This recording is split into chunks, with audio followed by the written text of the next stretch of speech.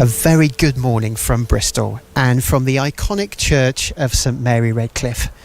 50 years ago, what began as a hopeful experiment brought together just a handful of teams for what was supposed to be a one-off friendly contest. With rules written up, nerves on show and a cake-fueled tea waiting in the background, nobody quite realised what they were starting. The idea was simple: a test of 12-bell ringing, a chance for teams to pit themselves against each other and the mighty Redcliffe bells. It could have easily ended there. Instead, it set in motion a tradition that's grown year on year. Fast forward to today, and we find ourselves at the heart of something far bigger than anyone could have imagined.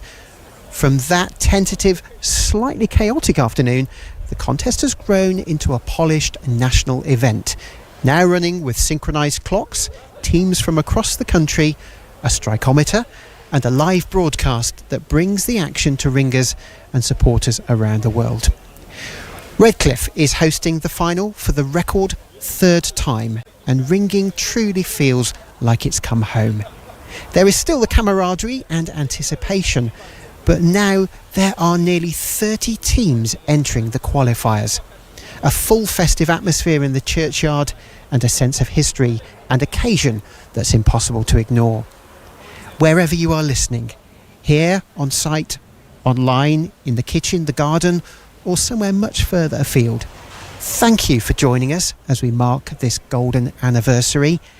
So, if you are all settled in, shall we do this thing?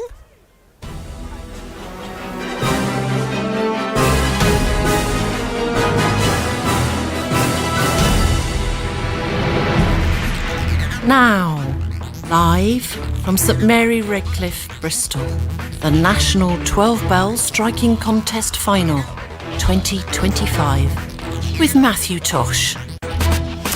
A very good morning from all of us here in Bristol. Ringing really is coming home.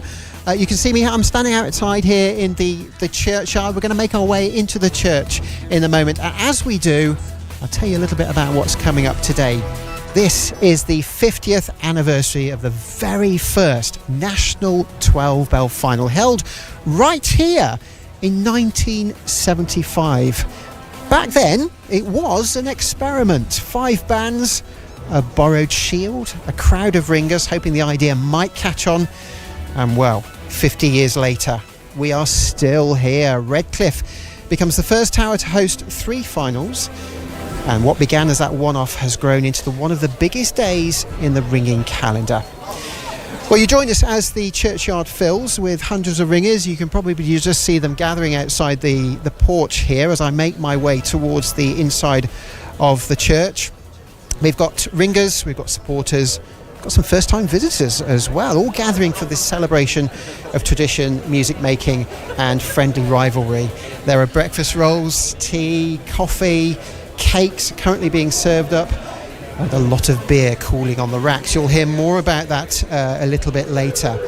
Now, running today's ship is a company of volunteers in sky blue t-shirts. You'll probably see those on the cameras as we make our way through the day, and with even a special Redcliffe brew on tap for the occasion.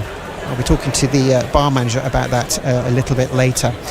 Whether you're a local or have travelled across the country, you are all very welcome. What Queen Elizabeth I once called the fairest, goodliest and most famous parish church in all England. Well, if this is your first visit to the broadcast, you're in for a treat.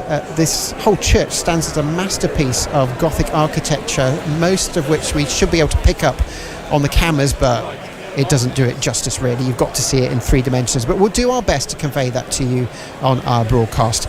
It's got its dramatic spire and centuries of history woven into the fabric of the building. We'll be talking to the Reverend Dan Tyndall a little bit later as well. He'll be involved in the draw this morning, and we'll ask him a bit about the church and the life of the church and what goes on here. It is an extraordinary building, and I will declare now it's a building I am very familiar with, because I've spent quite a bit of my life working and living in Bristol, most of my adult life. So it's a building that I've become very familiar with, and the bells, of course. And the bells are going to be the focus. They are legendary. A mighty ring of 12. Just the name Redcliffe sparks the response of many ringers when you mention it in conversation. Their eyes light up. They are a mighty ring of 12. They're the heaviest set found in any parish church in the world. If you think about the other heavy rings of 12, they tend to be in cathedrals. So this is one of the heaviest ones in a parish church. Tenor, 50 hundredweight. How about that? These bells have survived fires, wartime bombing, and even a lightning strike that once brought down the spire. Yet today they ring out stronger than ever, a true Bristol landmark and the heart of the contest on this golden anniversary. So this day has been many months in the making. 28 teams took part in 4 qualifiers back in March, and this is the largest ever field for the contest. And today the best of those have made it through and now face the ultimate test on one of the heaviest rings of 12 anywhere. So if you were part of one of the teams that competed in the qualifiers, commiserations on not getting through, but you are part of this journey. You are part of the biggest 12-bell contest so far in the history of the competition. So we've got 9 teams through to the final again.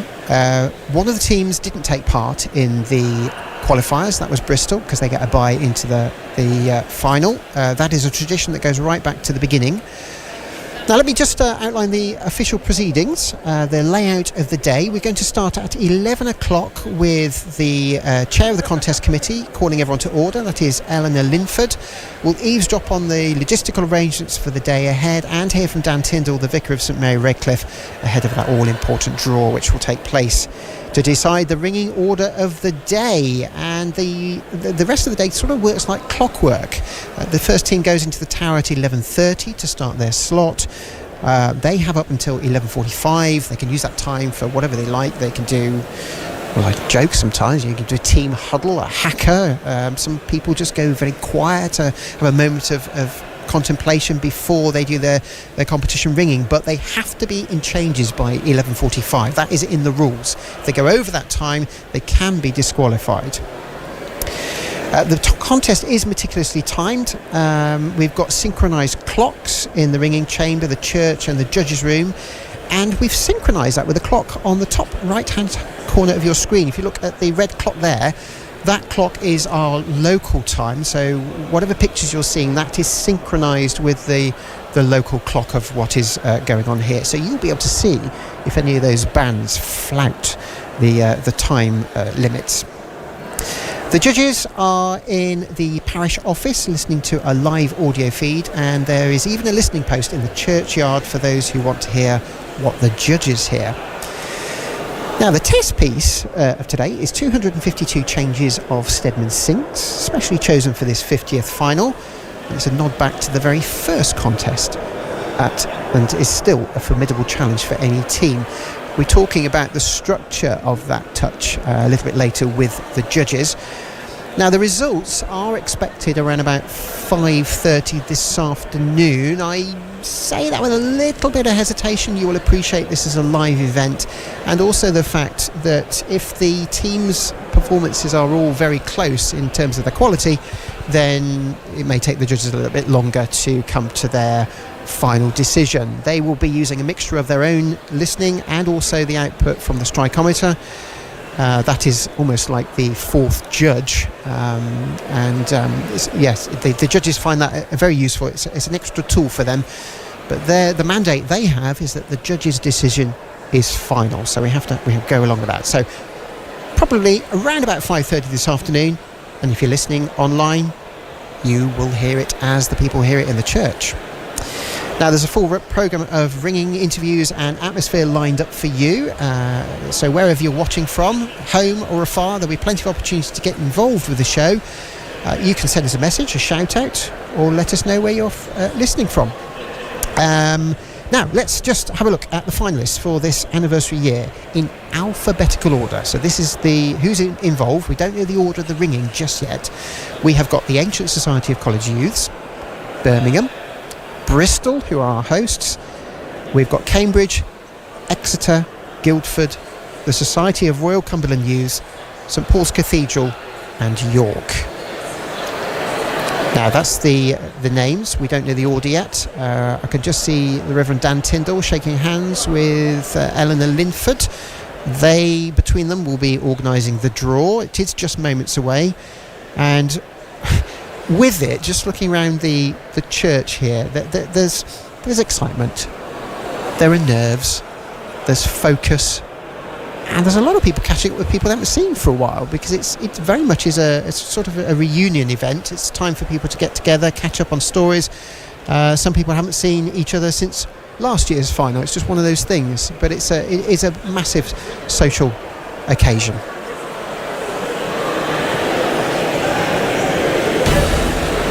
You're listening to the National 12 Bells Striking Contest Final with Matthew Tosh. So if you're just joining us, we are live at St Mary Redcliffe in Bristol, and just seems a good time for me to tell you about what's coming up and when. If you're a regular listener, you'll know the drill, but we always have first-timers joining us, including some new ringers. So if you're new to the 12 Bell coverage, a very warm welcome to you. It's great to have your company here. So 11 o'clock, that will be the chair of the contest committee will officiate the welcome for everyone here in the church, and then we've got the draw. There will be a bit of housekeeping as well, so you'll hear one of the organisers talking about the local arrangements, where the toilets are, that sort of thing. Very important information. Hopefully you know where your toilets are, so you don't need that level of help. If you do, you should probably call somebody. Then we've got the draw, and the task of drawing the bands will form to, I believe, Dan Tyndall will be doing the draw. I'm just looking at him here. He's looking into the drawing hat. Contest Secretary Liz Evans is just showing him how it works. They're sort of shaking it around at the moment. After the draw, we'll be hearing from the judges about how they approach the contest and what they're listening for. And that gives me an opportunity to tell you who the judges are. The chief judge is Tom Hinks. He is accompanied by Emma Southerington. Now, this is Emma's first time judging the 12 Bell. She did one of the heats, the eliminators. I've made a mistake. I've just called it the Eliminators. We changed the title. They are qualifiers. And I did it almost within earshot of the contest chair, and I think I got away with it. So Emma was chairing one of those qualifiers, and we have Ricky Shawcross as well. He has spoken to us on air before when we did the 12 Bell Live, and he's been involved with the contest. He was around when the first one took place, and he is one of our judges. So it's Tom Hinks, Emma Sotherington and Ricky Shawcross are the judges for this year's contest, and they have got a very focused task to do. So, if you've just joined us, you're watching live coverage of the National 12 Bell Striking Contest Final from St Mary Redcliffe, Bristol, with me, Matthew Tosh. Before we get into the action, we can just take a moment to remind ourselves how things finished last year. Here are the results from the 2024 final at Chilcompton. The heat. Okay. You want second place? Right, in second place with 88%, Team F. Wow. Birmingham. Need I say more?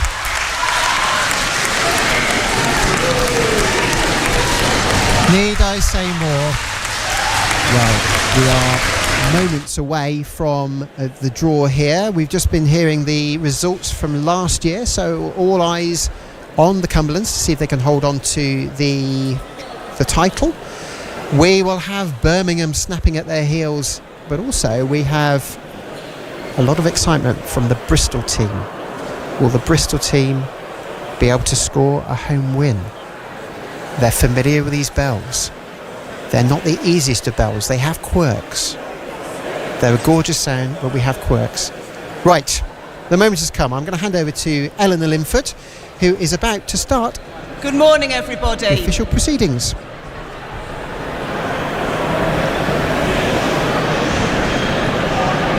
Try again. 3, 2, 1. Eyes forward, mouth shut, please. Can you tell she's a teacher?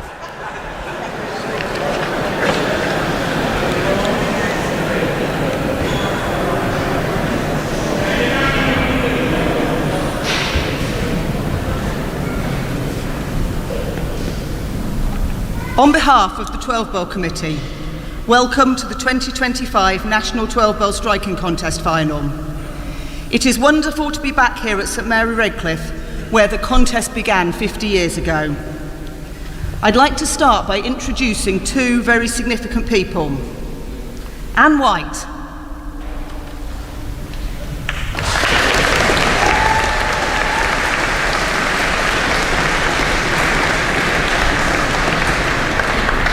Anne was in the Leicester team that won the 1975 contest. Since then, she has rung in another 12 finals for Leicester, Toaster and St Paul's, who she's ringing for today. She is still searching for that the elusive second win. Fran Dodds.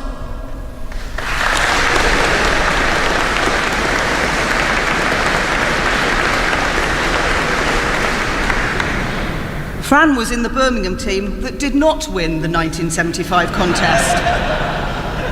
She did, however, ring in the Birmingham team that won the contest in 1977 and 1978 and 1979. Fran currently has 46 appearances in finals and 26 wins. She is top of both of those lists.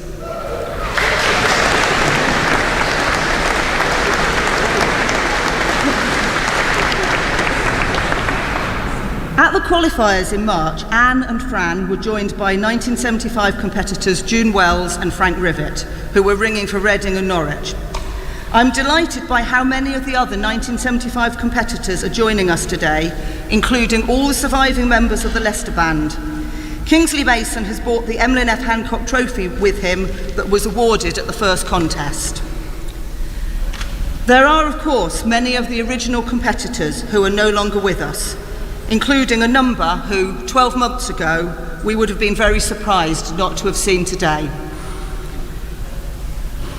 Paul Mountsie was not a competitor in 1975. He had to wait until 1978 for the first of his 37 final appearances, second only to Fran, including 5 wins.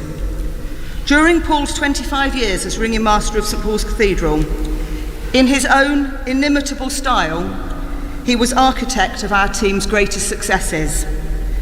He was also a long-standing contest committee member. The St Paul's Band will feel his absence enormously today, as I'm sure will many of the rest of you. Today's contest is being judged by Tom Hinks, Emma Southerington and Rick Shawcross. A sound feed will be taken from a microphone in the belfry. The strichometer will be available to aid the judges in their deliberations. The strichometerist is Dave Richards. Matthew Tosh and the team are broadcasting the event live on YouTube, which you can watch any time when you get home. Please be aware a drone is being flown by the broadcast team and will be capturing footage for the broadcast. I would now like to welcome the Reverend Canon Dan Tyndall to say a few words.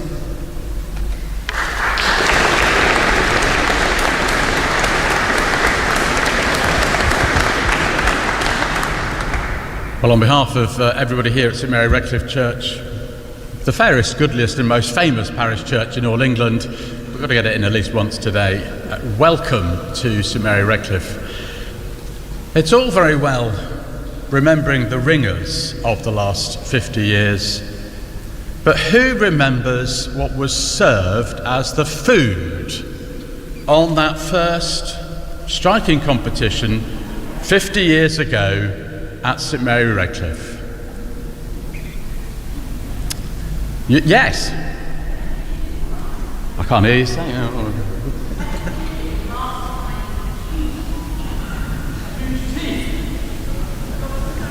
Dan's just approached one of the people in the congregation. I heard there was stew. How many people were here in 1975? Just put your hands up. And how many of you have been at every competition? Has anybody here been at every competition for the last 50 years? One person. Wow! Incredible.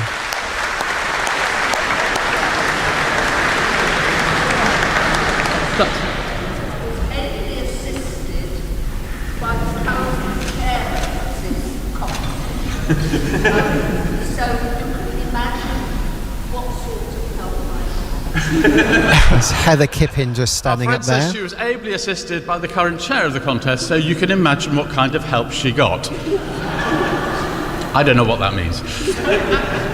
You're going to have an amazing time here today. The organisation of this event has been extraordinary. I know there will be thanks later on, but from an operational side at St Mary Redcliffe, I know my colleague Chris Whitwell, Head of Operations, would want me to say thank you to Gareth and to his team for their extraordinary way of managing the planning of this process and bringing it to fruition over the last few days.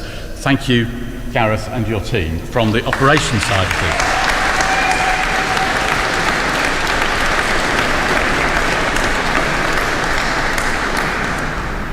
So what of...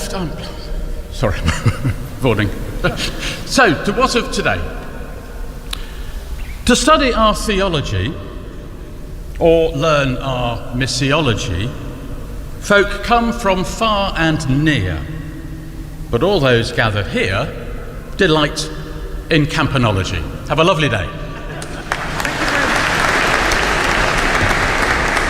The Reverend Canon Dan Tyndall there.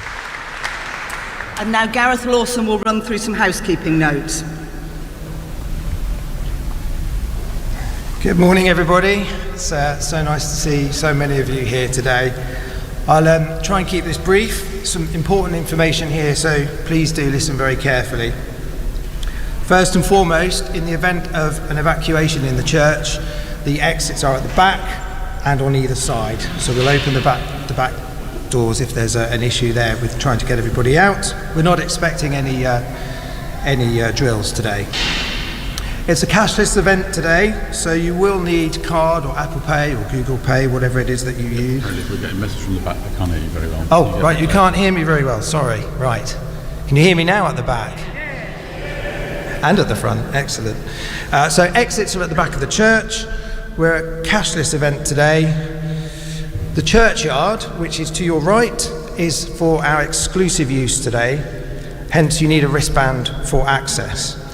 If you haven't already got your wristbands are available from the welcome desk at the back of the church if you didn't pre-order online, but if you did, from the collection desk at the back of the church. Glass isn't permitted for consumption of alcohol today, which is why we've provided you with reusable plastic pint cups, provided for £2 at the alcohol tokens desk, and that's cash refundable if you return it to us today before you leave. But of course you can take it home if you would like to keep it. You need to exchange payment for tokens in order to consume or obtain beer and cider and wine, and you can do that at the alcohol tokens desk, again at the back of the church. The churchyard has portable toilets. There's also a marquee for shelter from sun or rain.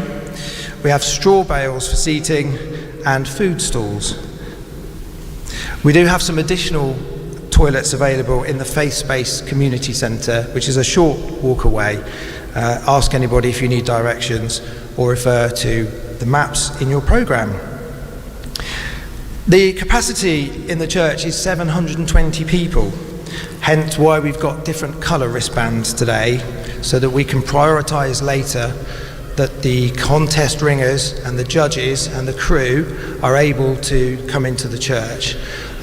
So I'm afraid probably not everyone will be able to come into the church for the results later, depending on how busy we are. But in the marquee, we will be live streaming the results as they happen. So if you can't make it into the church, hopefully you won't miss out in the marquee. There is tap water available, and that's just at the south porch entrance on the inside of the church to your right at the back. Please make sure you can keep hydrated today, expecting the temperature to be quite warm later. Our volunteers, whom we could not do this without, are wearing sky blue t-shirts and polo shirts, and they will be very happy to help you if there's anything you need, and if you spot any problems or something that needs addressing, please let us know and we'll do our best to sort it. I think that's it, and I'd just like to wish you all a very pleasant day. Thank you.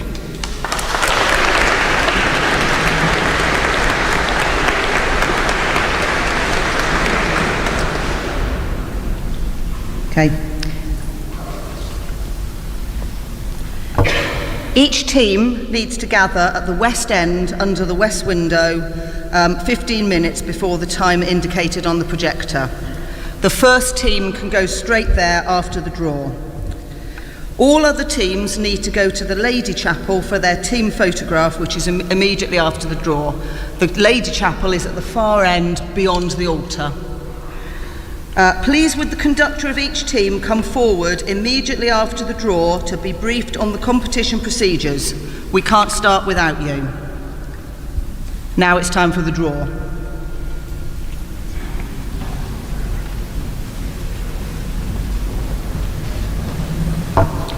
So is this the first team to ring, or the last team to ring? First team to ring. Okay, here we go.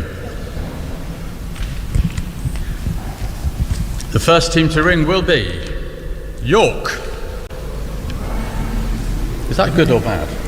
Being fair. And the second team to ring will be Guildford. And the third, Exeter. If you're just joining us, we're doing the live draw now. It's York, Guildford and Exeter so far. And the fourth, oh, hang on, and the fifth. And the fourth, Bristol.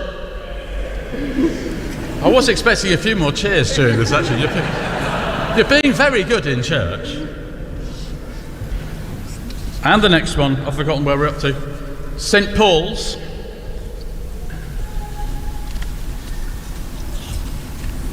After St Paul's will be Birmingham. Birmingham will be followed by the Ancient Society of College Youths. And after the society will be Cambridge, which means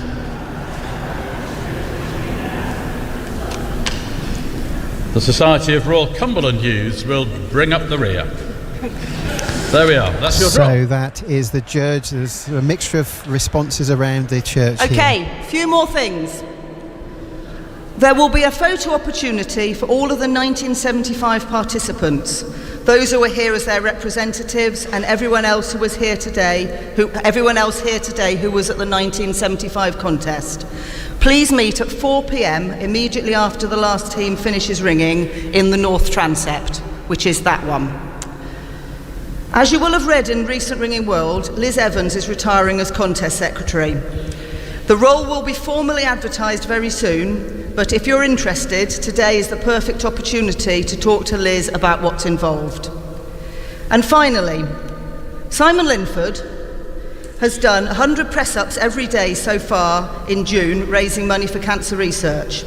Today is no exception. His intended schedule is a set of 10 before the first team rings, and then 10 more after every team. He has with him a pot for donations, which is also covered in QR codes, and all contributions, and possibly people joining in, will be gratefully received. Okay, so the York team need to go to the back of the church, and the conductors need to come to me pronto. Thank you, everyone. So there we have it. There's our lineup for today. You can probably see it on your screens now. We've got York is going in first, followed by Guildford, Exeter, Bristol, St Paul's, Birmingham, the College Youths, Cambridge and the Cumberlands. That is our layout of the day ahead, and we will keep you in touch with what's going on, and we will feature all of the ringing totally uninterrupted. Now, we've had all of the hubbub in the church. I'm very pleased to be joined now by the Reverend Canon Dan Tyndall. You just heard his voice. Dan, you had a very important role there. Did you feel pressure at all? I can hardly hear what you're saying, actually. I'm sorry. Can we? No, that's fine. We'll move over here. So I was just saying, that was quite a pressured role doing the draw there, wasn't it? Did you feel that pressure? I was surprised by how quiet it was. I had imagined more of the levity of the occasion, getting involved in that, and there was a fairly pathetic cheer from the Bristol team, but nothing from anybody else until we got to the end, when after the penultimate name was called, there was clearly something going on for those that know about the Cumberland Society. I don't know what that was all. I don't know what that means though, but someone clearly does. I'm not sure I can say. I mean, there is a challenge because it's that focus, staying until the end of the day, maybe not touching any alcohol and things, and there's a lot of pressure. Yeah, absolutely. Always taking that last slot in any competition, you absolutely know what you're up against by then, and you've waited a very long time for that kind of opportunity to show off what you got. So let's talk about this magnificent building and the life of the church here. It's extraordinary. I mean, I used to be a resident of Bristol. I'm very familiar with this building, but I still... My breath gets taken away when I look up at the ceiling and I see those extraordinary bosses and the gilding and everything. I mean, it's an extraordinary building, isn't it? Yes. I mean, it's a take my breath away moment. If you look up, there are over 1,300 of those bosses there, and they are decorative. Yes, they're each unique and they're each different, but they're also essential. They literally hold the church up. And for me, when we have a school service in here, one of the things I often say is that every child in the congregation in the church is a bit like one of those ceiling bosses, because every one of them is different and unique, made in the image and likeness of God, and actually essential for the building up of the church, the building up of the kingdom. We all have a role to play, even if our particular boss is kind of stuck down the side of an ambulatory and no one ever looks at it. We still have a critical role to play in life, and that's my attitude on the kind of Christian faith stuff, that everybody has a part to play. It's a lovely way of putting it. And just you've got this enormous event coming to this parish church. It often visits cathedrals. How's that been received? How's it been received? I think we all took a big gulp when it was suggested that we might host the competition. It was about 2.5 years ago that Gareth said, 50th anniversary, a couple of years away, can we put a date in the diary? We looked at the date and said, that's my wedding anniversary. So today is my 39th wedding anniversary. Happy anniversary. Thank you very much. But as I said in my introduction, the build-up from an operational point of view has been superb. The team that Gareth has brought together locally and more widely has worked really closely with our operational team, and I know that someone that I've spoken to today said they arrived at Chilcompton last year. It's Chilcompton last year. Last year, and there was awful lot. There was quite a lot still to do, and she's come here today, and it's like it's all set. It's already, and that's that sense of the work that Gareth and his team have done. Yeah, it's been amazing. He's a great project manager, and he's back in the studio now doing work for us as well. So, Dan, listen, I'm going to let you get on. I know you've got it's your anniversary. We need to let you get on. But thank you for hosting us this year. It is an amazing building, and such an honour to be here. And I'll be back later on to hear that we've won. Ooh, he's thrown the gauntlet down. There we are, the Reverend Canon Dan Tiddle. Thank you very much for talking to us. So we've had the draw, we've had the introduction, we've talked a bit about the building. We'll be talking a bit more about the bells and what this building is like a little bit later. What I'd like to do now, though, is hear from the judges. I spoke to them a little bit earlier this morning before they got siloed away in their little judging room. Here's what they had to say. Well, I've just been told, actually, I think Gareth is still sitting down at his desk. That's very unfair of me, because he's gone from inside the church over to the studio. So Gareth is a new one for us, actually, this year. I will be honest, that our producer is actually ringing as well. So there's going to be a moment today where I'm left in charge. Who knows how that's going to pan out? It's been a little while since I've self-operated a radio show. But I am being entrusted with the controls, so we will lose Gareth from the studio a little bit. Let me just mention about the team that I've got working with me this year. Robert Convey is standing beside me in the church here in Redcliffe. He is our content producer, ably assisted by Claire Tosh, who is our broadcast assistant. We've got Matt Thusey, our technical director. He is assisted by Isaac Renton. And we also have Pete Spain in the studio as well, providing lots of technical support. Now, I've just heard from Gareth. He is ready to play the judges' interview. This is me talking to them a little bit earlier today. Well, I am with the judges now. We have Tom Hinks, Emma Southington and Ricky Shawcross in the studio. Welcome to you all. Thank you. Thank you very much. Busy day ahead, isn't it? Tom, what's been your route into this? Let's start with curating your judges. Did you pick the judges? Did they volunteer, or were they volunteered? Oh, yeah, that's a really good question. So I'm really excited to be chief judge this year. It's a real honour and a privilege, and it's been amazing to work with a really great judging team. When I was invited to be chief judge, I then had a bit of a think about who I might want on the judging team, both for the final and for the qualifiers back in March. There were 4 qualifiers this year, so lots of towers, lots of great 12 bell ringing happening in the kind of north of the country, and decided that I wanted to try to get some new people into judging as part of this year's contest. 50th anniversary year. It's about looking back, but also looking forward into Indeed. the future and the future of the contest, and so you do need judges to keep it going. So we had a judging team of 12 this year, so bigger than normal. Of course, because it was an extra qualifier in effect, wasn't there? Yeah, so an extra qualifier, and we had an extra judge at each qualifier. So judging team of 3 at each one. 7 people who'd not judged before who were judging for the first time this year, including Emma. So it's been great to welcome more new people into the judging team. Yeah. So Emma, as a fresh judge, I mean, what's your take on it so far? What's your journey been like? Because obviously you were involved in one of the qualifiers. Yeah, well, I've just really enjoyed it. I mean, Tom sent me an email or a WhatsApp to say, what am I doing these dates? And I thought, oh, lovely, he's asking me into a handbell peel. Yes, I'm definitely around. And then he said, oh, would you like to do some judging? And I just leapt at the chance. It was great. I'm a big bell ringing fan. So you were lured in with the handbells. That's what did it, was it? Well, he didn't ever mention that. There's no lure at all. I just assumed. And, if it's a message from Tom, it's often about handbell ringing. So. No ulterior motive. But I'm a big bell ringing fan. I love to ring bells and handbells, and so I've just done a lot of ringing on 12 this past year to make sure that I can walk the walk as well as talk the talk, really. And And I've done a lot of listening to past recordings to make sure that I'm, ear fit and ready as well. So, I mean, how important is that preparation? I mean, you say you're making sure you're doing lots of 12-bell ringing at the moment. I mean, Ricky, do you make sure that your head is in the right zone in the weeks approaching your first judging round? What's your approach?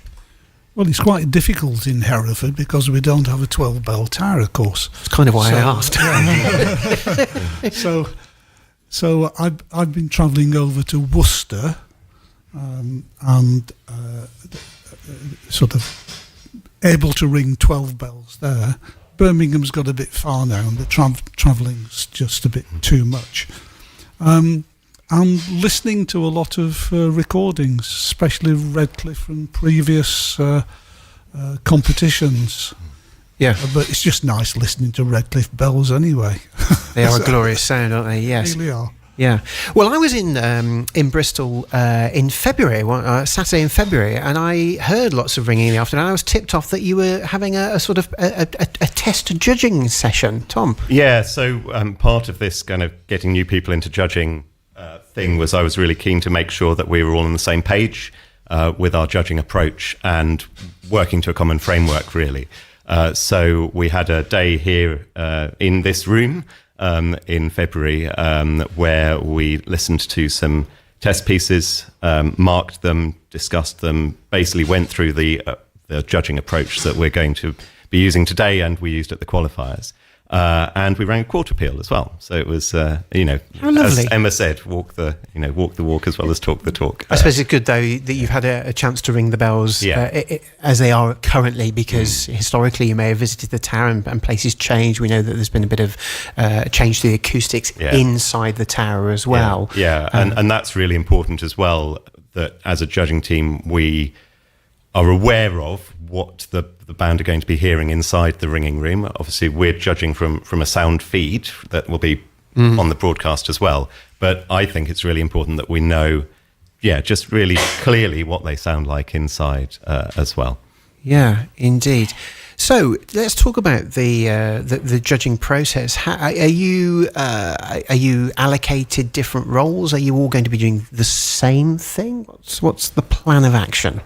Yeah, so we're basically doing the same thing. So we have the touch printed out in front of us. And this is every single line, every single row, every single number. Yes, which is really helpful because as you're marking it and going through, you can visualise where problems might be occurring, bits that are particularly good. You can fit that together with the touch and how the touch is working. So were bands finding it tricky moving between sixes, or was it that they were doing particularly well when certain combinations of bells were together, and those kinds of things. So as we mark the sheet, we get a really good visual sense of how the touch has gone and the strengths and areas for development so that we can craft helpful comments. Let's just pick up on that. I mean, Emma, I've seen you conduct Stemmen several times and it's just like water off a duck's back to you. But Tom's mentioned about this business of moving between sixes. What sorts of things can be foul ringers there? Oh, often when you change from a quick six to a slow six, the leading can change significantly, or the bells might bunch up in the first three blows of a row of Stedman. Let's just break that down, because I'm aware there will be people listening who don't ring Stedman yet. Okay. So the quick six and the slow six, the leading is different, isn't it? That's right. In a quick six, the bells will ring. They'll lead handstroke then backstroke, just like you do in plain hunt. And in a slow six, they ring backstroke and then handstroke. So there is that one blow in between them where they had to have a little point on the front, which stops them from ringing hand and back to start ringing back and hand. And that's the transition point that we're talking about there. So that sudden change in the flow can be the point where people can start to really struggle. Yeah. And also at that point, the bells are moving, the bells away from the front in 4, 5, 6, 7, 8, 9.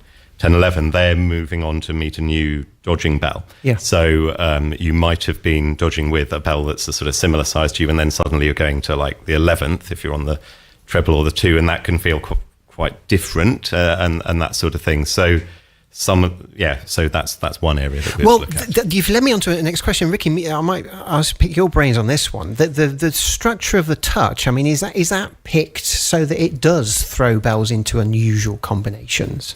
To be quite honest, I'm not sure. I think from a musical point of view, this touch isn't particularly inspiring, which probably makes it a little more difficult than what you would say a more normal three-course touch. Yeah. Really for sort of pleasure. This is sort of a tough piece to ring well, I think. Yeah. It's interesting because I do get messages from people when I travel around the country and they say, we hear the 12-bell broadcast, but why don't we ever hear Queens coming up or Big Titums and things like that? And this is a technical touch, isn't it? I was looking at the touch in front of me, and there are a couple of sixes where you've got the treble working between the 11th and the 10th. I mean, here, that's a big weight difference. Yeah, it increases the challenge, and it's one of the reasons why, for Maximus at the contest, why Cambridge is often chosen as the method, because it does mix the bells up in a way that is less intuitive than in some methods, and that adds a layer of challenge for the teams, which is helpful at ensuring that that everyone has to up their game and. Yeah. So, I mean, for people listening, are there any bits that you might be able to point the listener to listen out for that could be particularly challenging, or is it fairly consistent all the way through? Yes, I think so. Just come a bit close to the mic. Okay. Yeah. The people talk about, are there critical bells that you've got to listen to, or where should your best ringers be? Well, all the bells are critical, but some bells are more critical than others. I love that. There's no doubt that the treble and the tenor are the key bells at the start of the touch. They've got big responsibilities. The treble sets the standard of the leading that's required through the whole touch. Yeah. The tenor takes control of the speed and the rhythm. So they're the two bells which are the most important at the start. They're basically setting the framework, aren't they? Yeah, and you can clearly hear them. Yeah. Then all the other bells have to start taking responsibilities, and there are certain positions in the change where the judges can really hear it very clearly. I mean, we're listening to 12 bells ringing. You can't, we're trying to find out 50 sort of microseconds or something, or worse. But the bells that you can really clearly hear are the bells which are leading. Yeah. That stands out a mile, and it doesn't matter what the weight of the bell is, you can hear it. Yeah. And there are two other bells that the judges can clearly hear, and they're the bells which are dodging in 10-11. Of course. And they're as clear as clear. Yeah. The bells in the middle tend to be less clear, but they're important because they can muck up the whole change. But as far as the judges are concerned, a dropped handstroke lead or one held up too much, as Emma said, leading wrong or leading right. I'm saying leading wrong, which is back and hand. Back and hand. And you can pick it up immediately. So and the bell's dodging behind. Yeah. And so each bell becomes an important bell at some time during the flow of the method. That's a really good way of putting it. I mean, there's a great piece of advice there. I mean, if you're listening to this and thinking about an upcoming competition that you're taking part in, you just heard it straight from the horse's mouth, if I may say that, Ricky. The leading. My nose or something. The leading is a crucial part, and it's a place where you can pick up faults very, very easily, and towards the back end of the change as well. But it's not to say that all the other bells are not important. They are. Thank you for sharing that wisdom. Now, this is very technical. Your job is very technical. It's going to be very intense. We've got practicalities. I mean, when do you eat? Yeah, so it is very intense. Each team's ringing. I've got to ask the basic questions, you know. You No, need it's to really eat. important. Each team is ringing in a half-hour slot, so they have their practice about 15 minutes, and then they ring their test piece, and that means that effectively we have a very narrow window when the next team is practicing to discuss the previous piece of ringing, the previous test piece, to look at the data that we've got on it, to look at our judging sheets, and to try to eat something around about lunchtime. Yeah. So it is intense, and the qualifiers this year, there was a slightly longer slot.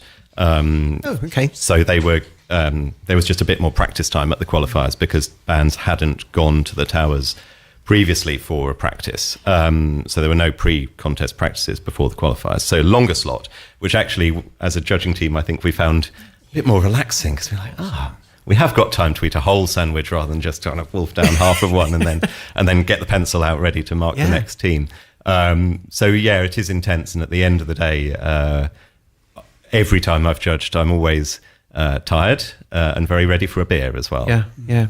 Well, a little bit later we'll be talking to someone who was a judge last year who is now competing this year, and I'll be very interested to see what the kind of the stress comparison is like. Yeah.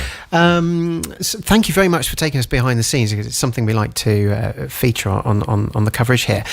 I just want to take us on a little diversion, if I may, about your journey into ringing. Let's start with Emma. Actually, where did it begin for you? I learnt to ring in Market Overton, which is a 1400 weight ring of 5 in Rutland. In Rutland is a very, very community kind of driven county. And once you're a member of the bell ringing family there are all kinds of opportunities open up. But in Rutland, it is mainly on 6 bells and 8 bells, because we've only got 2 rings of 8 in there, and everything else is 6 or 5. Yeah. Being part of that community then means that people then take you further afield to places like Leicester to go ringing on 12, or Peterborough. And from Rutland, I went down to Southampton to university, and then moved a little bit here and there around the country, and now I'm at Hitchin. So it's very nice. Yeah, it's great to capture that journey, and you're going through the university as well. I might come back to that moment. Tom, I know we've asked you this before. We've got new people listening. Just give us a brief rundown where you started your journey. Yeah, so I learnt to ring at Romsey Abbey in Hampshire, near Southampton, and when I was 11. So I was quite young. I've got this off pat now. My sister's best friend's mum was a bell ringer, Right. and she mentioned that if you learn to ring, you can earn money ringing for weddings. And Romsey, the enticement. yeah, absolutely. And Romsey at the time, the vicar was very keen on cracking through the weddings at high pace. So sometimes there'd be 5 on a summer Saturday, Wow. 5 weddings. Well, for a teenager, that's ideal, wasn't it? £50, it was amazing. And so I got into ringing there. I was really fortunate that there were some great ringers out Romsey and around Hampshire who were really kind to me and took me to various things. So I did lots of my early 12-bell ringing at a tower called Hursley, which is a very different ring of 12 to, say, somewhere like here in lots of ways. But it was a great opportunity, and then kind of carried on when I was at university in Exeter and then in Cambridge. So I rang in the 12-bell contest a couple of times then in Exeter and then in Cambridge. And yeah, now I live in Bromley, tower captain, local band, really, really lovely kind of local practice. Yeah. Call changes up to bob doubles, and it's awesome. We've got lots of new ringers, and it's really fun. It's one of the things I enjoy most about ringing, actually. That's really cool to hear. And I should just say, if anyone's concerned about HMRC declarations, Tom would have been under the age of needing to declare any tax income. We have a chartered accountant somewhere in the studio. I won't point them out. I think you're all in the clear there. Ricky, what about your journey into ringing? Well, you haven't got enough time to listen to me. No, you've got a job to do, haven't you? Yeah. Because I started ringing in 1955 at Ashton-under-Lyne, the 12 there. So you actually started on 12 then? Yeah. Of course, it was the tower where the first record peal of Cambridge Max was rung, 15,000 and odd, back in, was it 1928? Crikey. all that way back. I have to say I wasn't in that peal. But, you're looking pretty good for your age, if you were. Yeah. No, I started for money. Yeah. There's a theme here, isn't there? I'm getting this. I had a friend who sort of started disappearing off on Sunday mornings, and I said, "Where are you going?" He said, "I'm going down to the local church. I've joined the choir. They pay 6 shillings every 6 months for singing in the choir." So I said, "Oh, can you get me in on that?" I come from a very sort of poor background, very loving one, but a very poor one. Yep. And so that went on fine. And I used to walk down with him to the choir, but then he started said, "I can't walk down with you. I'm afraid I've joined the bell ringers," which I thought was quite funny at the time. Even had a sense of humour when I was 10, and I said, "Why?" And he said, "Well, they give us 7 and 6 every 6 months." Okay. And I remember, so I said, "Well, can you get me in there?" And in fact, I did start, and I was taught to ring by a lovely lady who, in the last 2 weeks, has just died at the age of 94. A lady called Joan Harrison, who really was like a second mum. She taught about 20 kids to ring. Yeah. The belfry was empty, and then she filled it up, and it was like a youth club. Amazing. And so that was the start, and then it sort of flowed on there. I rang my first peal at 12, got quite keen.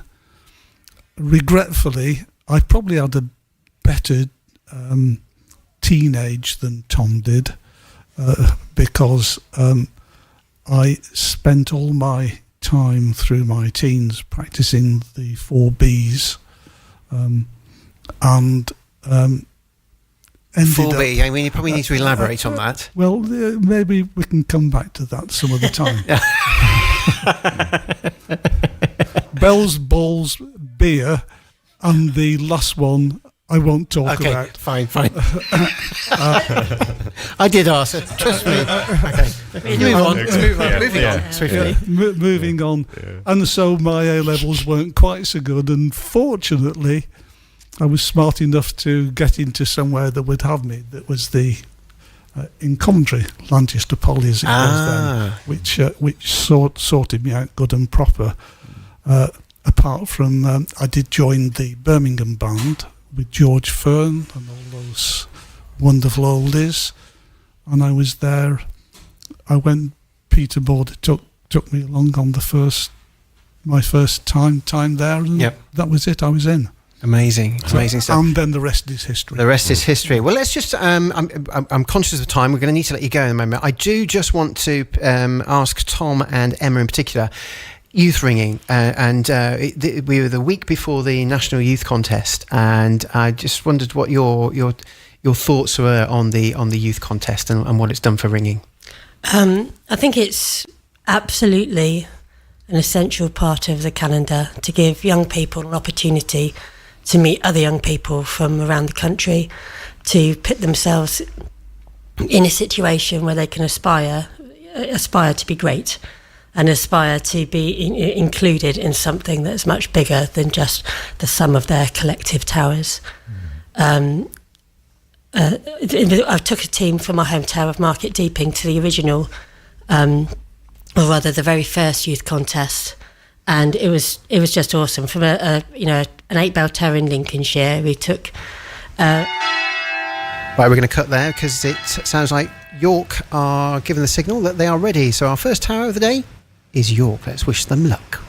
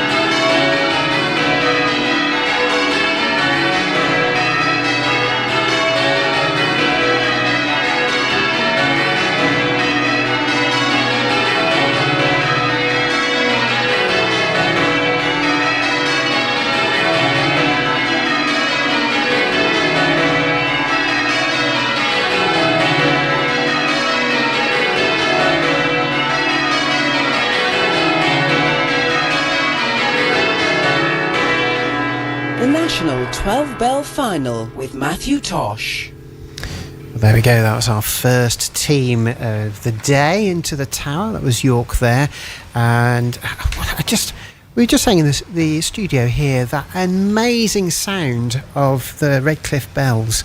If you can hear the sound in the background, that's the studio air conditioning, which we're just turning off. And we left that on by mistake.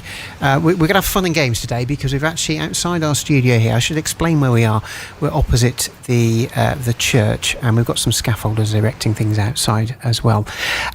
Just on the screen, you can see our sponsors' logos, and I do want to say a big thank you to The Ringing World, Whites of Appleton, Avon Ropes, Matthew Higby and Company, and John Taylor and Company, who have all sponsored us for this broadcast. It's not a cheap operation. We don't do it at profit. We want to cover our costs, though, and there's quite a lot of overheads, and we are very grateful for the support of our sponsors. You'll hear more about those as we go through the day. But as I was explaining, our physical setup is we're not actually in the church. If you look at the room we're in here, we're actually in the parish office, and this is across a road from the churchyard. You might see it on some of our pictures of the site. We've got some aerial footage we might be able to show you a little bit later. And we've even got a rooftop camera as well, just soaking up the atmosphere outside.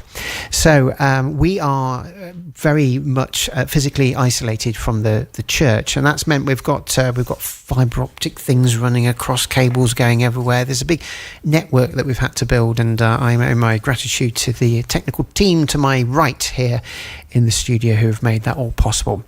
So we have just heard from York, and it says here in the programme that York is so happy to be in this year's final. Over half the band have never rung in the final before, and for most of those who have, it has been a while. Returning in 2023, York endured a couple of tough eliminations, near missing at Melbourne and underrepresenting themselves at Portsmouth.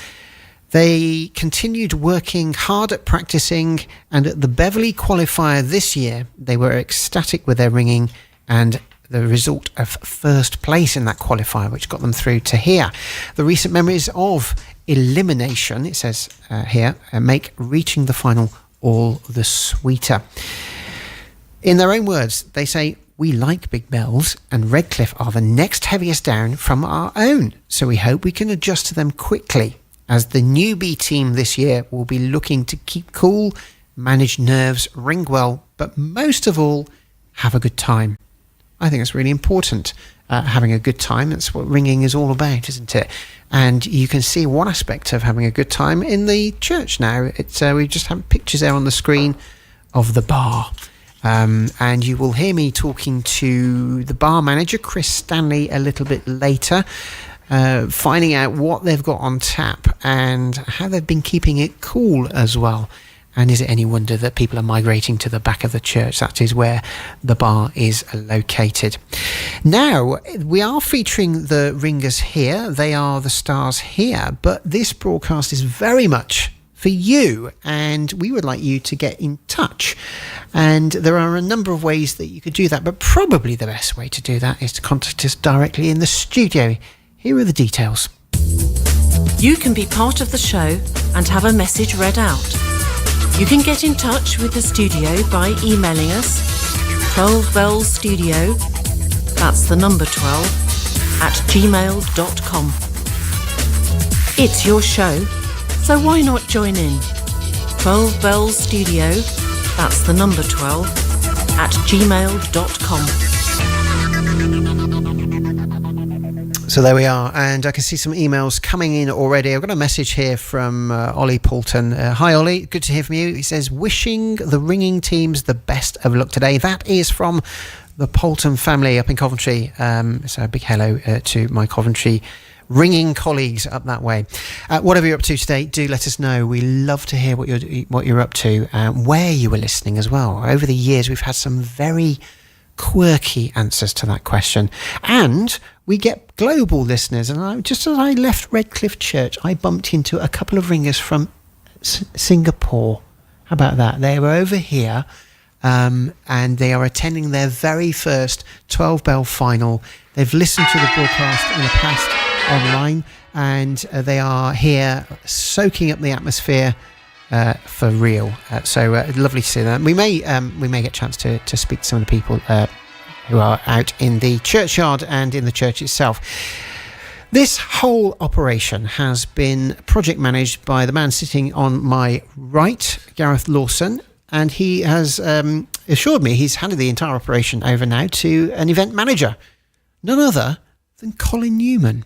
Colin, you've been tasked the job of event managing this machine. Tell us what that entails. Well, so basically it's coordinating the day. So I've got to make sure the volunteers are all in the right places. I've got to make sure they're doing the jobs. I've got to make sure the jobs get done. And if anything goes wrong, of course, it needs reporting, and I deal with all the problems that come along as well. Yeah, very good. This is an extraordinarily large event. How many people are involved? Well, we have 75 volunteers signed up, and that is on top of the organising committee, which is another 5 or 6 people. So around about 80 people altogether. That is seriously impressive. And are they all Bristol ringers, or have you had to pull in a little bit of support from elsewhere? No, there's support from outside. People are coming in from Bath to assist as well. I'd say it's predominantly Bristol ringers and non-ringers as well, and also volunteers from the church. The church are very on side with this. The vergers are helping us out on the day, and the church's operations manager as well. How important is it to have a good working relationship with the clergy going into an event like this? Absolutely essential. If we didn't have buy-in from the church, I don't even think it would be possible to put something like this on.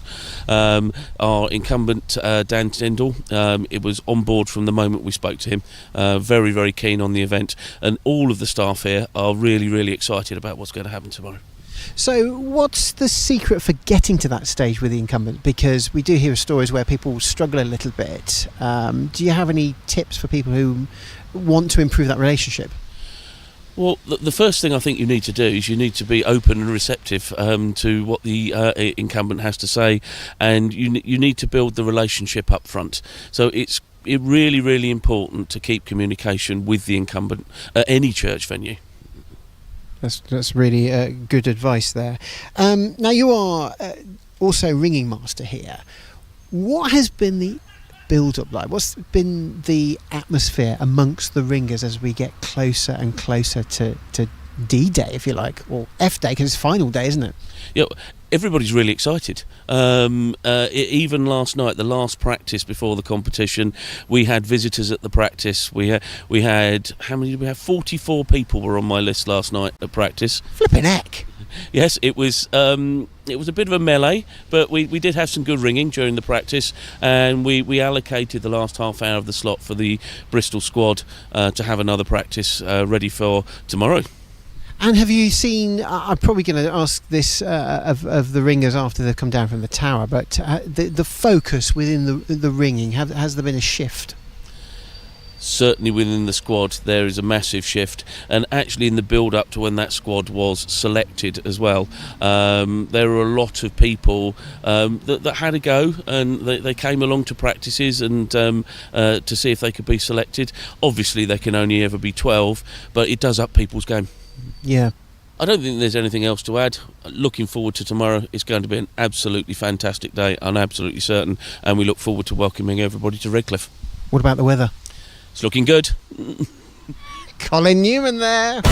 Matthew Tosh brings you live coverage of the National 12-Bell Striking Contest Final. He's great, isn't he? And actually, the weather does seem to be holding. We had a little bit of rain this morning. I think the killer today is actually going to be the humidity, not so much the temperature, but the humidity. There's a couple of very large windows open in the ringing chamber. I don't know whether they're both open at the moment. Gareth, do you know if they're... No, I suppose that's down to the bands, but there's on the east and west side of the tower, and they're enormous. I mean, you can fit about 3 people through those windows, and when you get them both open, if it's a breezy day, you can really get a good blast of air going through there. The challenge we have here, and it's both in the studio but also in the tower, is we are right next to a major trunk route through Bristol. There's a roundabout just outside the church, and it can be very, very very noisy, particularly when buses and lorries and emergency vehicles go past. So hopefully we won't hear too much of that in the background. We're just waiting for a couple of the York ringers to make their way across. We shall be talking to Julia Cater and Joe Waters about what it's like, particularly going first. And of course, if you are a regular listener to this coverage, then you will know Julia, because she was chief judge last year and was on the other side of the fence, so to speak. So it'll be really interesting to get her take on how that compares. We've just been hearing from Colin Newman. We spoke to him yesterday, he is event managing today, and we shall catch up with him a little bit later. But I thought it was really interesting to hear him talk about the spin-offs, the effect that taking part in this contest has on other people in the band. So even people who are not competing, it raises their game, it sharpens people's ears, and it's one of the things we're going to be talking about through the whole of today's coverage. But also we've got some special features a little bit later. Once the main competition ringing has finished, we will be talking to some of the original people in that very first contest from the 1975 contest 50 years ago. We've got some members of the band who are still with us, and we're going to be talking to them about their recollections of the day. I've spoken to one of them already, Kingsley Mason, and we've got some little snippets from him which we'll be playing throughout the day, but that interview will be coming up, I think it's scheduled for around about 4 UK time, to hear the experience of those people who were here in 1975. I think that's absolutely extraordinary. Lots more coming up as well, but right now I'm going to turn to two rather relieved looking people, Joe Waters and Julia Cater, who are from the York band. Good afternoon. Afternoon. Is it afternoon? It is afternoon, because you went in. It was morning when you went in, wasn't it? It was quiet. It's afternoon.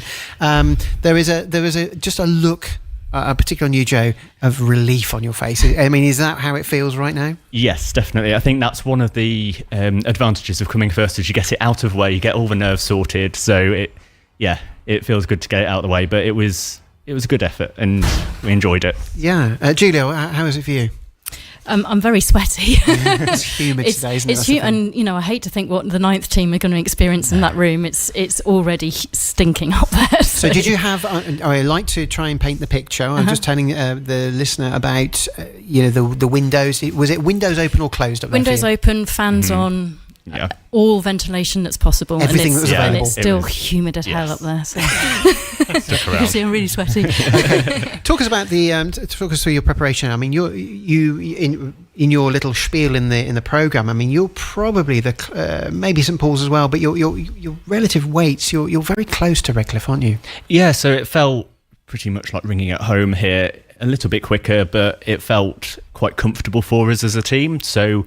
It felt like we were well prepared for it, and practicing on our own bells. Obviously, different animals in a way, but they ring pretty similarly. So it was good for us to have that. But we do go to different towers as well, so we don't just practice at home, but we do make use of the Yorkshire 12s as well. So we just try and have as many practices at different towers and add in variety there. So although you've got your own heavy ring, I mean, how important is it to move around to other rings?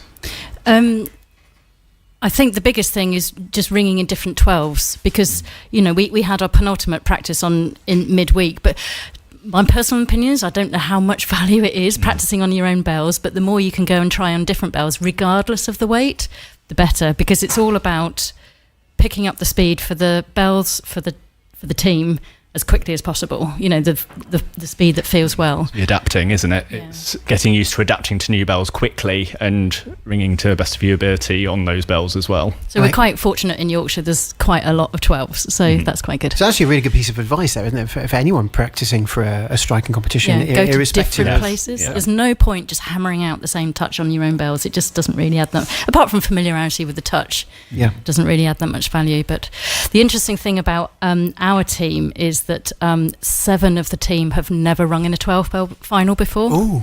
So real homegrown team, and it's that's to get through to the final is amazing, and it's so amazing because actually our conductor rang in the qualifiers but had already booked a holiday to ring in the final because that's how much we weren't expecting Oh to my get. goodness. And we completely smashed our our qualifier. Yeah. And so we've had to, as Joe says, the final practices has also been about who's going to conduct and where are we going to change the band around and what are we going to do? And there's a huge amount of pressure, particularly if you're conducting as well, isn't there? Yeah. Yes, yeah. So Simon Edwards really stepped up, Yeah, didn't he? and that was his first final as well, I believe. So, to both ring and conduct is a huge achievement. Is there a point? Because you as you practice it, you're getting familiar with a touch. I was talking to the judges earlier. It's a bit like where the treble is working with the 10th and the 11th on the front, and it's those particular challenges for the striking. But presumably that familiarity with the touch actually helps you perform it. Yes, yeah, definitely. Yeah. Especially that first part where you're really wanting to set the scene of a piece, having that clean and clear and being used to that. I think is a good way to start off, obviously. To start off piece on a good step and really practice that start was really key. Yeah. Julia, I'd like to get off you a flannel or something. It's all the hot air in the studio is not really helping, is it? Now, I'm going to have to ask you, because last year we spoke to you, but in a completely different role. I'm wearing a very different hat today. And you said yourself that judging is incredibly high pressure, but for people listening and who are not familiar with the pressures, how did today compare? Oh, judging's way more pressured. Really? More pressured, absolutely. Yeah. It's more exhausting because you've got the whole day of intense listening, and then the build up, that hour or an hour and a half after all the teams have finished and you're making your final deliberations. The pressure there, and then standing up in front of a baying crowd. Way more pressured judging. Yeah, fantastic to get that comparison. We're just keeping our ear on the tower because I I'm can aware hear they've started waiting for the 1-2. I'm waiting for 1-2. And Joe Waters and Julia Cater, thank you for talking to us, and I hope you have a great day. And look forward to seeing how you've done when we get the results later. Do you think it's too early to have a beer, Joe? Oh, not at all. No. Well, we know where you're off to, and we've got a local brew as well. There's one that's called Redcliffe. Oh yes, that's first on the list. Brewed for today as well. So there we go. I hope you Look enjoy your day too. Thank you. Right on cue. We've got the announcement 1 and 2 from the Ringers in the Tower. This is Guildford. Let's wish them luck.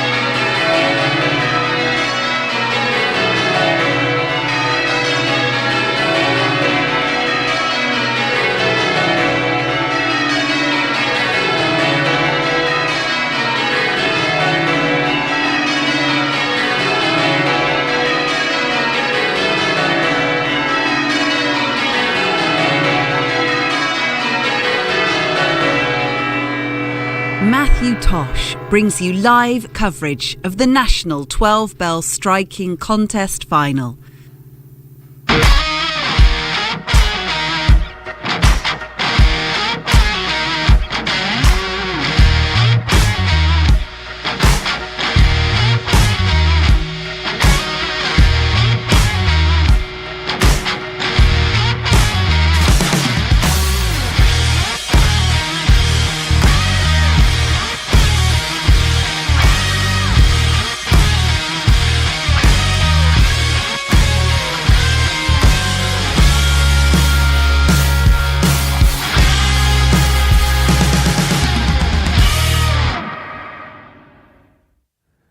There we go. That's a sponsor video there from John Taylor and Co, one of our sponsors who have supported today's broadcast. Now, messages. I talked about getting in touch.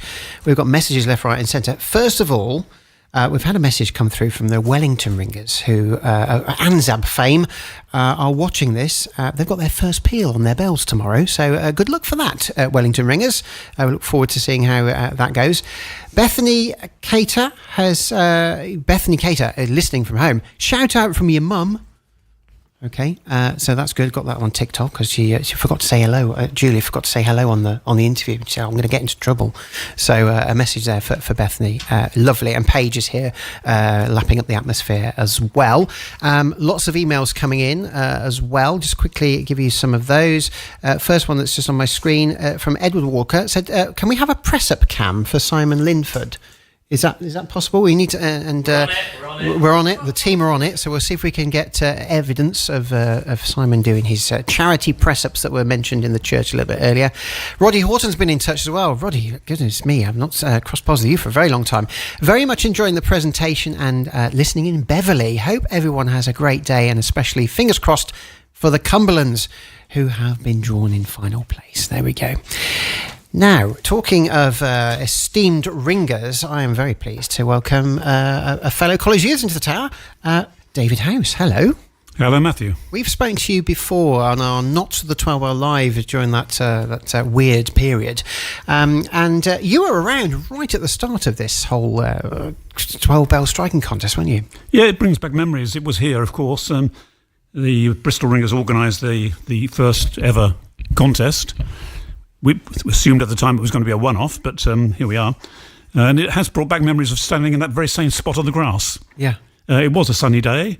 I do remember the judges actually being quite visible and not hidden away the way they are these days, but it was a very good day. It just happened that I was Master of the College Youths that year, so nothing special. So it fell to me to organise a College Youths team. And when you, I mean, obviously the contest now has got a lot of following. People are aware. And if you're involved in 12-bell ringing, it's on your radar. But then it was very new. So was it difficult to drum up support within the membership? No, not that I recall. I mean, indeed, I was having a conversation with one good friend, a friend for the last 50 years, who reminded me that he was very offended he'd been left out of the band at the time. He's here today, so I won't embarrass him too much. And I wasn't vicious at all. No, it was very easy to get the band. We were, I think, in good shape at that time, we thought. Shame we didn't win, but there you go. There we go, yes. And the college youths have taken part so many times since, and I was very privileged to be there when they won in Norwich, when we were in Norwich. Indeed, yes. Last time we spoke to you as well, so that was incredible. And you've attended it, you've seen it grow, you've seen it evolved over the years. What's your take on where we are today? Oh, it's brilliant, isn't it? Taken very seriously, of course, by some. It's become a bit of a beer festival with a striking competition attached. I mean, I was reflecting with others today that... as we heard in the welcome, the very first contest, a ringer's tea of a traditional sort was provided. We then went to Leicester, and the Leicester Ringers hosted the second competition, which was, of course, the first presentation of the Taylor Trophy. And I don't think catering was provided in situ, but there was a pub down the road. I think it was the Joiners, wasn't it? Which I think fundamentally the Ringers trashed. They had a very good day. So they trashed it, so it was a good day, was it? Was it too linked? It does feel like that. The very next year, I, having been with the College Youths for the first 2 years ringing, I was one of the judges. We went to Southwark Cathedral, very famous competition. And it was the first big party, I think, organised by the Southwark Ringers, who have organised many such events over subsequent years. Yeah. It was a most wonderful do. I do remember our dear late lamented friend Wilfred Williams, very famous Welsh ringer, falling over and hurting himself late in the day, and he got taken off to hospital where they said, Mr. Williams, I don't think you'll need any anaesthetic. Sort of self-anaesthetised. And it's, the competition, the actual standard of rigging, of course, now is far, far higher than ever it was then. Yeah. We know that. We've played back some of the older recordings, and they probably scarcely get through the qualifiers these days. It's incredible. So, by extension, I mean, do you feel that it's raised the game across the 12-bell ringing fraternity? I think it has, certainly, and the number of entries, of course, it's really held up very well. There are a few places where, of course, 12-bell ringing has gone to a little height and then fallen off again, but then others appear. Yeah. There's always a danger, of course, that it's the same 8 or 9 teams that make it through to the final. Yeah. And others have a near miss. But it's nice to see, Guildford ringing today, for example. Often they've been in 4th place or whatever the one below the line has been, and here they are ringing very well today. Indeed. As we've just heard. Indeed, yes. Well, we'll be welcome. I think they're just outside the studio. You can come in. See if they come in. Yeah, here they come. They can come on in. And we'll get them seated. We'll be chatting to some of the Guildford ringers in a moment. Mark Gill and Phil Ridley are just going to install themselves in the room. David, we really appreciate you sharing some of your memories of 1975 and since as well. I notice you've got a little beverage in your hand there, just in front of you. What have you opted for? The Redcliffe. The Redcliffe Specially Special. brewed. Yes. Very tasty it is too. There we go. Don't tantalise them too much, because I don't think have you had a little beverage yet? No, can't wait. Can't wait. Right. Okay. Well, so we'll just David, thank you very much for talking to us. You're very welcome to stay and just listen to the next interview. Phil Ridley and Mark Gill from Guildford, welcome. Thank you very much. Thank you. Just Hello. come a little bit closer to the mic if you don't mind. We know that the windows are open up there. Did you keep them open with the ringing? Yes, I'm glad we're not at the end of the day, that's for sure. It's already pretty warm. Is it up getting there. grim upstairs? Yeah, it's already pretty grim. Yeah. It's a bigger space, but it certainly retains the heat. It is a big space. I mean, you're used to big ringing spaces, but what's your impression when you walk through? Because you've got that little second set of there's the 2 sets of spiral staircases. There's 25 steps each, and it just. I don't know, for me, when you go around that final twist and suddenly, woof, you're looking into this vast ringing chamber, what went through your mind when you entered? Well, I think the ringing chamber was okay. The most nerve-wracking bit is they're holding you before you ring on that balcony at the back of the church, and you can just see crowds of people. And if there's any way to make you nervous, then I think standing on that balcony, particularly as I wanted to change my top, and I thought that wasn't the best place to be changing. Oh, you'd be on display. Yeah, David Howes doesn't see an issue with that at all. Yeah, no, we were quite grateful not to be on a spiral staircase where you're just looking at someone's shins or someone's ankles. Yes. It's actually quite a nice open area there, and there's a little bench where you can sit down, so it calmed the nerves a little bit. It does. Yeah, that's I think that's the worst bit, is the waiting, because once you're off, you're in the zone, you're really you do focusing. your thing, don't you? It's the waiting that's the worst. So how bit. do you make that transition? I mean, as a group, you've gone from nerve-wracking, you're on the balcony, people looking at you, you're trying to sort your clothes out and things like that. Then how did you get yourself into your zone? What did you do? I think everyone has their own way of tackling it, really. I mean, it was quite quiet up there. People were quite thoughtful. And then Richard said, because Richard's led us so well through this whole thing, he has a way and a knack of calming people down. He just said, just talk amongst yourselves, as if we were waiting for the 9:55 from Paddington or something. You know, we were on a platform. It was just a way of breaking the ice and making people think, yeah, this is, we're here to do a job, but we can relax and enjoy it at the same time. So everyone has their own approach, I think. It's sort of normalising the situation. It's normal. That's interesting, isn't it? And he also said, which was quite helpful for me actually, because it's a tough final this year. There's a lot of big teams here, and so it's very easy to let that psych you out.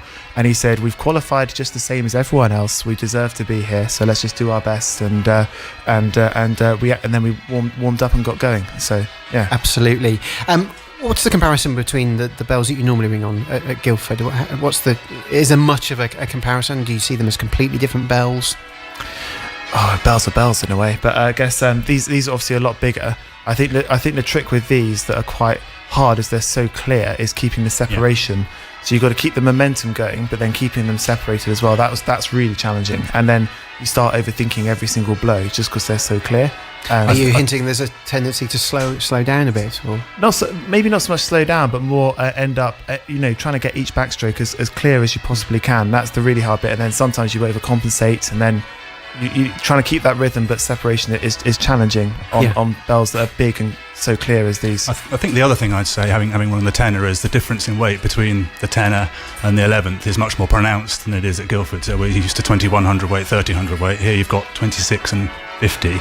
So ringing the tenor over the little bells, the smaller bells, is a different dynamic, a different technique, if you like, to what I'm used to at Guildford. So that's the other main difference from my perspective. Yeah, if you're listening and just starting out in ringing, you'll be aware that smaller bells will turn much more quickly than large bells. And the thing that was being referred to there by Mark is that the 11th is actually underweight, really. I think that's probably a fair way of describing it. Normally at the 11th would be about 2/3 the weight of the tenor, and here it's about half, isn't it? Yeah. It's But they're beautiful bells. I mean, so what a great day. It's a brilliant venue. Great bells. I haven't sampled any beer yet, but I'm sure that'll be excellent as well. Just drop it's a little hint there. Just detect that. Can we wrap this up? Because I want some beer. I can see what you're doing there. Yeah. No, the most nerve-wracking bit of the day, though, was my wife's about to give birth, so I had to tell her to hold it in for half an hour whilst we were ringing, and so nothing happened. So thank goodness for that. Oh my goodness, that's another level of pressure. I mean, but we managed to get through it. But I checked my phone when we got down, and no need to rush back just yet. So presumably you had a stand-in. Should you have been called away? Yes, we had. Oliver Hall was our hot reserve, ready just in case. And I tell you what, when we were waiting to go up, I got nervous. I felt like going to just grab him anyway, I think. And, so when you finished ringing, was it quick check of the phone straight away? Yes. Well, unfortunately, I gave my phone to a friend and said, if someone rings, then pick it up because it's pretty important. Oh, that is incredible. Well, listen, we wish you best of luck on all counts there. Thank you. Phil Ridley there and Mark Gill. Thank you so much for talking to us, and also David House listening in, thoughtfully sipping his beer and just tantalising these gentlemen here. He knows them so well. Brilliant. We'll let you get back to the event and soak up the atmosphere there. Thank you so much for talking to us. Thank you. Excellent. There we go. So that was the Guildford Ringers. Messages flying in left, right and centre. We'll go through more of those. Don't forget, you can email us. Our email address is 12bellstudio, and that's the number 12, by the way. Don't write the word 12, it's the number 12, and your message comes straight through to us. Claire is triaging all of our messages. We're marking them for broadcast, and Mika Walter is one of those people who has been in touch and says, hooray for York! This is our third time we're watching from Massachusetts in the US. Wishing best of luck to all the teams, especially York and Guildford, who we've just been hearing from there. I had the delight of ringing in York the past 2 years whilst on holiday. That's actually from Mika and Laurie. Thank you very much for your message there. They've dropped us a message on 12bellstudio@gmail.com. Now in the background you can hear Exeter practising. They need to be in changes by 1:45, and don't forget you've got the clock on the top right hand side of your screen. Just looking out over the south porch area of Redcliffe, there's a sort of you can see there's a part of a war memorial that is just outside the church there. It's a great thing. People tend to sit on it and sunbathe on it in the summer when you walk past. And if I can just use the picture you're looking at on the screen there, there's a really awesome place to listen to the bells here. Obviously, we're providing you the feed from the bell chamber, but when you're outside, as you move around the base of the tower, the tower, as we're looking at the screen there, is just off on the top right-hand corner. The resonance that you get, just as you go around the back of the porch, the bass of the tenor really comes through. There's a sweet spot down just as you walk between the tree and the body of the church. It is awesome. And some Sunday mornings when I was living in Bristol, I'd walk past there on my way to the cathedral on a Sunday morning, and if Redcliffe were having an early practice session or ringing session, just on that corner there, boom, the bass from the 10, 11, 12 would come booming down, and they really are a magnificent a set of bells here, and we do our best to bring you that quality sound, but there's something about these bells, it's almost visceral. You need to be in amongst the bells and to hear them properly at all. Not necessarily in the bell chamber, but here in 3 dimensions. So we've had the Guildford lot. Let me just read you about what they put in the programme. It says, one of the joys of the 12 bell contest is the chance it provides for our team to visit and achieve high quality ringing at some of the classic rings of 12.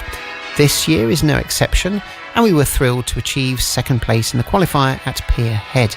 We're very much looking forward to competing in the final at Redcliffe. With 10 appearances in the final, our results are somewhat varied, with our best result being third place at York Minster. Having that year qualified at Redcliffe, we've come to the final today for the second year running with an experienced team that's changed little over the last few years. We practice hard and have fingers crossed that we deliver a strong performance.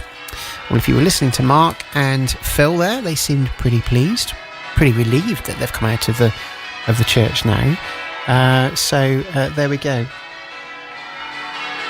Now, coming up a little bit later, I teased you that we will be talking to some of the band members of 1975. And one of those was Kingsley Mason, who I spoke to last night. And also, we're going to be talking to some young ringers who are here today, and also will be taking part in the Ringing World National Youth Contest. That's all coming up. That'll be around about 4:30 this afternoon. But right now you can hear the signals from 1 and 2 indicating that Exeter are ready, and it's a sign for the judges to pay attention. Let's wish them luck.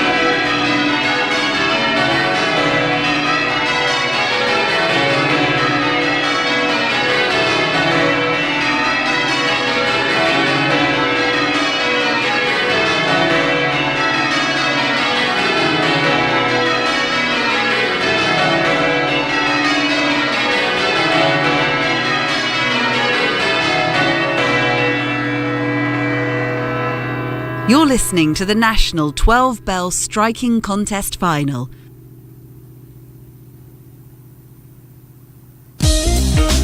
Avon Ropes manufactures full-size and mini ring ropes.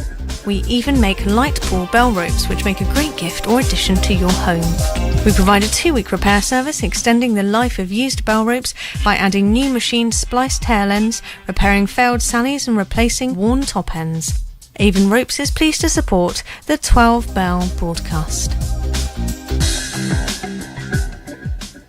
You're listening to the National 12 Bell Striking Contest Final. Now, anything could happen because it's me in charge of the studio. I've lost the producer. Well, we haven't actually lost him, but we've sent him to go and ring because the next team going into the tower, we've just had Exeter ringing their test piece. The next team going into the tower will be Bristol. So I have been left at the helm to run the studio. Anything could happen. I haven't done this for a few years. I did it back in the day when we started, and so all of the sweat and panic is coming back to me now, so anything could happen. Thank you very much for those of you who get in touch on email. I will be reading out some of your messages. Don't forget the email address is 12bellstudio@gmail.com. Good to see some people tuning in for the first time as well, some new listeners, so we'll be hearing from those. I just want to give you a little tease of some of the things coming up a little bit later. I've mentioned this a few times already, that after 4 o'clock we'll be talking to some of the people from the Leicester Band. 1975, they were part of the final, the first competition, 12-bell contest, which was for the Emmeline Hancock Trophy, and Kingsley Mason was one of those ringers. When the results started coming out, it was, and in third place, and John Pladdis said to me, he said, we might be second. And then it was second place, Birmingham. And he went, we've won it. I mean, we couldn't believe it. There we go. Well, you'll hear more of that and what Kingsley has to say a little bit later. And we're talking to some other people from that band as well. But right now, I'm very pleased to be joined by Liz Evans, who's just popped into the studio. Just move the microphone because I do everything myself now. Not that I'm dropping you hints. I'm having to be like an octopus. So, Liz, hello. Hello. Contest secretary last year. Yes. Yeah. This is my last hurrah, and it's turning out to be an absolutely fantastic day. Are you going out with a bang? Well, I have hardly had to do anything. This has been absolutely amazing. Gareth, Colin and the whole of the Redcliffe crew have just pulled together and created such a fantastic event. Every email that I've sent saying, are you on top of this? They're like, yep, got it, gold stars. He does love it to manage a good project. We get managed very well here in a very good way. I really mean that. All the meticulous planning, it helps us do our job as well. So just to remind, for people listening for the first time and haven't heard you speak before, how long have you been in this role? So this is my fourth contest. I've only actually been able to attend 2.5 of those. My very first one, I managed to get COVID. Yes, of course, I remember that. So I had to watch from home, but I got to watch the broadcast and I did some social media from the sofa. And then last year I escaped midway through because it was my school's 20-year reunion. You had a reunion, didn't you? So I'm really enjoying today and going to have a great time socialising with everyone. Excellent. What does the role of the secretary do? Is it essentially organising people? Yeah, so it's the ringing side of the contest. I accept all of the applications from all of the competing teams, receive their fees, help them organise their entry, make sure their band lists are submitted, and that they get their practice at their qualifier tower if we're having practices, just all of that kind of admin. Yeah. Without dropping any names, I mean, is there a sort of, I've got to ask, there are contest rules and things. Is there a filtering process? Are there some basic criteria that people have to fill in order to be able to actually enter the contest? Or, for example, yes, you need 12 ringers, but is there anything else? Yep, so you have to be a centre where 12-bell ringing is regularly practised. Some bands practice once a month. I'm also captain of the Reading team as well, and we have a monthly practice with some extra quarter peals to kind of try and help us on our way to improve our ringing. Yeah. Very good. And we heard, I think it was Eleanor in the body of the church earlier, almost putting a job advert out. Yes. Yep. So this will be my last contest. I will wrap up all of the admin from this contest, make sure that Redcliffe have been financially reimbursed for everything that they've spent money on, and hopefully I will hand over to someone new to take over for the 2026 contest. Well, we look forward to that. The next person, they're going to have a tough act to follow. I can say. Well, if you're here today, or if you're watching online and you want to know more, give me a shout. I'm manning social media today, so drop me a message and I'll tell you all about it. There you are. What could you say there? It's very good. Thank you very much, Liz. Thank you for popping in to see us. And that's Liz Evans there, the existing contest secretary, who is about to what's the word? Stand down. That's what I'm saying. Stand down. Not expire. Expire in my head for a bizarre reason. Two people who look like they might expire if we don't let them have a drink soon are Steph Hills and Joe Franklin. Just come forward, both of you, just towards the microphone from the Exeter team there. Hello. You look a little bit warm. Yeah. How was it? You've done it now, haven't you? Yeah, it was great. I think we all did the absolute best we could on a day, and I think we should be really pleased. We had somebody ringing for the first time, and they did a top job, so they should be really proud of themselves. We've got a bit of a younger team than we have done, so we've got 3 people below the age of 40, which is quite good for us. Which for us is quite young. Lowers the mean age a bit, does it? Yeah, really. So when did your focus for this particular final begin? Well, we never really expect to get through necessarily from the eliminators, so we didn't start focusing. Well, you mean on the final? Yeah, on the final. Maybe until April, after we knew we qualified. Yeah. But presumably there was a lead up to the actual qualifier. Yes. Yeah. So we started that in like January. Yeah. Yeah. Okay. Mm. And the reason I'm asking this is I'm really interested, and those listening and watching this are always interested. You've got the focus, the main kind of people who are competing in this contest, but what is the impact? What is the influence on the rest of the band? I think striving towards the better striking helps the rest of the band develop and come on at our normal practices, and they get the chance to ring with some of the people who are in the band to help them with their striking as well. Yeah, I'm just looking at sort of positive spin-offs, really.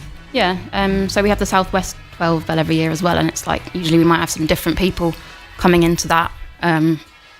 It's like giving new people a go, gradually building the 12 Bell. Less pressurised atmosphere, somewhat. Let's talk about the bells, because I mean you're in a slightly unusual position that the bells you normally ring on are actually heavier than the bells you ring on. There's these handbells by comparison, little dinky bells you can just whip round. No. But what was that transition like for you? Is that something that is consciously on your minds when you go into the tower? I don't feel it's too much different to ringing at Exeter, I would say, apart from they're nicer than Exeter. They're lovely bells. Really? I feel it's a real privilege. Exeter are more difficult. Yeah, I think Exeter are more difficult, so I think it's a real privilege to come and ring on. I wasn't stressing about the bells. No, yeah. What a lovely position to be in, isn't it? That's one thing. Yeah. Because Exeter are bigger, but they're like, the tenor is kind of overweight, so like as a whole they're not that much bigger, if you see what I mean. Yeah. Fantastic. Oh, well, listen, we appreciate you coming to have a chat with us. We will let you get to I'm going to say the party, but go and socialise because it is hot. Yeah. Did you have the windows open up there? No, we had them closed because that's how we practiced. Yep. So we replicated the same, but I get, as everyone knows, I get very warm. Yeah, we've all got pretty warm. We're all very warm. It's humid as well, isn't it? Yeah. I don't envy the final few teams. Yeah. Very good to hear about the windows, because I know we do get a little bit of sound reflection off the roof as well, and that can affect what you hear in the tower. So thank you very much there, Joe Franklin and Steph Hills from Exeter. We will let you go and get your beverages and go and get some fresh air. Thank you very much. Good, lovely. So that was Exeter team, and I turned to my right. I thought Gareth's appeared, but it's not. It's Matt. Got the same shirt on. That's what's confusing me. So Gareth is warming up. He's ringing now, isn't he? This is them. This is Bristol, the home team. I won't listen too much because I might put pressure on. Very good. Another kind of vaguely local person, Hugh Evans, has just come in. A fellow Gloucester and Bristol ringer. Hugh, come in a little bit closer to the microphone. Oh, yes. Really glad to get you in the studio because you are a long-standing listener to this show, aren't you? Oh, yes. Well, long-standing than that, actually. My first introduction to ringing was here in 1958. Oh, amazing. Yes. I was at the cathedral school in the sixth form at the time, and the headmaster announced one morning at the assembly that the bells of the cathedral were restored, and they'd like volunteers to learn to ring. Okay. And we were then taken to Redcliffe, and a man called Fred Leaker, who was steeplekeeper at the time, took us up the tower and showed us round and left us on the platform up above the bells, like we can see today on the videos. And yes, so I saw a bell being rung up and down, and that was the start of your ringing journey. That was the start of my ringing career. Yes, it's a slippery slope from there, isn't it? So, how long have you been to? So, before we did the broadcast, was the 12 bells something you'd make a point of trying to come to when you could? Was it something you've always followed?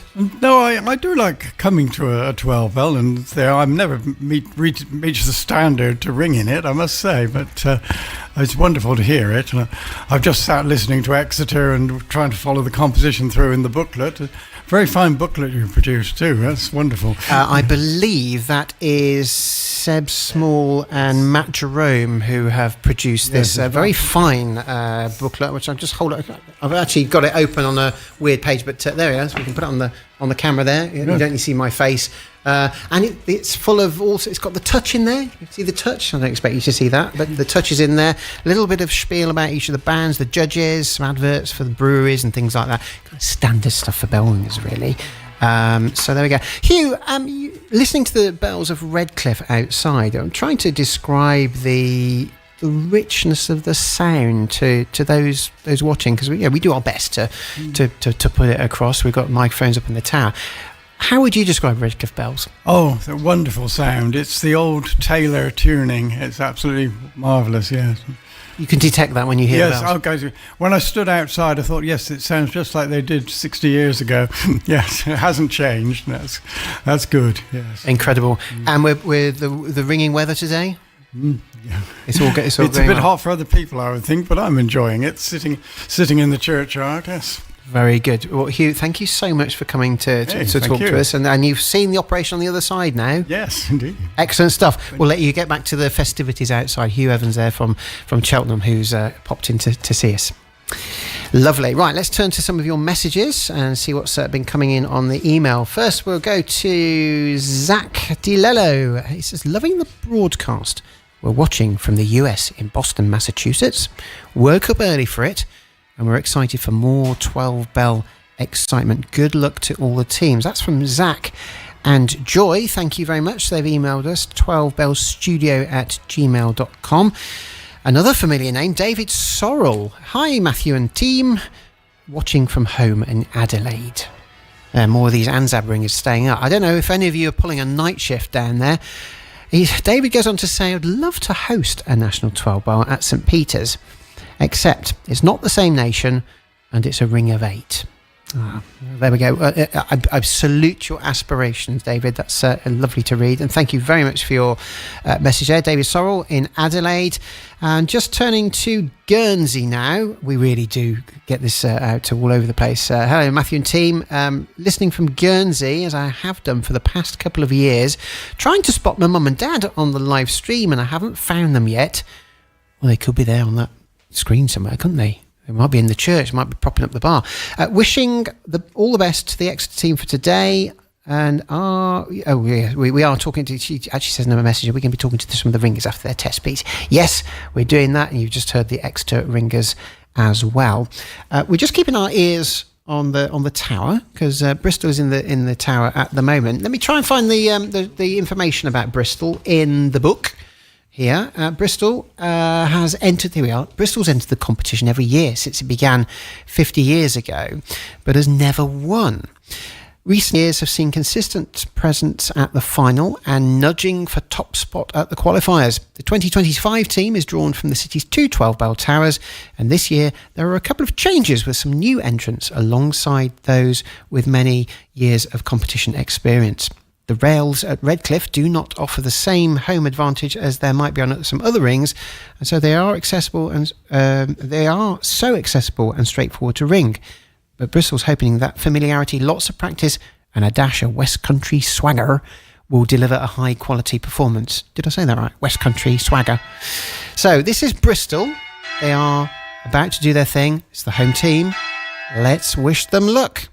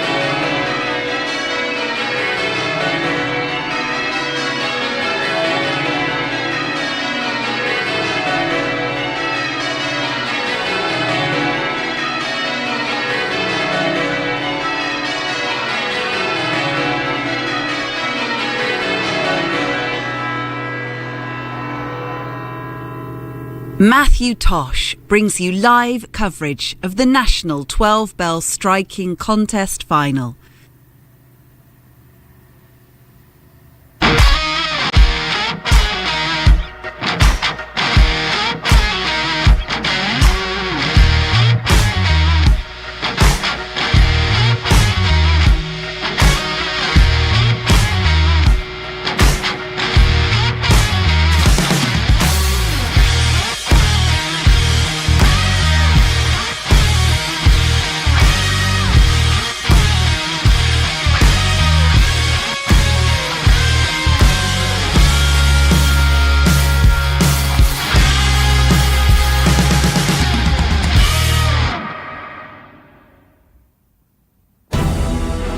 You're listening to the National 12-Bell Striking Contest Final with Matthew Tosh. Indeed. Now, that was Bristol we just heard in the tower there. Let me give you a rundown of where we're at. We've had York. They went in first, followed by Guildford, then Exeter, and the home team, Bristol. Next into the tower will be St Paul's. They will be going into the tower at 1:30, followed by Birmingham at 2 o'clock. The College Youths will be in at 2:30, followed by Cambridge at 3 o'clock, and the Cumberlands, poor people, they've been drawn at 3:30. Someone's got to go last, haven't they? So that is the order of play for the rest of the day. Oh, you like that? A little poetic there, wasn't it? Order of play for the rest of the day. Now, this whole thing started in 1975, but it probably started a little bit ahead of that, because in order to get something off the ground, you need an idea to start with in the first place. And that all boiled down to a particular ringer who I was very fortunate to meet back in my earlier days in Bristol, a gentleman called Pat Bird. And I am really, really chuffed to have Mary Hereford-Jones, who was known to us in Bristol as Mary Bird, widow of Pat Bird. Hello, Mary. It's so good to see you. Hello, Matthew, on this very special day. Thanks for having me. Yeah. So, what's your recollection of how this whole thing started? Gosh, Matthew, that really tests the old grey matter. And before coming here today, I sort of reflected on my life with Patrick and as a person. Indeed, he was a great thinker. He pushed boundaries. He was an innovator. Almost a pioneer, I suppose you could call him, whether it was in his ringing, in his world of ringing, which was his passion, or the world of education, which was his career. That's his career, yes. But so I think really probably the regular practices at Redcliffe would have inspired him, and also his 12-bell ringing peals that he did. I think ringing under Fred Hancock gave you a strict discipline.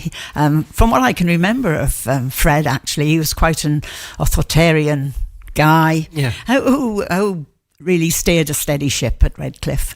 So I think probably Patrick, thought, what if? Had this idea. He often had ideas. And you say that with a little wry grin. Were there some more practical than others? Yeah, they were actually. And he would say, and he probably put this past me, and I said, oh yes, thinking it was just another peel or whatever.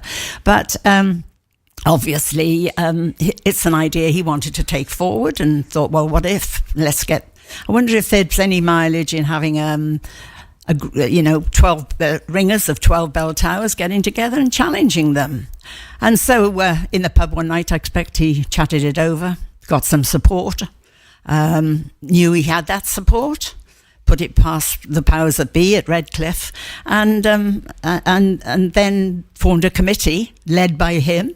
And so then letters started, because no sort of media then, no emails. No, so of course. He would write letters, and he wrote actually some superb letters, of which I kept copies of some very amusing letters. But anyway, he would write the letters inviting tower captains to bring the teams along and wait for the replies, and obviously the challenges were taken. And on the day in May in 1975, they duly arrived. And I expect it was a very simple affair in those days. The teams arrived, you met each other, you put the judges somewhere, you did the draw, the ringing began, and you drank copious amounts of tea and cake, and results were given, and Leicester won. I do remember that. Leicester won the Emlyn, good Welsh name there, Emlyn Fred Hancock Trophy, and Leicester took it back victorious, and that was going to be the end of it. And so that day, the 12-bell, little did we know it, the 12-bell competition, because I knew it as a competition, was born here in Redcliffe on that day in May, and how fitting it is today that it should come back here for its golden and be ringing Stedman, Patrick's favourite method. Oh, he was such a Stedman fan, which was super. Yeah, I've just got a quote that I recorded last year. You probably won't hear this, Mary, going out. I'm just going to play it. The listeners will be able to hear what's said. This is Kingsley Mason talking in the pub last night, who was a member of the Leicester band, and he's got a quote from John Jelly. And I can remember John Jelly saying, he said, I don't think it ought to be an annual affair. I can't see this catching on. Can't see this catching on. Was it seen as an experiment, this thing? Yeah, very much so. A one-off. Yeah. Yeah. And now... just incredible to see from its humbling beginnings what it has become today, a national 12-bell striking for me. I mean, it's almost the Glastonbury of bell ringing, isn't it? It's the... What a great way of comparing it, yeah. Can I just say, I think there's a very familiar face is about to come in. Oh, my goodness me. This is a reunion live on air. To see you, Kathy. Wow. Well done, you. Lovely to see you. So, as you probably gather, Mary was very well known to Bristol ringers, particularly when Patrick was alive, and Kathy is a contemporary of when Pat was around as well. So, no, I'm going to be careful how I say that. I'm getting look at you. Shall I just dig a hole? Not quite my age, are you, darling? What I meant to say is that you overlapped. That's what I'm going to say. That's gone out on air now. It's too late. I can't get that one back. But no, what I wanted to ask you, Mary, is if Pat were able to be a fly on the wall and see what this has become, his kind of experimental idea, if I can call it that, what do you think he would say? Yes, it is very much an experiment. I think incredulous. I hope he's looking down, listening carefully to his beloved method of Stedman. Yeah. He couldn't have hoped that it would have grown to such an extent, and as I said, become, I think, the Glastonbury of bell ringing. And it's a very special. Today I have my son with me. That's although not a ringer, and he's come with his wife Fiona and Patrick's grandson Matthew and his girlfriend and me. Mm-hmm. We feel privileged, really, that people have worked behind the scenes over many, many years to make it what it is today. It's a joy to be here, absolutely, to hear bells. I mean, I love them wherever I go, wherever I visit, and I'm immensely proud of Patrick's legacy. What he's given to his bell ringing world, which he loved deeply, and it's flourishing, and long may it go on. I mean, it is incredible. I firmly believe he would be absolutely delighted. He thumbs up wherever he is now. And of course, being a teacher as well, I don't whether he would have realised it at the time. It's been a fantastic vehicle for bringing on talent as well, and particularly encouraging young ringers as well. And for any teacher, that's very important. Absolutely. I was amazed just to ring the UBSCR newsletter and see a 41 project. What on earth is that? And how advanced people are, and I can't even begin to understand. But then I'm old. Neither can some of us. I'm old, very old. And so, yes. So yes, it is. It's encouraging in the ringing society and young people, because I work very hard for a charity, and getting young people on board is difficult. Wow. Yeah. Mary, thank you for sharing those words and your memories as well, and being so honest with us and casting your mind back to the 70s as well. Yes. We really appreciate it. Casting mine back took some doing. You did very well. Yeah. I'd love you to stick around whilst we talk to the Bristol ringers. I mean, I'd love to. You're very familiar with Bristol ringing, and it's going to be a slightly unusual interview because I'm actually going to interview my producer. Oh, right. Don't get to do that very often. Oh, right. So That's we'll be able to. I'll be able to grill him a little bit. But, Kathy and Kathy Carter and Gareth Lawson, thank you for coming into the studio. Welcome back, Gareth. How was it? Hot. Up there, it's hot. Very hot. No. And you make it even hotter by ringing. Generating that heat. I've asked all the teams, were you windows open or closed? Shut. Shall we say? Or shall we not? Oh, is that? Oh, okay. Shut. No, we've had both so far. We gave it a bit of an airing beforehand to try to get a bit of a change of air, but we know it changes the sound quality in the ringing room. That's been acknowledged, it's gone out on air already, so yeah. It was nice as we walked up the stairs into the ringing room because there was a bit of a downdraft, so we all got a bit of... Was it downdraft cool of sweaty air or cool air? No, it was cool. It was pleasant. It was actually quite nice. So yeah, that was... We changed it fairly soon, didn't we? Certainly did.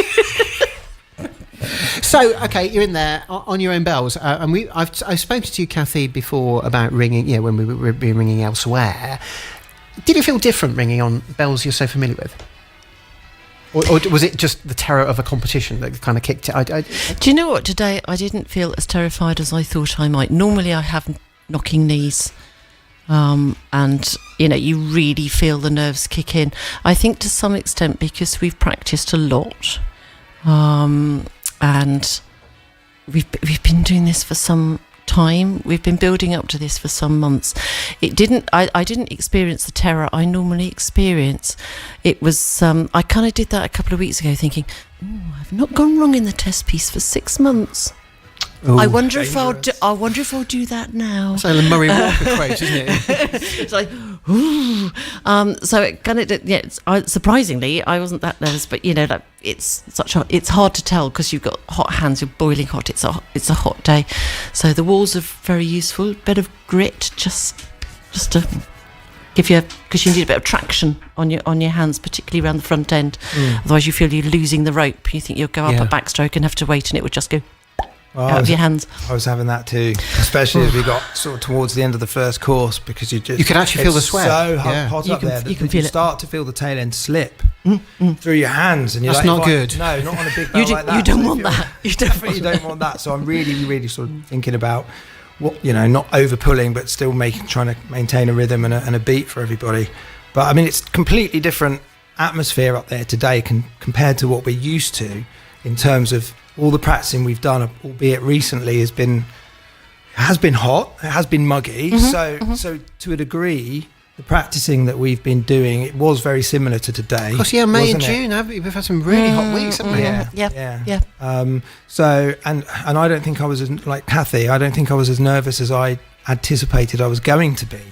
And I think a lot of that is probably just down to the fact that we're familiar with the bells, and we've been very pleased with all of our practices. We've done it so many times. Yes. It's all you could say, unless you really loved Stedman and you really loved ringing here, that you're a little bit bored with it because we've done it so often. But Kathy, I never thought I'd ever hear the word Stedman and bored in the same sentence. No, I'm not. But it's getting to the stage of thinking, we've done this ever so many times. Like, it off by heart.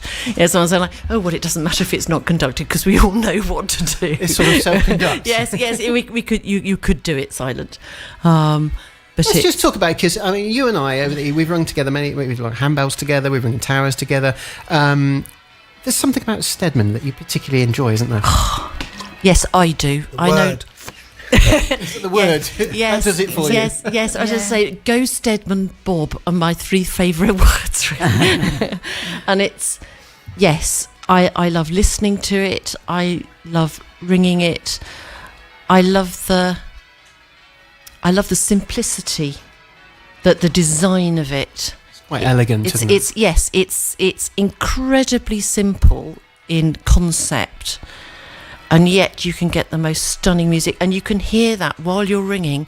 And Pat enjoyed that too. It was his favourite. Pat so enjoyed it. You turn a few bells round, and then you just, and then you hear the little ones just turning around the front, and you can hear it on the front. You can hear the plane hunting on the front. One way, then the other, then the other, then the other, and then everybody else dodges, and it ripples. And it's true on handbells, and it's true on tower bells, and I'm proud to say, I think today we managed the piece of ringing that we've just done, we managed to hear that rippling.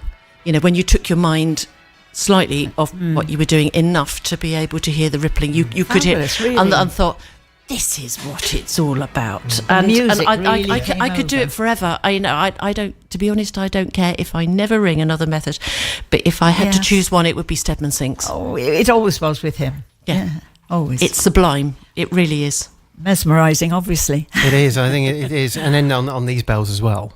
Yeah, it's an absolute joy on these bells. Yes, you can imagine some bells it might not be, but then perhaps they wouldn't be enjoyable to ring to anything else. I don't know. I don't know. But these, yes, when you can hear them this clearly and you get the richness of the sound, particularly with the tenor behind, I love. The sound is so amazing. Has that been the feeling of the other teams that have taken part? How good the bells are, the way they sound, the way they... I don't know. You'd have to ask them, Mary. Right, I mean, I'm sure Matthew is asking. We have had, yes, we have had that. Sure. I mean, I don't think they'll mind me saying the Exeter ringers said that the bells are superb, and they go a lot better than Exeter. Yeah, there's just a joy for them to ring here. Yeah, there was something about the acoustics when I was trying to describe it to people listening. We're going to have to stop the interview there because actually we're getting the announcement from St Paul's to say that they're ready. Mary Herford-Jones, thank you so much. Gareth Lawson and Kathy Carter, both Bristol ringers, showing you Patrick Bird's stories as well, Mary. Really appreciate it. Let's go to the tower now for St Paul's and wish them luck.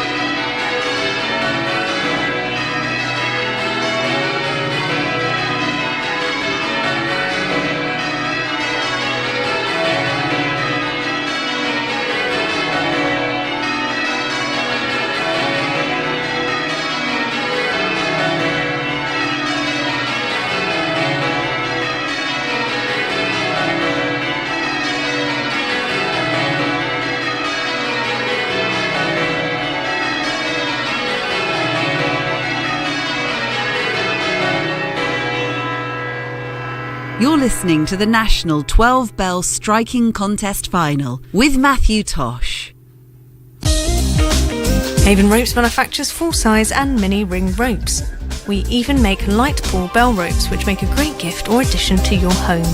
We provide a 2-week repair service, extending the life of used bell ropes by adding new machined spliced tail ends, repairing failed sallies and replacing worn top ends. Haven Ropes is pleased to support the 12 Bell broadcast.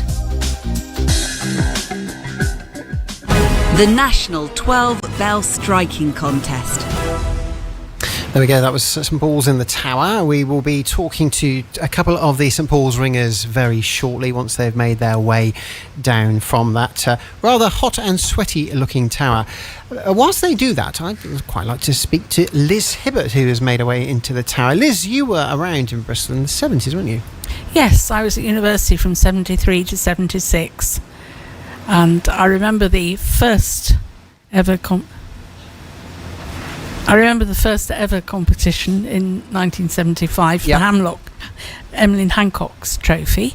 It was a day, weather-wise, very like today. It was the end of May, and it was absolutely fascinating. There were a very few, apart from the Bristol band, there were a very few people that I knew, but a lot that I'd heard of in the ringing world. So it was a fascinating day, really. To actually see these people putting their names to faces, these kind of ringing gods, I guess. Sort of only being 20, it was quite an experience. And there hadn't been anything like it before. I do remember it being discussed beforehand, because it was Pat Bird's idea.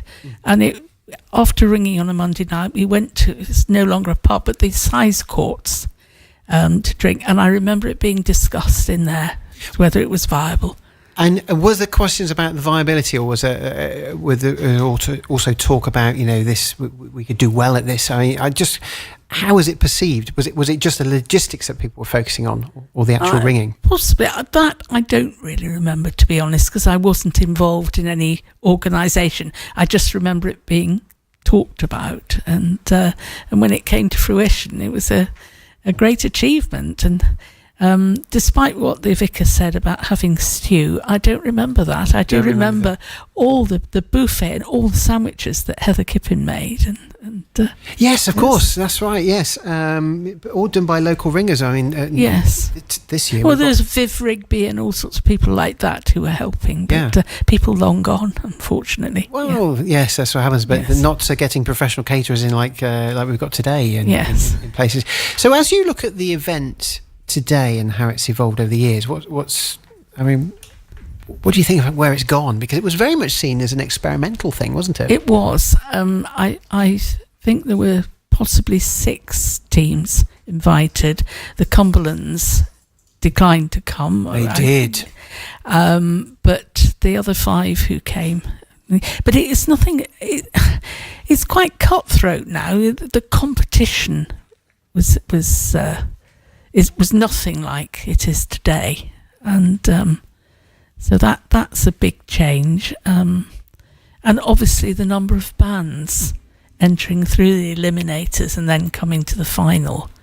Well, this is the biggest year we've had. I mean, we've had 28 teams going through the qualifiers, which is extraordinary, and it just shows the way that the 12 bell ringing is spreading. Yes, it's wonderful to see, really. Yeah. So I'm going to ask, because we probably pointed out you are a member of the Cumberlands. I am indeed. Who have been drawn last today. Yes. How's that gone down? Well, I think they would rather they hadn't been last, but we were next to the last at Chilcompton, and it worked. So it did. And they were last in their eliminator the other week, so I don't know. I've got my fingers crossed, and obviously that is who I'm supporting. For absolute clarity. But is it nice to be back in Bristol? It is, yes. And nice to come here, particularly, because it's such wonderful bells to listen to. Yes, I think that's the consistent message that's coming through from people, is just how special these bells are. Yes, for a whole number of reasons. The sound of them, but also ringing on them. It feels very special. Yeah, I mean, I was hauled through Stedman Sinks by Albert Tyler and St Stephen's on a Monday night, but I came here to do my heavier 12 bell ringing. Yeah. I'd already done some at Manchester Town Hall and Sheffield Cathedral before I actually left the north and came to university, but it was in those days Bristol wasn't rung so widely outside London, Birmingham, Leicester. So the Bristol ringers got together to ring a quarter peal of Bristol Maximus at Redcliffe. And that was a really very elite group. And things, but I rang right waist Bryce Maximus at Redcliffe, and it was it's very good experience and practice to have.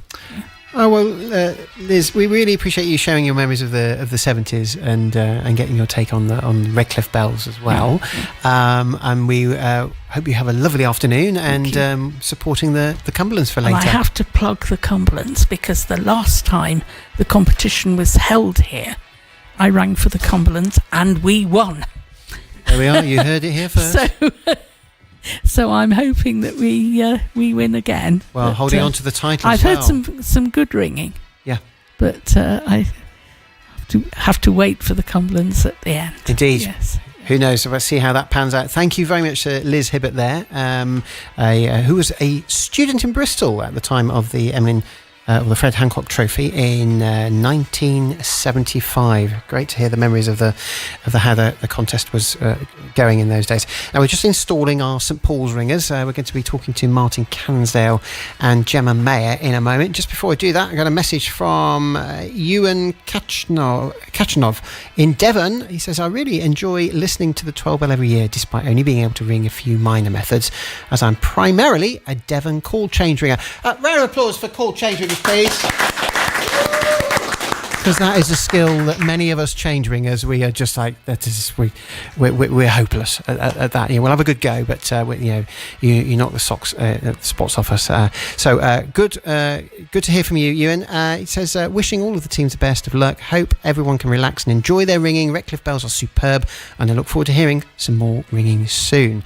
Ewan has emailed us 12bellstudio@gmail.com. Right, let's turn to St Paul's ringers, Martin Cansdale and Gemma Mayer. Gemma, in particular, when you walk through, you look quite as if you'd come out of somewhere that was a bit warm. Well, I'll tell you what I'll do. If I turn your microphone on, we can hear you. Yeah, it's quite warm up there. We had opened the window at the start with the risk of the sirens going past. Oh yeah, with all the emergency vehicles, isn't it? It's quite noisy out there. It helped for about 30 seconds when we got a nice cool draft, and then it's quite hot in here as well. It's a funny day because it's relatively calm, but then we get these wonderful refreshing breezes, don't we? Yes, I think we got one of those for about the first minute we had the window open, and after that, it just seemed very. Did you very shut still. it afterwards? No, we kept it open, but yeah, suddenly got. So I think it's been 50-50 so far. I think we maybe you might be just tipped back over the balance, but we've had half the band so far got the windows shut, half had it open. So I think it's down to personal preferences. Okay, so Redcliffe bells. What's your take on your performance? How do you think you did up there? Well, I think we did something we can enjoy. I think we quite enjoyed bringing it, and we're quite pleased with it. They're challenging bells. The size of them, and obviously the pressure of the competition. So, who knows? But I think we can come downstairs happy and get to the beer tent. But we'll see what the other teams do and the judges make of it all. Now do you ring on?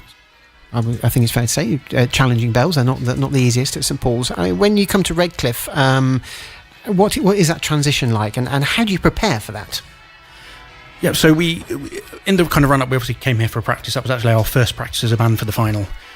So which is not necessarily ideal, kind of getting used to the touch and the bells at the same time. We found that very useful, and really tried to enjoy ringing here and get used to the bells as well as just go through the touch several times. Apart from that, there's not really anywhere in London like Redcliffe. St Paul's are a bit heavier and a bit more idiosyncratic in some parts of the circle, and other towers are a bit lighter, so we just try to go to a couple of different towers, get a bit of variety and get used to ringing somewhere unfamiliar rather than anywhere in particular. We heard someone else mention this, and that's important for anybody preparing for a striking contest, isn't it? It doesn't matter what numbers you're on, it's that being able to settle quickly. Gemma, do you have any tips for settling quickly into contest ringing? I think just because it's my first final, so I came into it very much thinking I'm just going to ring on some nice bells with my friends, and it does just help you just take down the thing and ring at other towers as well, like in the practice. Every tower is so different. Every time we went for practice at a different tower, it's learning how much you need to hold off over the bigger bells and how much you need to ring closer to the smaller bells, and it's very different here to at St Paul's. Big difference is the weight as well. The fourth that I was on at St Paul's is significantly chunkier than the fourth here, I think it's safe to say. So it's you just got to get into the mindset of, I'm here to ring and have a nice time. Just ring the bell, don't pull it as hard as I do at St Paul's, and it'll be fine. And there are some challenging moments in the touch. I was talking about this earlier, where little bells are purposefully forced amongst the large bells, aren't they? I was just trying to explain that to people who may not be familiar with that difference. Yeah, I mean, it does make, kind of makes the rope sight trickier. It makes it, much harder to, kind of breaks up because you got very used after a while to the kind of rhythm of a course of Stedman, and which is why I suppose turning courses where the back bells get moved around are so much, potentially rockier moments in a peel or something. Yeah. It does make it that challenging to kind of lose some of that familiarity and have to deal with the different rhythms. We should just explain for people who aren't familiar with the term turning course. If you're ringing a longer composition, quite often the majority of the bells will be held in a particular coursing order. So you'll meet those bells when you're dodging in 6, 7, 8, 9, 10, 11. They'll be fixed, and they'll just maybe 3 or 4 bells will be shunted around. But then every now and then you've exhausted all those combinations of those 3 or 4, and then there's a turning course, and it's as Martin said, that's the moment where people wake up and realise, oh, I've got to concentrate now. It's horrible. I've had it. I'm going to hold my hands up. If you've conducted me and I was the person, I'm not infallible. It does happen. Brilliant. Let me just take you back to sort of earlier days of ringing, because people don't wake up as 12-bell ringers. How did you, as individuals, start honing your listening for 12-bell? Because a lot of it is about listening. Because of the speed of the bells turning different speeds. Trying to do it by rope sight all the time, it's really challenging, isn't it? Yeah, I couldn't even really tell you, because I've been in a ringing family. I've been ringing since I was 7, and just sort of dragged around with my dad and listening to his peals. So I've always had an ear for the sort of rhythm. So I think for me, when I did a bit before I moved to London for ringing and for university first, it should have been. But, it was just, don't look around too much because you'll panic. That's what I find. And you'll get dizzy from looking everywhere because there's too many ropes flying around. You just got to kind of really listen and know where, be confident in where you're placing your bell. And if you make a mistake, then you know to not do it next time. Yeah. I like that. And thank you for being honest, because, that kind of overwhelming, too many ropes and things, I get this comment come back from people when I'm teaching them, coaching them and working with them, and these moments of panic. So it's kind of okay to panic. It's normal. I panic quite a lot in my ringing. Like at St Paul's, I'm ringing a touch of Stedman, and then I'm at the back, and someone, normally Martin, calls a bob, and I'm suddenly like, I don't know which way I'm going in, and then I'm starting to panic, looking around like I don't know which bell I'm dodging with anymore, because I was just dodging without knowing. And it's horror moment. Yeah. Definite horror. Martin, what about you for sort of training your ear? I mean, I really started out of necessity listening before I looked very much, because I found rope sight when I was kind of first, well, not necessarily when I was first learning to ring, but when I first got the hang of it and started to be able to ring some methods, I found rope sight very challenging. So I think my first quarter was covering to triples. I just tried not to look at anyone because I could hear where I was, but if I started looking around, I'd have no idea what was going on. And so I very much had to just keep on listening, and I think I still fall back to that, and then have to look around to see what's going on. Yeah. So that's really good to hear that, actually, because rope sight is a difficult thing, and essentially what you're saying, there is another way forward. If you're struggling, just keep training, to keep listening. Yes, definitely. I mean, because obviously it's very important to listen anyway, because rope sight, especially if any bells are odd struck, will tell you which order you're in, but not really where you are. So it's kind of useful to have rope sight and to be able to kind of spot what's going on and who's where as a kind of backup. But I think listening is very, very important. I don't think I can talk to St Paul's Ringers without mentioning someone who's missing from your band this year, Paul Mounsey, who we're very saddened to hear passed away not long ago. Obviously, you've had that sent shockwaves through the band. Was he with you today? I think so. Yes. Yeah. I mean, he I'm sure if he'd still been around, he'd certainly been listening to us and cheering us on. Yeah. He was for the qualifiers, but I think we kind of had a sense of he trying to get some of his enjoyment and kind of relentless pursuit of good ringing. Yeah, yes, he was very relentless. I think it's a really good way, in a good way as well. That's rubbed off on everybody. Well, listen, thank you very much, Gemma Mayer and Martin Kanzel for talking to us. We will let you get back to all of the festivities, the beer festival. Some people say it's a beer festival with a bit of ringing. I don't know whether you agree. I don't know. Someone's got a T-shirt saying that. Have they? Yeah, I've seen it. Sounds like the sort of thing that Colin Newman would normally wear. Yeah. On that note, I will let you get back to the lovely sunshine. Thank you so much for talking to us on behalf of the St Paul's team. Thank you. Thank you. And thank you also to Liz Hibbert, who's sort of sat in on that interview as well, who knows a lot of the London ringers as well. So there we go. It is like a big reunion, this contest, when we all get together. As you saw, if you were watching right at the beginning, those people gathering in the church, lots of conversations going on, people catching up with each other. So let's have a look where we are at the moment. We have just been talking to St Paul's. Birmingham are currently in the tower practicing. There's teams still to go. Birmingham are in there now. Then it will be the College Youths, Cambridge, and finally the Cumberlands, who were drawn last. And Liz will be waving and cheering them on and champing their ringing. So we'll see. That's the lineup for the rest of the afternoon. And your messages are still coming in. So if you want to get in touch with us, you can do. We've got a thing on the screen. I'm just pointing at my screen here. We've got a thing we can, to save me saying it, we can press this button. And this is how you can get in touch with us. You can be part of the show and have a message read out. You can get in touch with the studio by emailing us 12bellstudio, that's the number 12, @gmail.com. It's your show, so why not join in? 12bellstudio, that's the number 12, @gmail.com. Someone who has done that is Alison McCormack, who says, really enjoying listening to these superb bells being expertly rung. I can't believe the Cumberlands have been drawn last again. At least their livers will be grateful. I don't know what you mean, Alison. Wishing them all the best today. Let us know who you are supporting. It's 12bellstudio @gmail.com. Greetings from Richmond, Virginia in the US. Linda Huntington. Regular. Great, Linda. Lovely to have your message. This is my 10th year anniversary tuning into the 12 Bell striking competition, counting the historic 2020 Not the 12 Bell.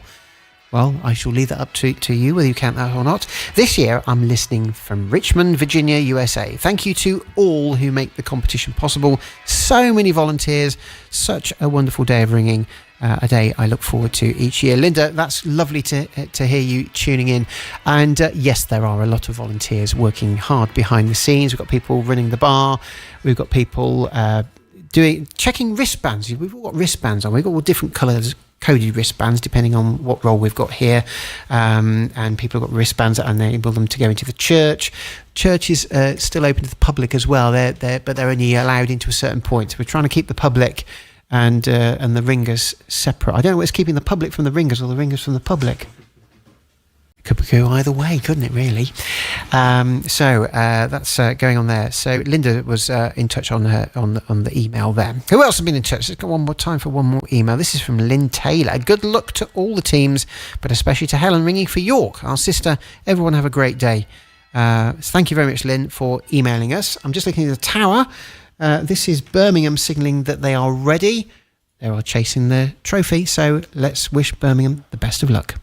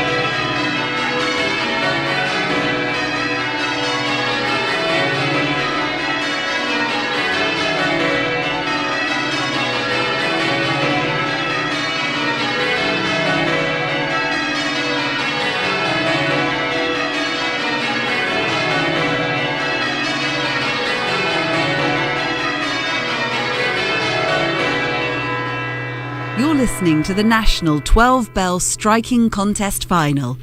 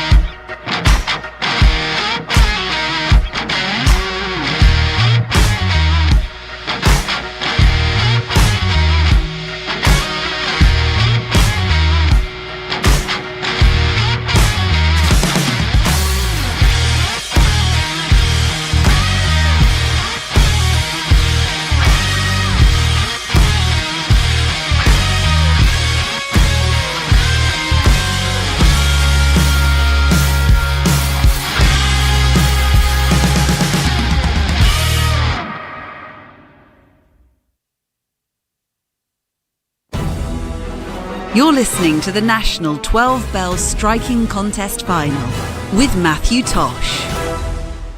So that was Birmingham in the tower and not standing in the tenor, but don't worry, that is not marked. It's not part of the contest. I couldn't mention that. And Linda Garton is in the studio. It's just falling off a chair there. It's horrible when that happens, isn't it, in a contest? It is, although I can say I've never been on a tenor and trying to set it in a contest. So I have every sympathy for the persons. I can't imagine who it was. No, we didn't have any names on the screens or anything like that, just disclosing who was doing it. Now, Linda, we've got you in the studio here. You were actually, I should say, you were judging one of the qualifiers this year. Where were you? I was at Beverley, judged the qualifier there, which was really good. It was a really good day. It was a really close competition, particularly amongst the top bands. So it was very close, but we were very happy that actually the result that we as the judges had come to was the same as the data showed as well. But it was good to have that data just to... Did you breathe a sigh of relief? Yes. We're on the same page here. Yes, absolutely. But it gets harder and harder every year, so... I guess that's a reflection of how the art is evolving and the skill of 12-bell ringing. Yeah. And these contests, they are seen in a lot of areas around the country as a way of developing skills. Absolutely. And actually, I first rang in the contest, I think it was the early 80s, 1981 maybe. The University of London Society got through to the final. And... we didn't set the world alight with our ringing at the final, though we did with our dress sense. But thinking back now to, I'm sure, what our level of ringing was in those days, we were all pretty inexperienced compared to what you hear now. Yeah. Would be interesting to hear a recording of it, but I don't know whether that exists. Now, you mentioned university ringing, and the eagle-eyed amongst you will notice that we actually have some mascots in the studio. We've got a mascot on the desk here. This is Puff from the Welsh Colleges Society. He's there with me because... I'm the mascot keeper there. And we have, over behind me, we have Blage, which is the UBSCR mascot, fighting his own territory there. University ringing and youth ringing is really important, isn't it? Oh, absolutely. I mean, they are the next generation of ringing like that we're hearing today. And if we don't encourage those young ringers, continue recruiting those young ringers, giving them opportunities, then another 50 years time, this isn't going to be happening. Yeah. And ringing as we know it won't be happening. So you've been involved with the Bedfordshire Association and working with the youth team, and you've also been involved in the National Youth Contest, haven't you? Yes. So I ran the National Youth Contest from, I think it was 2015 to 2018. And that is just such a fabulous event. I mean, I have to say, each year that it gets to this time of year, I breathe a big sigh of relief that I'm not sitting there with my spreadsheets. And I mean, as a logistical piece of organisation, it's huge. And particularly this year, I think there are 38 teams. I mean, I thought it was bad when there were about 19. So just in terms of the amount of the organisation today has been absolutely fantastic. But unlike an adult competition, you can't put up a beer tent and provide beer and food, and everybody entertains themselves. You've actually got to arrange things for 38 teams of young ringers plus all the others. So a real feat of organisation. I take my hats off to the current organisers. But yes, and over the years I coached Bedfordshire young ringers. Right. And we had so I've got to mention this, that Bedfordshire young ringers were the winners 4 of the contests going back, I think it was about 2014, 15, 16, something like that, which is one of my proudest achievements ever, that they did that. But that aside, youth ringing it's very up and down, because obviously young ringers grow up and they go off to university. So you've got to have a constant stream of new people being brought in, not just to be part of the team, but we have monthly practices and lots of cake. Cake is the main feature of. I'm hearing this, he says, with a pile of cakes in front of us here. But just the involvement in the contest. I mean, how much of an influence did that have on local ringing, and particularly the youth ringing? It's had a huge amount. I mean, we've now got a very inexperienced band, and we're just really delighted that actually this year they are good enough to enter, in that they can handle a bell, which they couldn't necessarily do last year.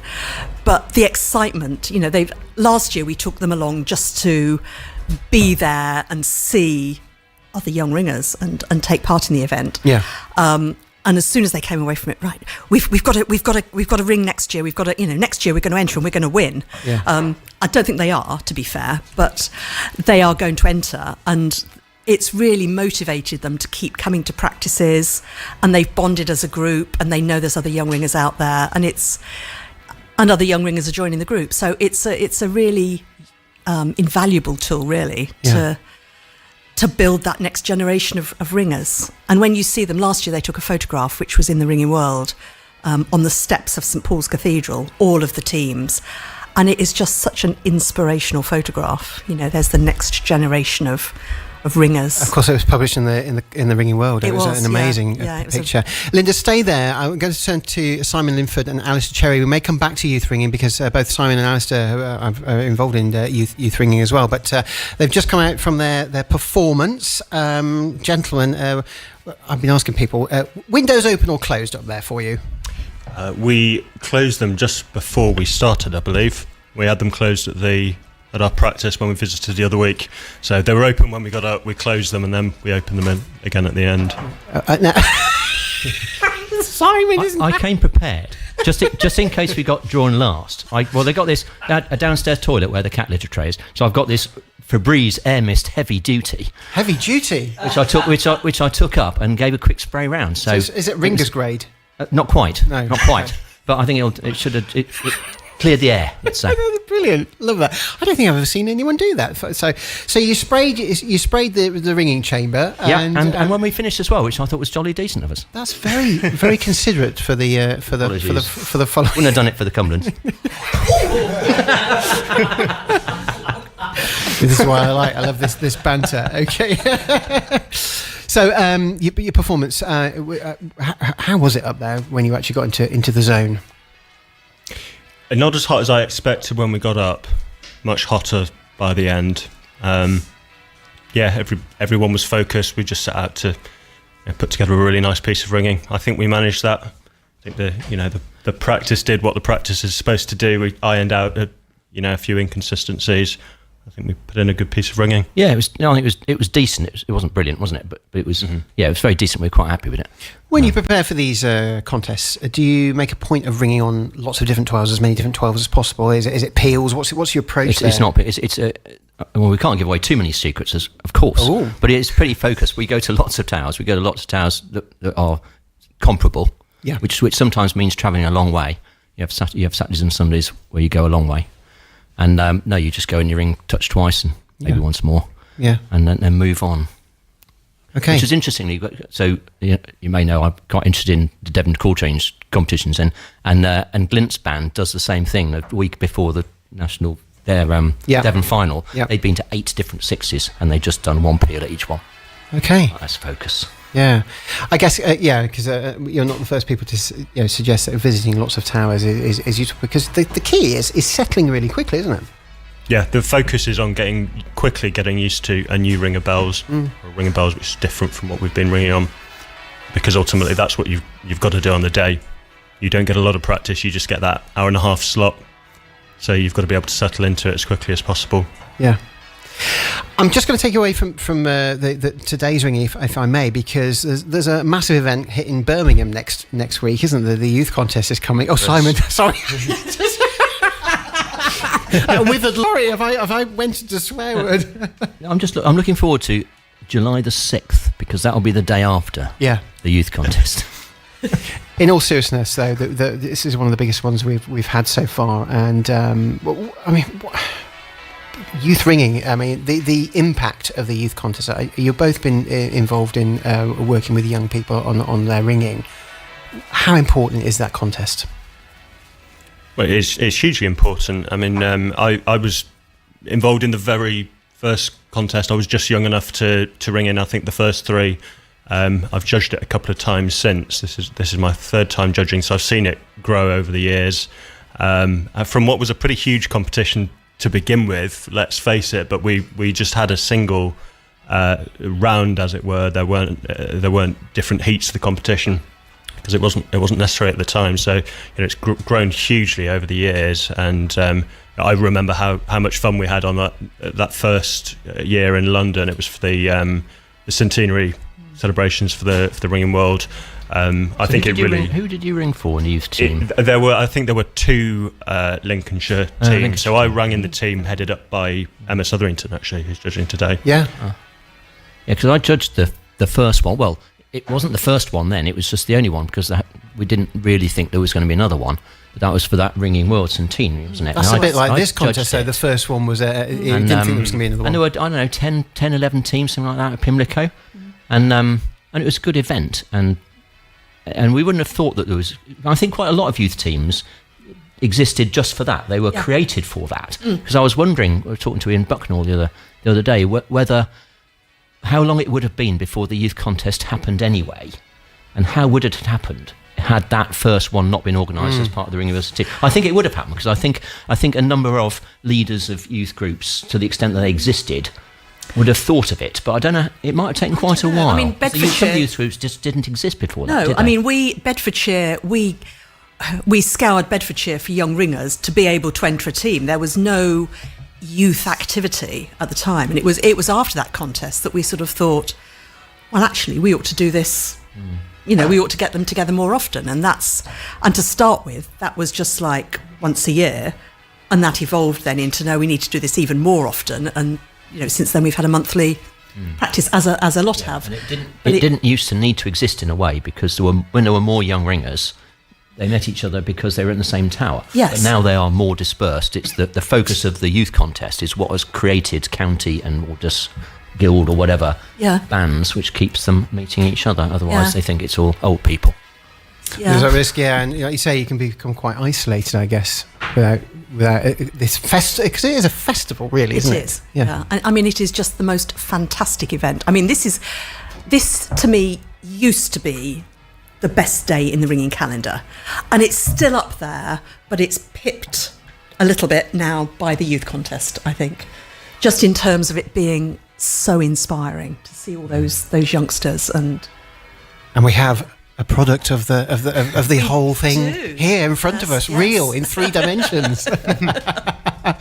Listen, thank you, all of you, for sharing those thoughts. That's that will ring true. No pun there, by the way. With people listening, if you are a young ringer listening and you haven't yet engaged with the youth contest, if there's no team in your area, it's okay. You can get, look it up, look online, and find out the information, and try and get yourself along. Have a chat with your parents or other ringers in your tower, or maybe even suggest putting a team together. It can happen. So with Alistair Cherry, Simon Linford and Linda Garton, thank you for talking to us. Alistair and Simon on behalf of the Birmingham. Simon, we've had a request. I know. Is this press ups live? Yes, press ups Yeah. live. We're going to need to do so. We can't do it right I now, could bang out a but we're going to set. have to get you on camera Oh, right, because okay. some people are saying they need to see the evidence. But I'm behind because I wasn't allowed to do any immediately before my touch. We're going to have to cut there, I'm afraid, because the colleges have just signalled that they're ready. So we'll go straight to the tower and see how they do.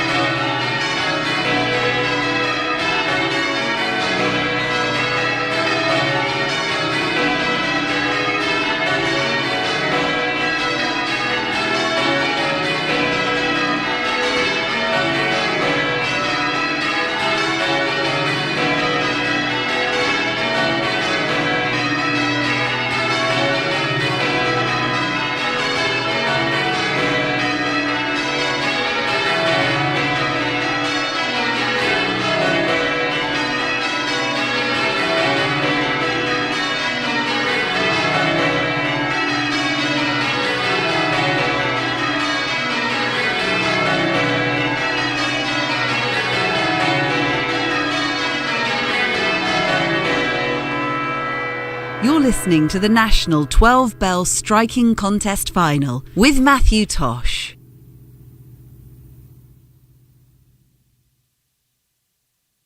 Haven Ropes manufactures full-size and mini ring ropes. We even make light pull bell ropes, which make a great gift or addition to your home.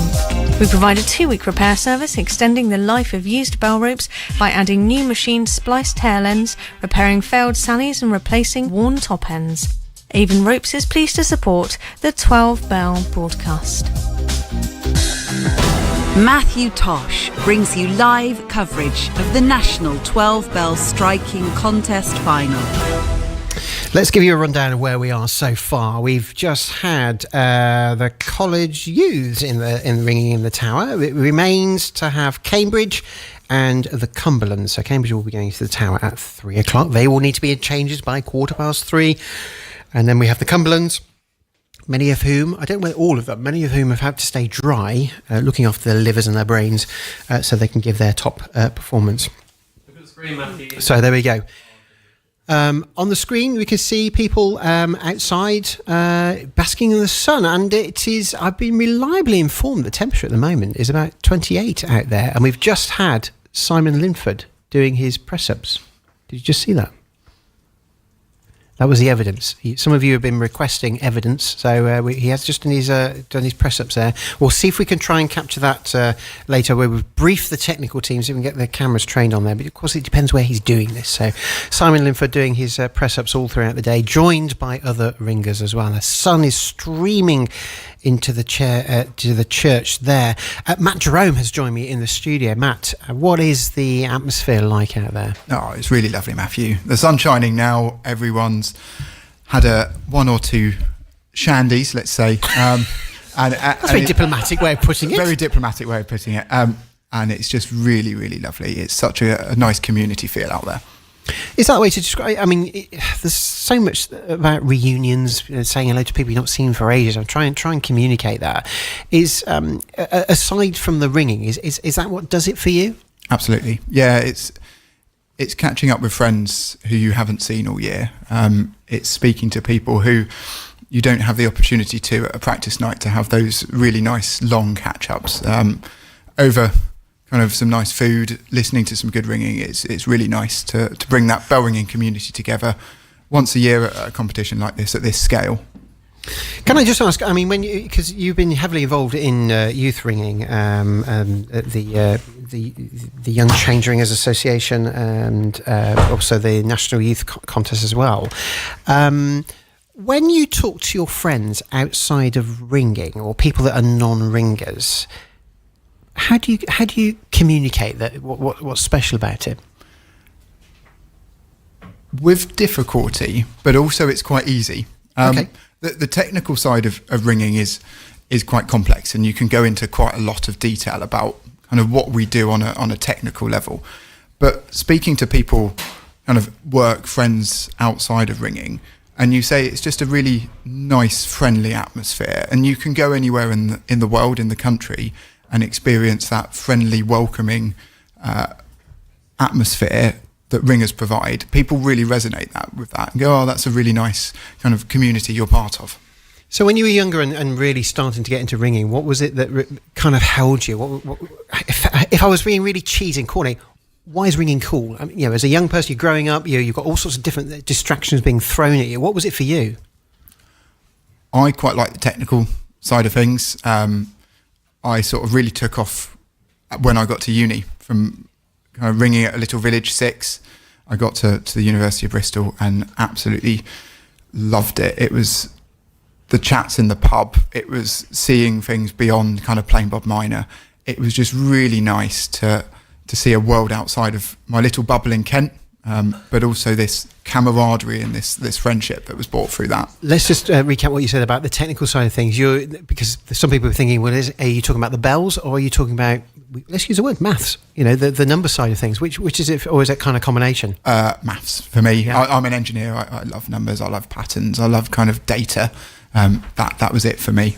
Yeah, and that's so important in ringing, isn't it? We love that. We're in a safe space here. We can say that. We like patterns. We can be geeky, can we? Of course we can. Yeah, absolutely, absolutely. We got. I think we've got people who are here are maths teachers lurking about the place, and it's really good to capture that, Matt. And of course, you've had your hand in the organisation here. You've a hand in the programme, organising the food here. Is it going as planned, as you envisaged? Absolutely. Yeah. It's brilliant. It's now just rolling along, and we just enjoy it now. The hard work's done. The hard work has been over the past year.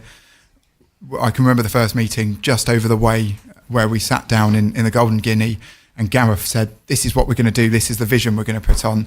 And I don't know if Gareth agrees, but this is exactly the vision I think he presented to us on that day for what a Redcliffe final would be. Yeah. His head is in editing someone else's interview at the moment, so he has so no focused. idea you're talking to him or about him. I've just bigged him up, and he's complete straight over his head. That's fine.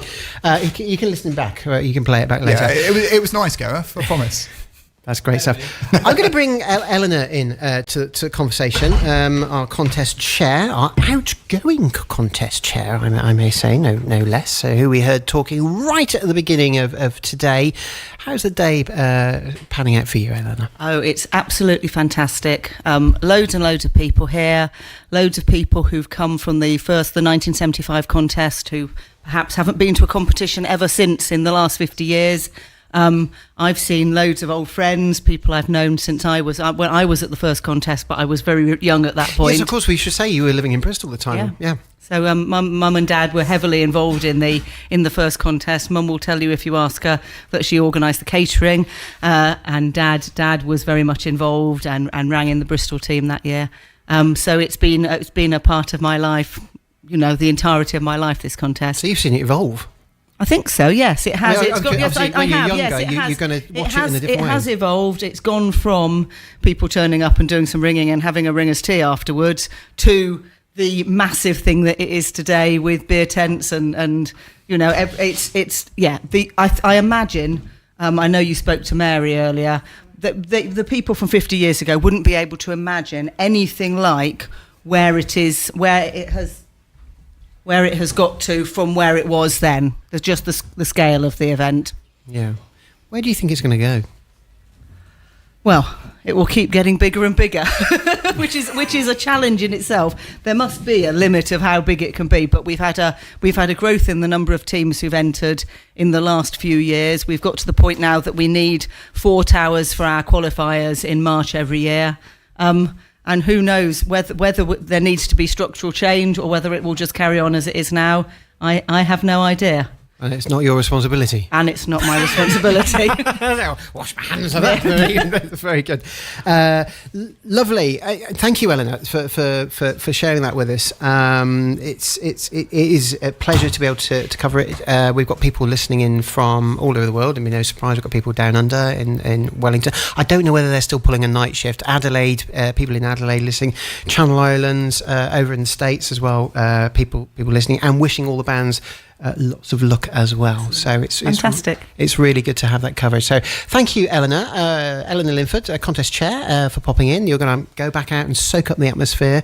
And we've also been talking to Matt Jerome, who I think is just going to stick around for a little bit whilst we talk to Ryan and Swaz from the College U. So we'll just do a little bit of shifting around whilst they rearrange their seats. Let me read a couple of emails. First of all, from Harry, who has been in touch, says, "Dear 12 Bell team, I'm a new listener here from Devon. Outstanding job in putting the show together. Good luck to Exeter now, as well as the other teams." And that's who he's supporting there. And a message from Laura, watching and listening from Seoul in Korea. There we are. What a glorious sound, but unfortunately I'm about to go to bed. She's in bed now. That was a couple of hours ago, because it's late night there, but they can, she said, I'll look for the results tomorrow morning and can catch up on YouTube as well. So there we go. Let's just move some microphones for Ryan and Swaz. You will need to get quite close to them. Swaz Apter and Ryan Noble from the College U's.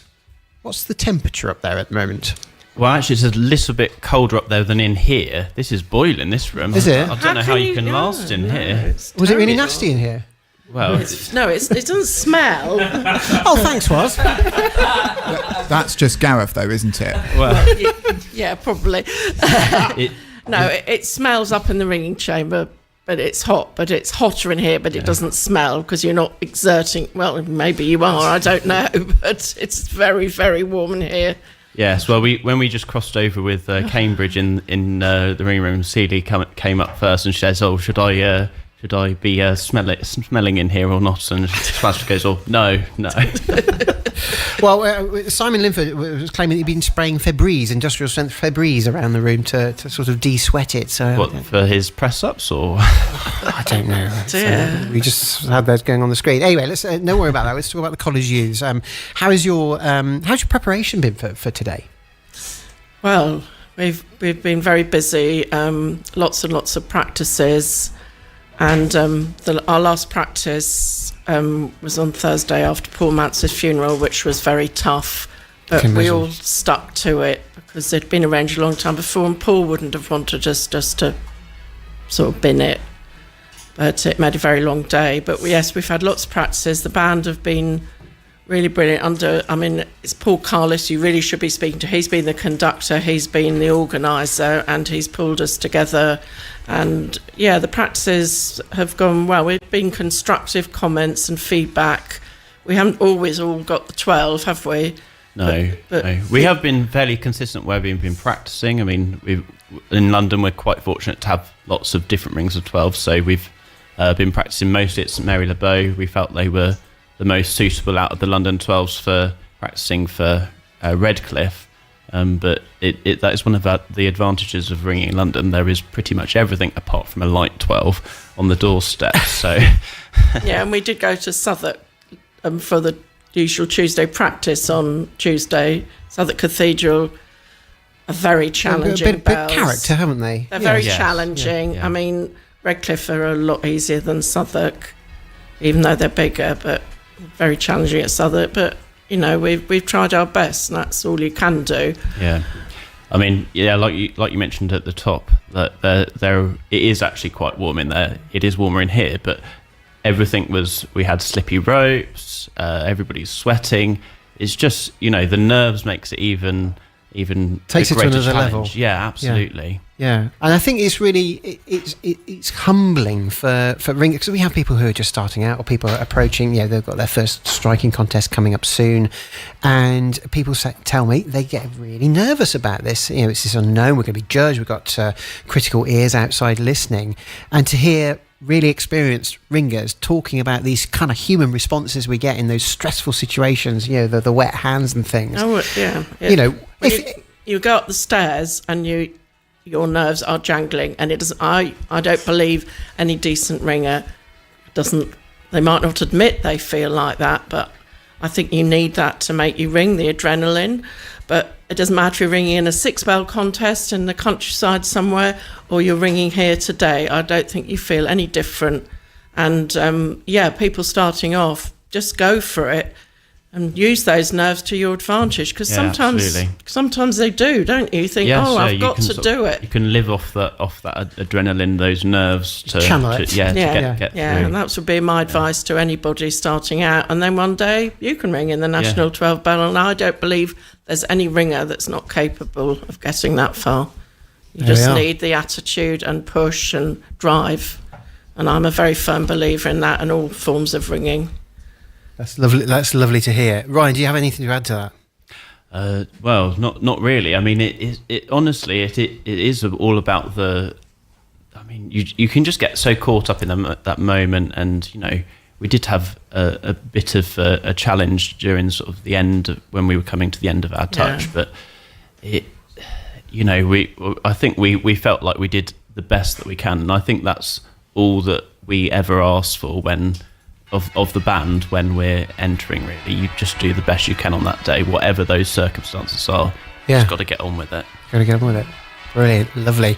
And the atmosphere here today, I mean, we've been talking, Matt's just been talking about it, you know, the weather and things, the number of people, and the fact we've got people here from the very first contest. Oh, that is brilliant. Seeing Housey being interviewed, my hero, absolutely wonderful man, and it's so great that he's come back. And every time we come to Redcliffe, it seems to be beautiful weather. I don't know what you do.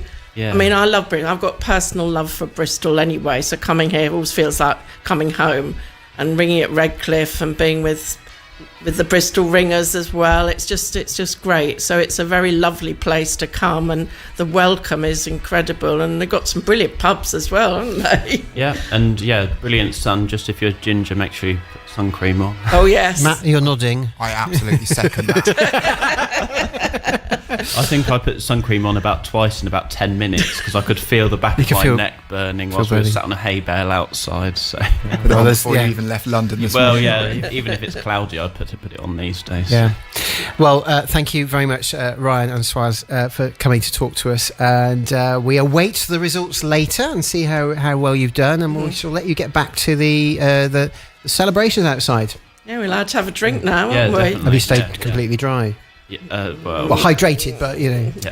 Well, I had a small libation early on. Low percentage beer earlier. Is it a bit like jazz? Jazz musicians. They have to have a little bit of alcohol to reach their peak performance. There's a limit, and then they cross that limit, and then it goes down again. Yeah, I've seen that happen in real life as well. I mean, the downhill bit's quite funny sometimes, isn't it? That is to come later. If only I don't think we'd be allowed to stay on air after the contest. Some of the things that the behaviour. But I know. I think it might be a good idea to shut up shop.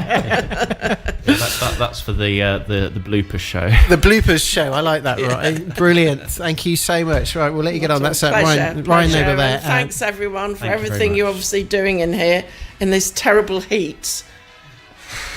You certainly need a libation after this.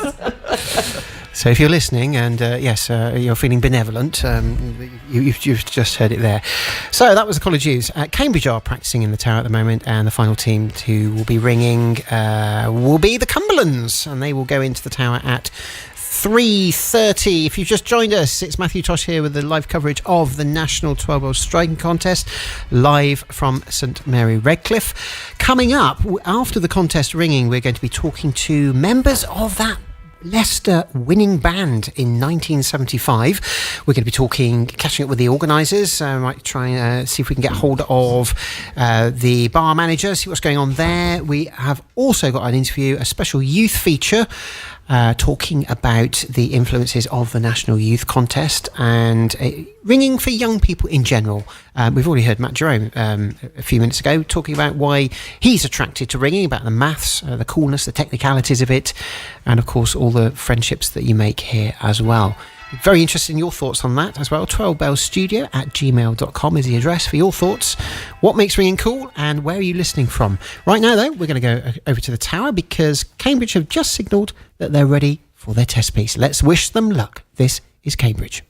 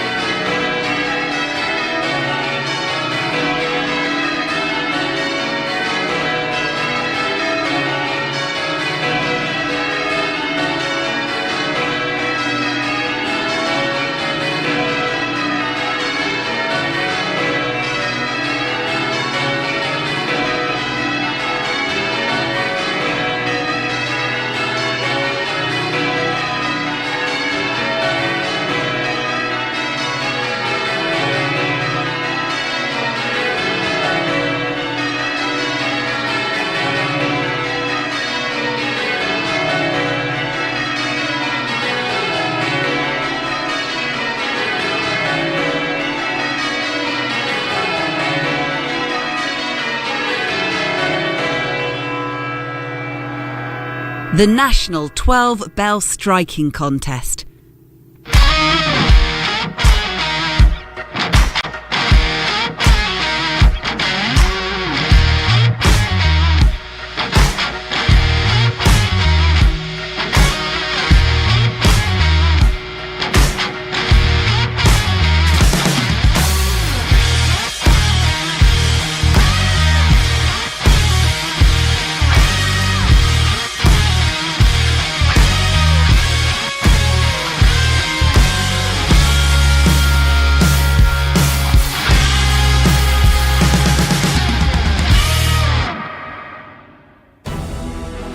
You're listening to the National 12 Bell Striking Contest Final with Matthew Tosh.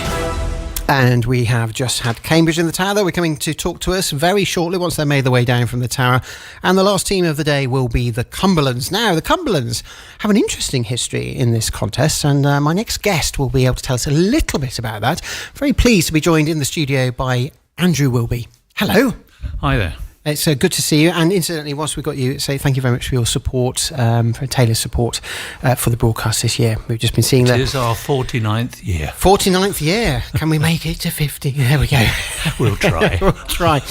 But you have, in terms of this contest, you have been involved right from the word go, haven't you? That's right. Yeah. What was your earliest recollection of it? Well, there was talk in London at College Youth about a competition, but several years before the 75, it didn't really go anywhere because nobody took the invitation seriously, really, and there was a lack of belief, I think, in it was sensible or possible. I don't know what it was, but it didn't happen. And then Pat Bird came up with the invitation for Redcliffe, but as a one-off. And I think in Leicester we said, well, this is the opportunity. We'll invite them back for a second year afterwards. Yeah. And so that happened. But if you want to talk about the Cumberlands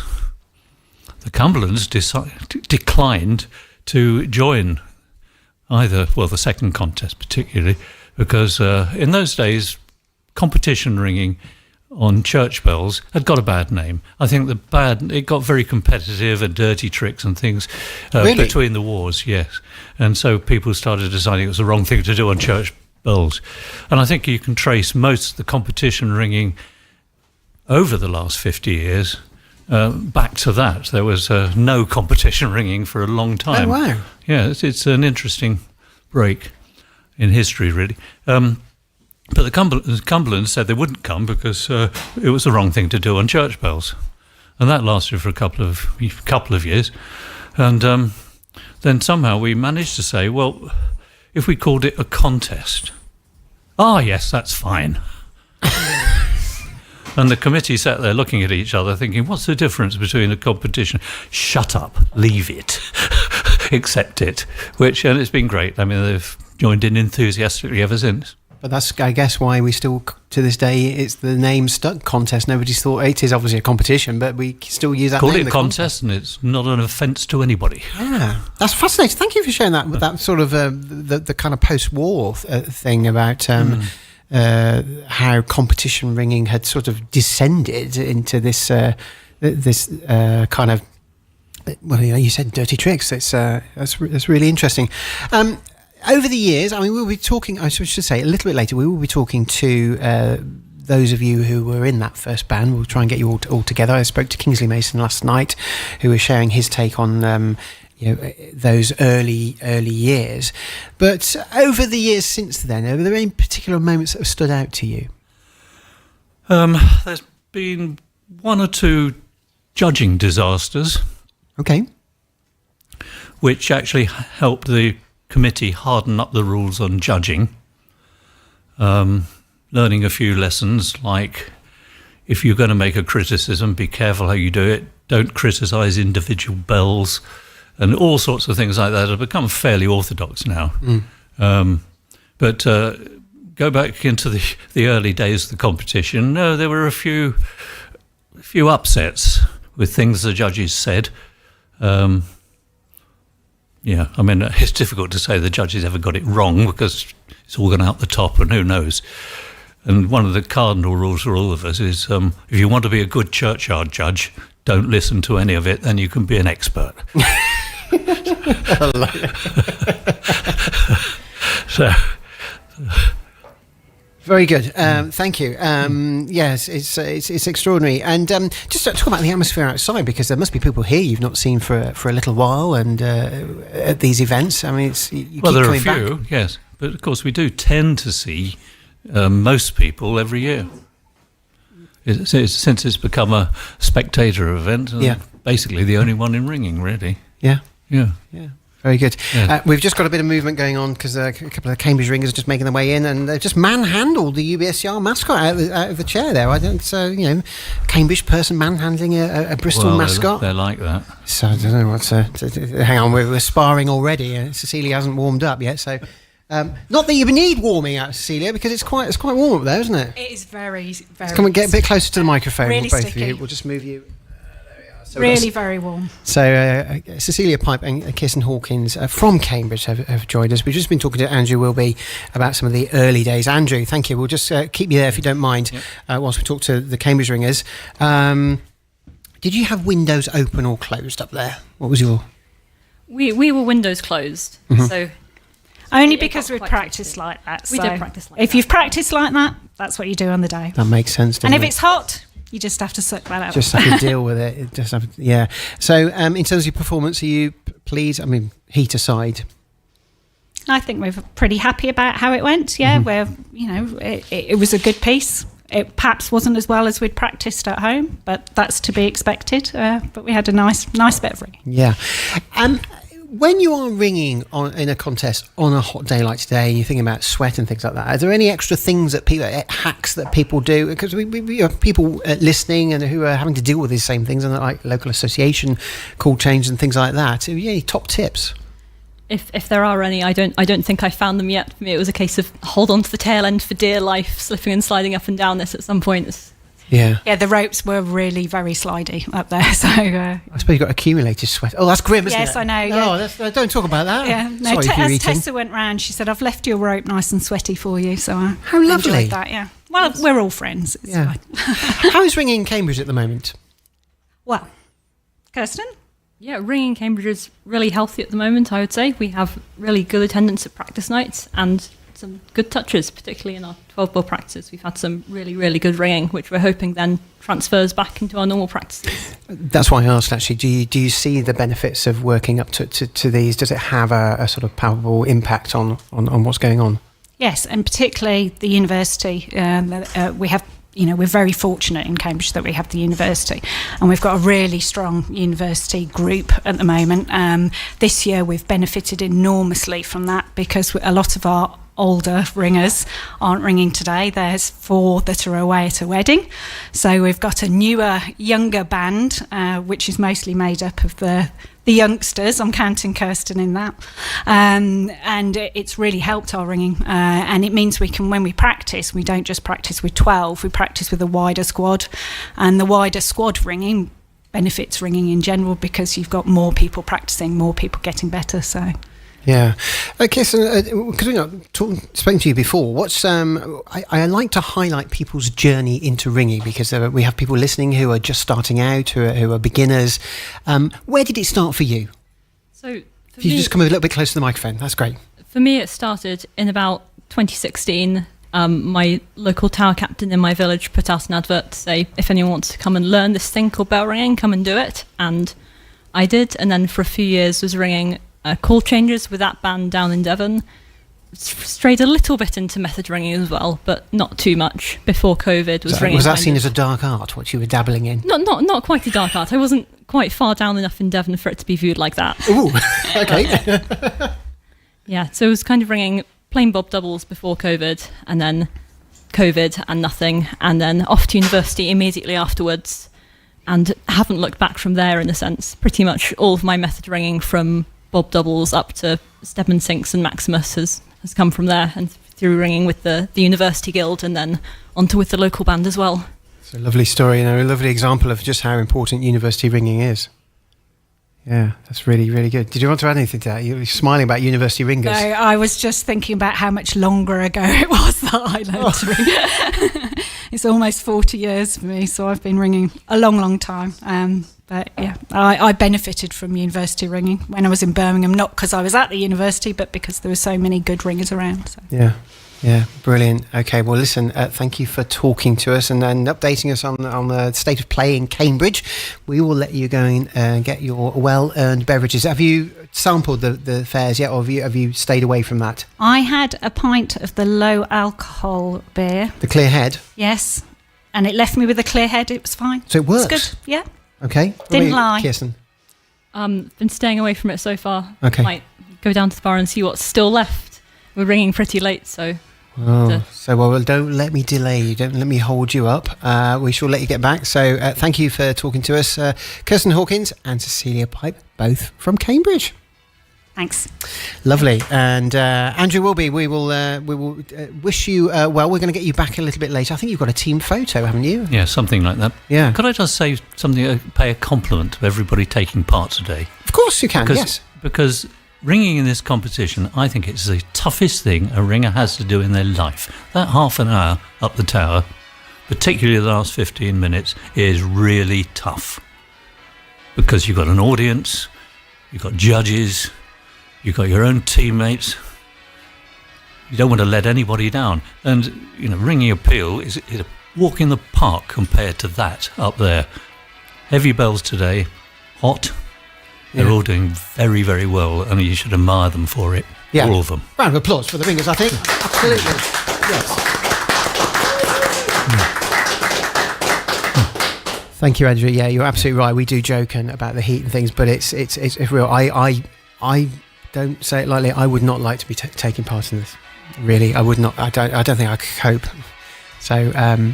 Brilliant. Thank you for sharing that. Yes, we will come back to you a little bit later, Andrew, with your teammates, and I'm sure we'll get some banter. And crutches. Yeah. We'll all be there one day. Fantastic. Andrew will be there. We'll talk to him again a little bit later. So let's turn to the emails whilst the Cumberlands are warming up in the tower. Ernie Runciman has been in touch. Greetings from the Isle of Man, from our little island at the centre of the British Isles. Sitting in my conservatory, working on the Central Council meeting papers whilst watching your wonderful coverage. One day we may have a band to enter the 12 Bell. But until then, we will just have to attend occasionally and drink the beer. Good luck to everyone taking part. Thank you very much, Ernie. Now, something very different. Each year we try and feature people listening in unusual locations. We had the family listening under a ringing mini ring in their lounge last year. But I don't think we've ever made it to Glastonbury before. And not just on site. Oh, no. We are being featured under the stage at Glastonbury. There are people watching under one of the stages. There it is, a picture on your screen of the 12 Bell making it to Glastonbury. That is from one of the crew working on one of the stages. They're watching it underneath the stage. Matt Child has actually sent the photo. Hi team, thought you'd be interested. We have support for Guildford coming from the lighting team based under the stage at the other stage at Glastonbury. That's one of the main stages. The other stage. So does that? Can we say we've played Glastonbury? Or kind of? Yeah. Do you have to be on stage, or can we get away with being under the stage? We've claimed it. Right, done. There we go. Right on time though. That is the. Ooh. That'll throw the judges. Does that count? Do you think they'll do some clean ones now? This is the Cumberlands signalling that they're ready to compete. Let's wish them luck. This is our final team of the day, the Cumberlands.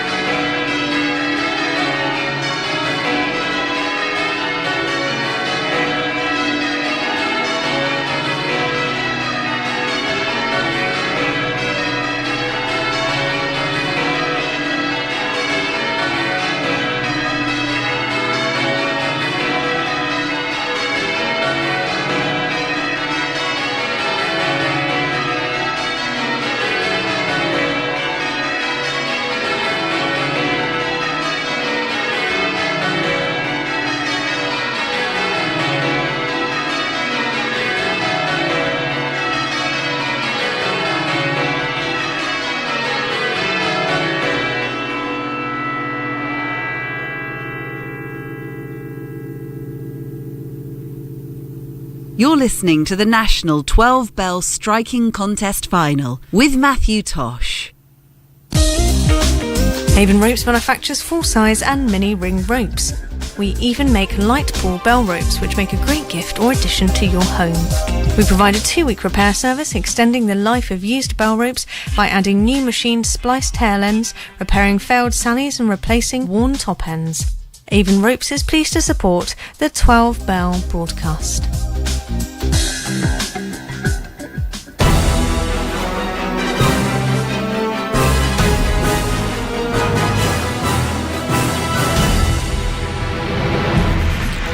Now, live from St Mary Redcliffe, Bristol, the National 12 Bell Striking Contest Final 2025 with Matthew Tosh. Oh, now I've made my way back into the church now, and I am at the West End, beneath the West End window. And it's a good opportunity just to remind you who we've heard ringing today. We had York first in the tower, followed by Guildford, Exeter, Bristol, St Paul's, Birmingham, the College Youths, Cambridge and the Cumberlands. All the contest ringing has now been completed, but there's plenty more to come on this broadcast as we go back into history, talking to the winning band from 1975. We'll also be talking to the organisers, catching up with how things are going here. And we've got our special youth ringing feature as well. That is coming up at 4:30. Plenty going on. And also there'll be an opportunity for me to talk to people who are here, probably some of whom might be a little oiled.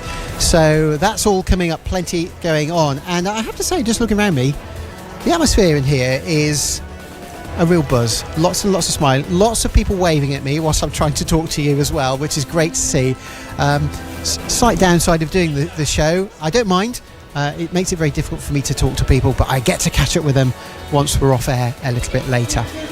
I'm just going to walk beneath the balustrade where the ringers are coming down. I'm watching the Cumberland band come down now, out of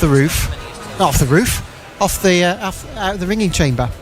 And we're going to talk to a couple of them. We've got Jack Page and Michael Crockett, who are going to come and have a chat with me. I'm just going to find a corner. Can you just give my clipboard to somebody there, and I will go and talk to Jack and Michael over here, who's just come out of the tower, looking rather relieved. And is it really sweaty and horrible up there? Yes, very sweaty at the minute. I think we were saying some bands would be doing more than sweating on the ropes.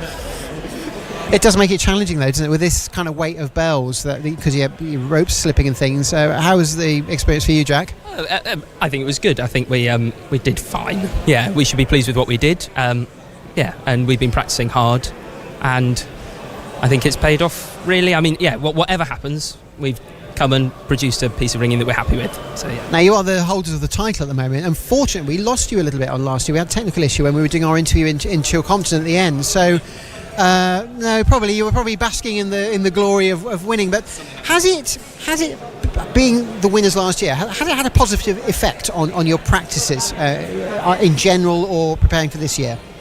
It's nice to know we can do it, and it's been a long time coming. I think it's had more of a positive effect of ringing in the Cumberlands generally. I mean, there's a lot more people. Like last year, being inundated with messages of people saying they're proud to be Cumberlands was great.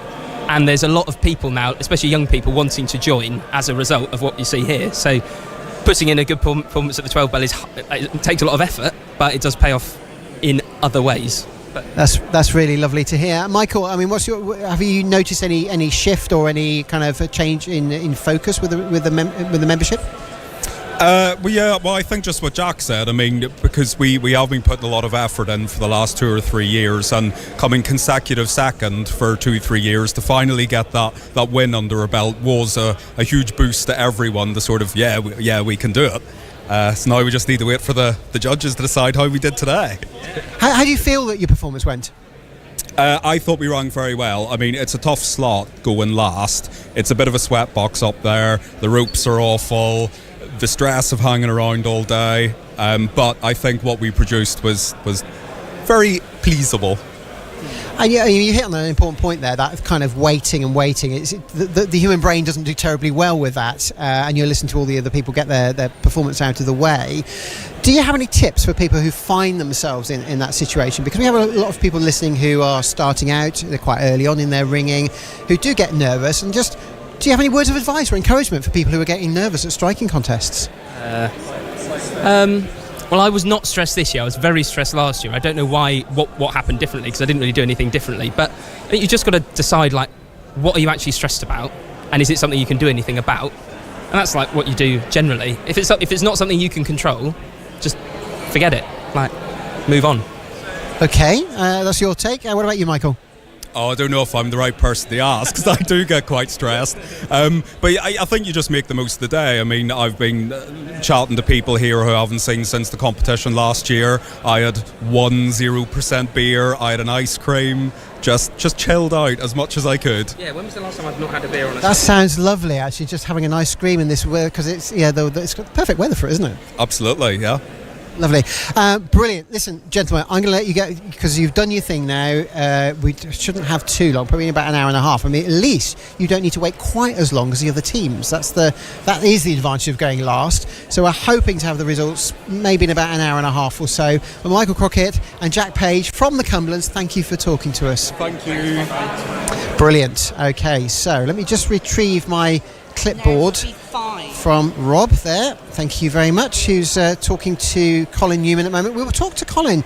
If you remember, he is the project manager. The event manager. We've got the project manager Gareth. We've got Colin here, who has been event managing. We'll be checking in with him and Gareth in around about 20 minutes or so. Coming up next, we will be talking to members of the 1975 winning band from Leicester. And just to take us up to that, we have a recording of an interview that I did with Kingsley Mason, who is a member of the Leicester, or was a member of the Leicester band. I caught up with him last night in the hotel. Here's how we got on.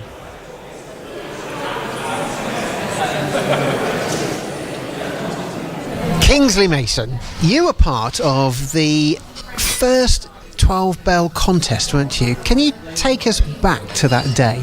Yes, I've got quite clear recollections of it. It was a thoroughly enjoyable day on reflection, and full of anticipation, really, because nothing like that had ever happened before. And there were 5 teams, and we got no hopes of winning it because you got the Birmingham band and the College U's, so the best we could hope for was third place. But anyway, we rang, we did our best, and when the results started coming out, and in third place, and John Pladdis said to me, he said, we might be second, and then it was second place, Birmingham, and he went, we've won it. I mean, we couldn't believe it. You know, because in those days there weren't that many 12-bell bands around the country, and Leicester had been a centre of 12-bell ringing for a long time. And one thing I did like, there was a pub adjacent to the churchyard which had arranged to be open all day, which in itself was quite a novelty in those days. It was a thoroughly enjoyable day, lots of nice people about, good atmosphere, nice weather, and well, what more can I say, really? Just take us, you mentioned about 12-bell ringing was quite developed in Leicester. I mean, what was the landscape like across the UK at that time? Well, there were very few regular 12-bell bands. There was a good Cheshire band with John Worth and Ken Lewis and people like Bob Smith and Bernard Groves. They rang some good stuff. There's a bit of a 12-bell band in Lincoln. Leicester, in Rosemere, my wife's grandfather's day, was the tops, really. They rang the first 2 peals of Bristol Maximus, the peal of 12 Splice Maximus, and lots of things. They'd actually got at Leicester Cathedral 2 complete 12-bell bands, lots of experienced ringers. Where else? College U's, of course, and Birmingham, and that was about it. And they were the teams that were invited. And I think Reading came in because the Cumberlands declined an invitation. That was really Dennis Beresford, who was the master. He got his own agenda there. But now, of course, the Cumberlands take part and have done for a lot of years. I think it's marvellous. One interesting thing, that after this was all over, a group of us, there's 5 of us, we had a meeting to discuss really what should go forward. And there was Rosemary's dad, Peter Staniforth, me, Bob Smith, John Jelly and Andrew Wilby. And I can remember John Jelly saying, he said, I don't think it ought to be an annual affair. I can't see this catching on. I think it probably ought to be every 4 or 5 years. Well, I rest my case on that one now.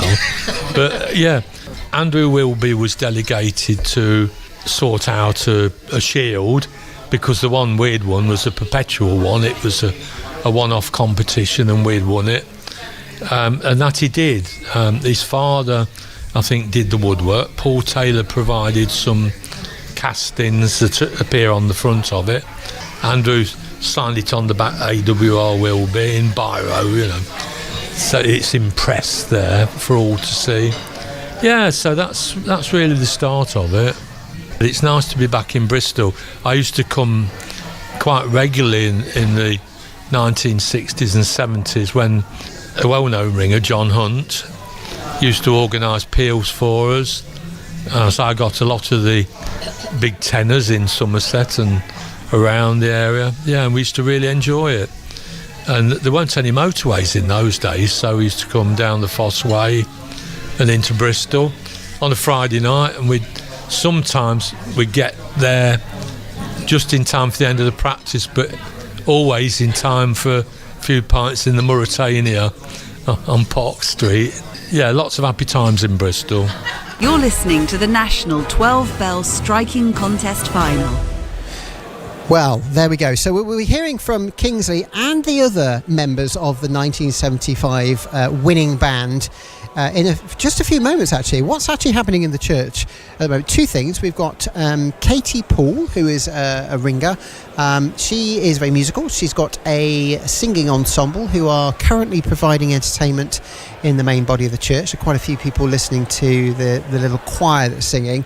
But meanwhile, in the North Transept, there is a gathering, a very historic gathering. I can see John Pladdis, I can see David House, we've got David Hilling. There's loads of people, actually. Too many for me to identify. Anne White is there as well, Kingsley Mason. These are all people that were present at the very first 12-bell striking contest, so the Fred Hancock Trophy that we were talking about a little bit earlier. So this is the 1975 historic photo.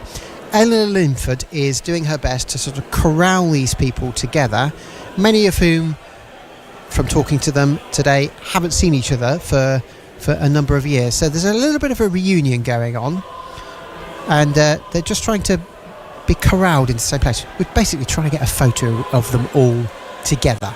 That seems to be proving a little bit challenging, and Eleanor is doing her best to organise them at the moment. Whilst that goes on, and whilst we let them sort themselves out, let's go to our emails. Now remember, if you want to get in touch, you can do. You can email us 12bellstudio@gmail.com, and someone who's done that is Sharon Mayle. Sharon says, I'm listening from a sunny Bottisford in Leicestershire, and I'm enjoying listening to the competition and listening to my daughter Gemma on the St Paul's interview. A very emotional day for them, I'm sure. Sharon's advice is stay hydrated, and in brackets, beer or water. Entirely up to you. Right. We've also got Keith Brown, who's been in touch. He says, I'm enjoying the coverage and listening to the fantastic bells of Redcliffe. The other end of the spectrum today for us is the Lincoln Guild Southern Branch Lucky Dip striking competition this afternoon, but I'm going to keep up with the Bristol events on my mobile. There are striking competitions for all. That's from Keith and Marilyn Brown. Thank you very much, Keith. To ringers of all levels. We've said this in our promotional stuff. but we want this to be your broadcast. It's for people who are just starting out, people who are interested in bells, people who have been ringing bells for donkey's years. There's something here for everyone, and we hope you enjoy it as well. So thank you very much for your messages. We appreciate those, and we also appreciate the comments to each member of the team as we go around visiting towers during the year as well. We take on board your comments, your feedback, the things you enjoy, and just being distracted by some local ringers from my neck of the woods up in Warwickshire at the moment, who are desperately trying to avoid me, Mike and Janet Dew there. So thank you very much for all your comments. We do take them on board, and we really appreciate it as well. We've got people watching in Milan. David Rake, a Tyso ringer, is in Milan at the moment and says, I'm enjoying the coverage in my hotel room in a very warm Milan. I hope you've got air conditioning over there. And it said, well, I'll go out for a cool beer after the results are announced. With best wishes to all for a great show as always. That is from David Rake. Now this looks like we've got people coming back from the photograph. Andrew Wilby is policing people here and siphoning people off. So Kingsley, if you just come down here, I'm just going to, if you sit wherever's comfortable, we'll have a chat with you. So we've got 4 ringers from the original Leicester. In fact, 5. We've gained one. 6 now. Oh, we've got John Pladdis as well. So come and have a seat. We'll get you all here because I don't think we've ever done this before. We're going to just sit down. Yeah, have a seat, please, John. Absolutely, yeah. Have a seat. I'll just go up and down the road, so that's fine. But Kingsley's got the trophy there. Okay. Would you like to sit down, Kingsley? Yes. Yeah. Okay. Right. So let me explain what's happening. We've got the trophy. We've got the Fred Hancock Trophy here that Andrew Wilby is holding, and it's a bell wheel, isn't it? It's a carved bell wheel, and it's got 2 plaques on. Needs a polish, doesn't it? There's nobody polishing this. No. Nobody's polishing. It lives in Leicester Cathedral at the moment. Okay, that's John Pladdis there. So we have got this trophy here. Let me tell you who we've got. I've got my list here. So I tell you what. Why don't you introduce yourselves? So we'll just go down the line and we'll ask you to introduce yourselves for people listening. We've got people listening all over the place. We've got people listening in Milan. We've got people listening down under in Australia as well. All ringers. A lot of expats as well. So who have we got? Rob Pettifer. John Pladdis. Andrew Wilby. Carol Franklin. Anne White. Kingsley Mason. And you are all taking part in the winning team. How does it feel to be back together? Anne, let's come to you first of all. It's just marvellous. I mean, I'm just so happy to be here and that so many of us have been able to make it today as well. Because it was a long time ago and our memories were a bit faded. But when we pulled everybody's memories together, we remembered quite a lot of that day 50 years ago, which was very special for all of us, I think. Is it one of those things where you look at certain parts of the building or parts of the churchyard and memories start coming back, or you remember conversations that were happening, or the kinds of things that were going on the day? Are there particular memories that stick out for you? Sorry, Kingsley. The shipping's still open because that was a novelty in those days. The pub was open all day, which now it's an everyday thing. So they did a good day's trade there. And I'm intending having a pint for Old Lang Syne. Old time's sake. Yes, that's right. Yeah. I admire that, and supporting the local economy as well. You take your duties very seriously, don't you? Yeah, very good. Alcohol, you know.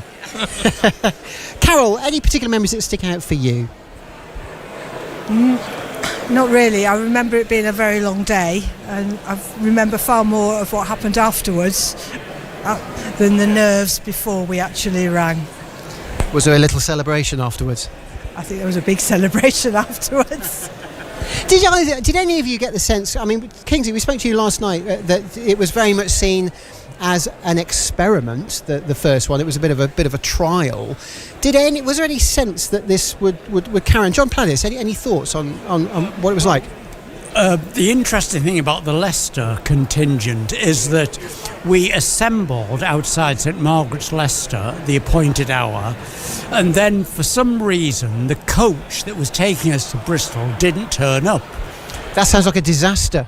Well, we thought it was a disaster. Then Peter Staniforth seemed to have some sort of connections. I don't know how he did it, but he was able to get a coach at half an hour's notice to take us from St Margaret's, Leicester to Bristol, and we went back to Peter Staniforth's home and had refreshments, and the coach, as if by magic, turned up and took us down to Bristol and to Redcliffe, and the rest is history. The rest is history indeed. I mean, that was, and of course the roads were very different then, weren't they? Because we were hearing it from your interview last night, Kingsley. There was no M5 in those days, so your route was very different coming to Bristol, and the pressure of having no transport. I mean, that must have been. Robert, you're grimacing. Well, yes. I mean, it was partly due to me that the bus didn't arrive. Oh no! Oh! I didn't know this. Oh, you've been hiding this from us. We remember, even after all these years. No, I organised the bus, the original bus, and the guy didn't leave enough time to get here, so I rearranged it, and of course no emails, no anything else, and the woman who was on the end of the phone said, "Send a letter." So I sent a letter, and he didn't read it, so he didn't arrive an hour earlier, and so he was impressed that we managed to get another bus very quickly. Yeah. It's very impressive. It was amazing because Peter Staniforth got onto the phone in the phone box. I didn't catch everything that he was saying. There was some sort of strange language. I don't know what it was. Something about Boaz. I don't know what that's got to do with anything. But the next thing, they said, go back to Peter Staniforth's home, where we had refreshments, and then, as if by magic, a coach arrived to take us to Bristol. The rest is history. And you're shaking. Has that been erased from your memory? Yeah, yes. I don't remember it at all. I'm really glad this did, because, as you say, I've erased that stressful moment from my memory forever. Yeah. I don't remember anything about the bus not turning up. I do remember when we practiced the night before, we fired out. Sometimes that's not a bad thing, though, is it? If you just about firing out the night before, it's like peaking too soon. If you have a really good rehearsal in a production, then your performance on the night, the opening night, may not be very good. Does some of that apply to ringing, do you think? Sorry, I missed the question. The question is, so because we're just hearing from Carol that you fired out the night before, did that help focus attention for the actual main contest piece? I don't know, really. We're not. He can't remember, can he? No, it was the fact we'd not experienced anything like this. And did we practice at St Margaret's on the Friday? Yeah, and did we find out? Yeah, but poor dress rehearsal, good on the day. Yeah. So, as I said to you before, it was all new to us. We didn't know what to expect. We knew what we were up against. We didn't think odds-on favourites were the College Hooves and Birmingham. And John was stood next to me when the results came out, and it said in third place. So he thought, we were in the top two. And then second place, he says, we've won, you know. He got all excited. Got all excited. You remember that moment, that excitement? When we got to the last two, it was us and the College Youths, and there seemed to be a gap, an eternity, where the winners were announced, and he said, and in second place, another long pause, the College Youths, and there was uproar. The College Youths stood up, and I heard some of them say, we were robbed. We were robbed. Yeah, but there's more to that story. These guys don't realise what I went through that night. They don't. They were on the bus having a bloody good time, and there was me being given a lift, because I was working in London by then, being given a lift by Jim Pryor and Stan Mason, the secretary and treasurer of the College Youth, and the chief judge sitting next to me. And right from the start here, we was robbed. I kept very quiet.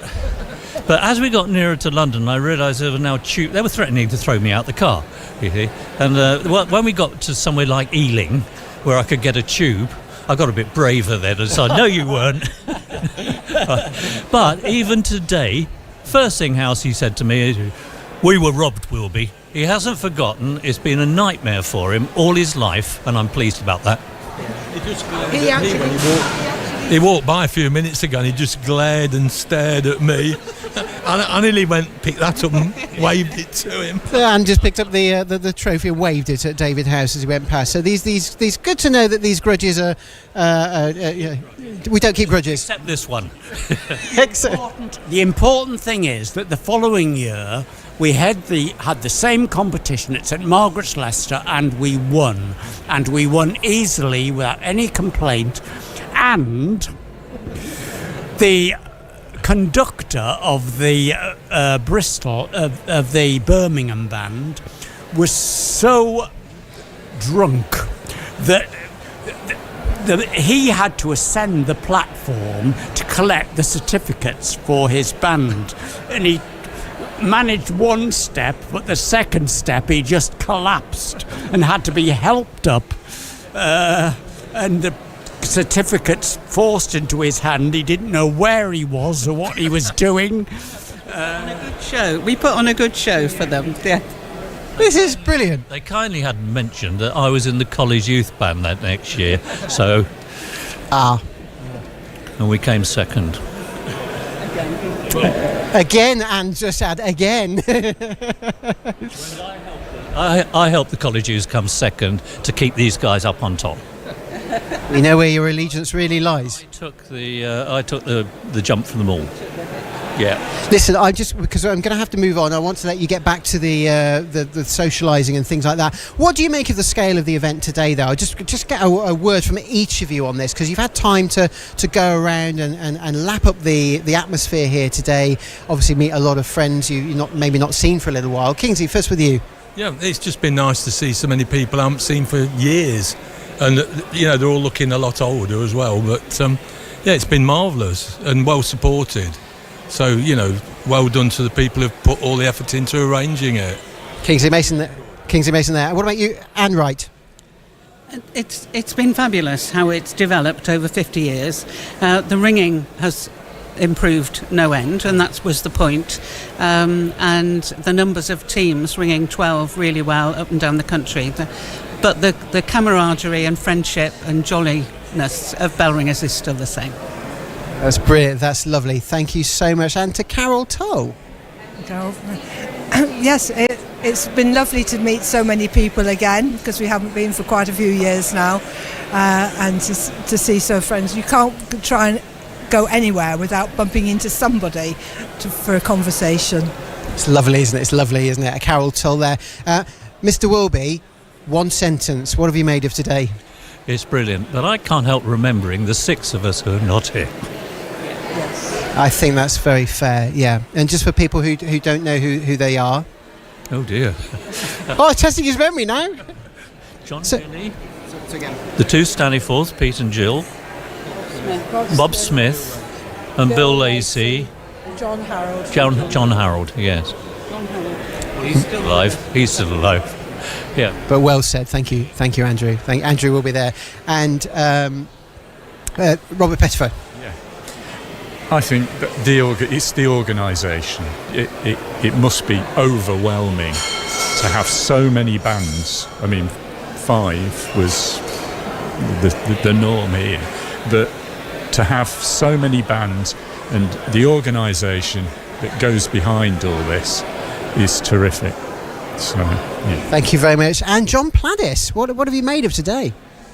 The purpose of the striking competition is to raise the bar on the standard of ringing in competitions. And that's exactly what happened here. If you compare the standard of ringing then to the standard of ringing now, you'll see the difference. That it made a difference. It made the competition itself, made us want to develop stronger, and to produce more good striking with less mistakes, and it's achieved that. That's really good. Listen, it's been an absolute pleasure talking to you all. Robert Pettifer, John Pladdis, Andrew Wilby, Carol Tull, Anne White, and Kingsley Mason, and almost a broken trophy there that I nearly knocked off the shelf. That won't go down very well, would it? Thank you very much. Enjoy the rest of the afternoon. Thank you very much. What? None of us look old enough to be here. So, what? Over 50, I can assure you. John Pladdis is assuring me there's nobody here over the age of 50. We'll let them carry on with that. Okay. I have no idea where I'm going next. My content producer is just scribbling something down. I am being told that we may be able to talk to... I'm going over to the south door to see if I can talk to Fran Dodds. Now, we heard Fran Dodds mentioned... Fran Dodds, hello. I wasn't sure whether we were going to get a chance to talk to you today. Well, I didn't know who I was looking for. No, but I wasn't very coherent on it, so... How's your day going anyway? Good, except for the draw. We could have done with a slightly bit more of a beer draw. Well, I can anyway. Now we know you've never hidden the fact that you enjoy real ale. There's a lot. Organised a pub crawl today, and that's gone out the window. But there's special brews on today. The Redcliffe one. Exactly, which was the first one I sampled. Perfectly adequate, thank you. Yes. Any others stood out for you? No. It's Bristol Beer Factory. They're okay, but they don't set the world alight. Fair enough. Okay. What about the bells here? I absolutely adore these bells. I think they give everything back, but they are so deceptive. Because apparently, from what we did with our practice, and judging by hawk ear, what we hear on the end of the rope is not what the judges are hearing. And that was a bit disconcerting, because it meant I've had to do something which doesn't quite feel right in order to get it right. So you're saying you're having to ring in a way that doesn't quite sound right to you, because you know it sounds right for the microphone. That's right, and I think that is always a bit of a downside. Microphone placement, who knows? But what we hear in the ringing chamber it'd be nice if it was identical to what the judges were hearing, because then it would be a sort of fairer in a way, because it would be purely based on what we perceive it to be, rather than having to best guess. I wonder if you'd be able to sort of achieve that in every single tower, because towers are different shapes, aren't they? Exactly, you couldn't do it. That's why most towers couldn't possibly have hawk ear, because they're just not balanced enough. Oh, there isn't room for microphone placement far enough away to get the balance. Yeah, indeed. Now, you were singled out at the start in all the stats of having taken part in the most number of competitions, most number of winning performances as well. We did not win the first one, did we? That was Leicester. We've just been talking to part of the winning band as well. But what, personally, yes, we know you enjoy the beverages, but really, what brings you back? What makes you keep coming? Birmingham has always been a city that has attracted the best ringers, and we know that we can win this competition, and I think it's beholden to each one of us to put in our best performance.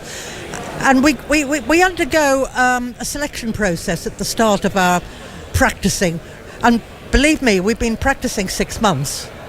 We take it seriously. We undergo a selection process. If we fail that selection process, so be it. I haven't yet. So that's why I keep coming back, because they said we want you in it, and I'm quite happy to be so. And presumably you enjoy it. Oh, well, of course I do. It's the best social gathering of ringers of anywhere I know this is. It's who's who of ringing. It's anyone who needs to be here. Anyone who's anyone is here. Absolutely. Yeah. That's incredible, Fran. We appreciate you taking time out of your social calendar today to come and talk to us. I'm going to head back over now because I'm going to go talk to some young ringers about their take on the and also the National Youth Contest, which of course is in Birmingham. Yes, it is. I managed to dodge that one because I've done it so many flipping years, you know, and it's a real hard commitment for the day, and I really haven't got the time this year. Another time. Listen, Fran, we really appreciate your time this afternoon. Right, okay, so I'm going to make my way back to the studio because we've got our Young Ringers segment coming up next. It's really lovely, as you've just been hearing there, talking to the 1975 band from Leicester and hearing their account of the day, the stresses of the day, the bus not turning up and having to find a workaround, people using their contacts so that they could get themselves back down to Bristol, coming down the Fossway, not on the M5 because there was no M5 in those days. It's lovely stories, and you'll be able to listen back to those stories on our YouTube channel as well. Well, I've just stepped outside into the churchyard and I'm having a little walk back to the studio.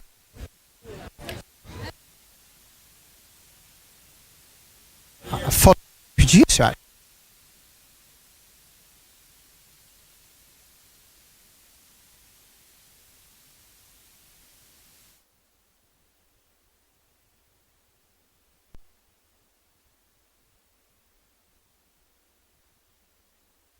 You're listening to the National 12 Bell Striking Contest Final.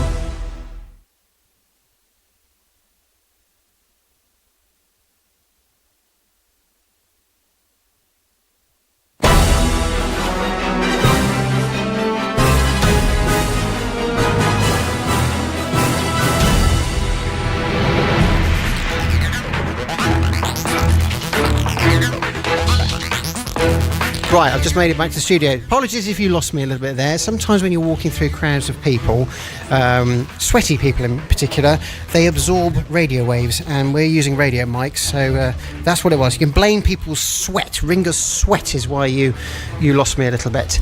Right, we're going to be talking to our event manager briefly just to check in to see how the day is going, and then we've got all our young ringers piling into the studio. So Colin Newman has just joined us in the studio. You've got a little refreshment going on there. We spoke to you yesterday ahead of today. You said, I hope we have good weather. Has it worked out? Yes. I was slightly concerned earlier this morning when we had a little bit of rain. We did, didn't we? But it did clear up just as everybody started to arrive. So, amazing. It was planned for us. Okay. And in terms of the rest of the operations and the number of people, have you got any handle on that? Are you counting people today? Oh, it's hard to know how many people we've had exactly. My guess is around about 1,000, maybe a little bit over. We'll tell later on when we've seen the statistics. But yes, looking good. That's really good to hear. So you're very pleased with all your volunteers as well, all in their bright blue t-shirts as well, which is great to see. And I must say, we've been looked after very well as well. So on behalf of all the broadcast team, I know the person behind me here is partly responsible for this, but we partly. Well. I'm trying to acknowledge that it is a team effort here, Colin. Yeah, fair. And we are incredibly grateful for it as well. We don't take it for granted. So thank you very much. From me to you. Thank you. There we go. Good. Right. Thank you, Colin. I'm going to let you get back to the day. Excellent. Thank you very much. And we're going to make way for some young ringers. I'm not saying much you're younger not young, than me. but it's relative, isn't it? So we'll do that. Whilst we do a bit of manoeuvring in the studio, there is time for me to delve into our email box, because some of you have been emailing us again. We've got a message from Ellen Barber. She said, "This is Ellen. You may remember me from last year when I was sitting under our portable mini ring, brackets, the one my dad bumped his head on, That is, yes, I remember that, and we did. We had photos, didn't we, of you in your lounge. Thank you very much for that, Ellen. It's good to have your company on the broadcast this year. We've also got Ben Keating. Hello, Ben. Good to hear from you. Hello, Matthew team from sunny Brands Hatch. I'm checking in when I can, in between spectating some classic touring cars. But good luck to all teams, especially York and Cambridge today. Amazing stuff. Okay, right, we are moving people around. We're going to have to, this could be a little bit chaotic. We've never done this before, but I don't care. I wanted to give an opportunity to speak to young ringers who have come from all over the place. We have, in no particular order, just look at my list here, we've got Elizabeth Wilby, Greg Chew, Charlie Linford, who is on the floor at the moment, not in a bad way, Rachel... What have I done? Rachel Mahoney, Josie Leggett and Ewan Holt. Thank you. Ewan Holt. Ewan Holt has changed. Will Stafford has come in now. So yeah, I should look up, shouldn't I, and look at people in the eyes. Hello, Will. Hello. Right, good. So when I talk to you, you're going to have to come in quite close to your microphones, okay, so people around the world can hear you. And we have got people all around the world listening to this as well, so no pressure. First of all, Charlie, let's go to you first of all. You've been to a few of these events. How does this one compare? It's about the same, isn't it? There's more.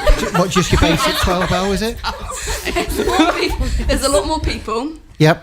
It's really good because it's the 50th, and we had a nice introduction to the 50th. That was really nice, and we saw lots of people who came to the first one. So I like that a bit. That about it, and it's really sunny, and that's really good. Yeah, it's really good, isn't it? Lovely. Okay, Will, let's move around the table. Yeah. Good to see you. How was it for you? How is today going? It's been great. I mean, a lot of people here. I was working on the bar earlier. Lots of people coming through. We were on, some of us, me and Josephine here, were on the 11 to 1 shift. There was a massive group of people, massive queue that formed at the start. So we were very busy, but people have been very supportive. Again, the bell ring community is coming through at its best, as always. That's lovely to hear. Let's talk about youth ringing then. And Elizabeth, what drew you to, I think I know one of the answers, the family connections, of course, that drew you to ringing. Well, what's kept you ringing? I guess the social life about it, really. I think I made lots of new friends, and I think all the friends that I haven't got at school are through ringing, and they're probably my most valuable friends, so that's really it. So one of the questions I've got for each of you, and this comes up quite a bit, is we have to sometimes come out as ringers, don't we, to our non-ringing friends, or sort of kind of explain. You disappear. Will, you're nodding. Josie, you're smiling. You know exactly what I'm talking about, because you disappear on ringing tours, or you go off ringing appeal, and your non-ringing friends. What is your approach with that, Rachel? I think that I was in a different situation because I mentioned it at school. I remember mentioning it at school, and I actually got Josephine into bell ringing. So it's your fault? Yeah, it's all my fault. And we were lucky because so me, Josephine and Will all went to the same secondary school.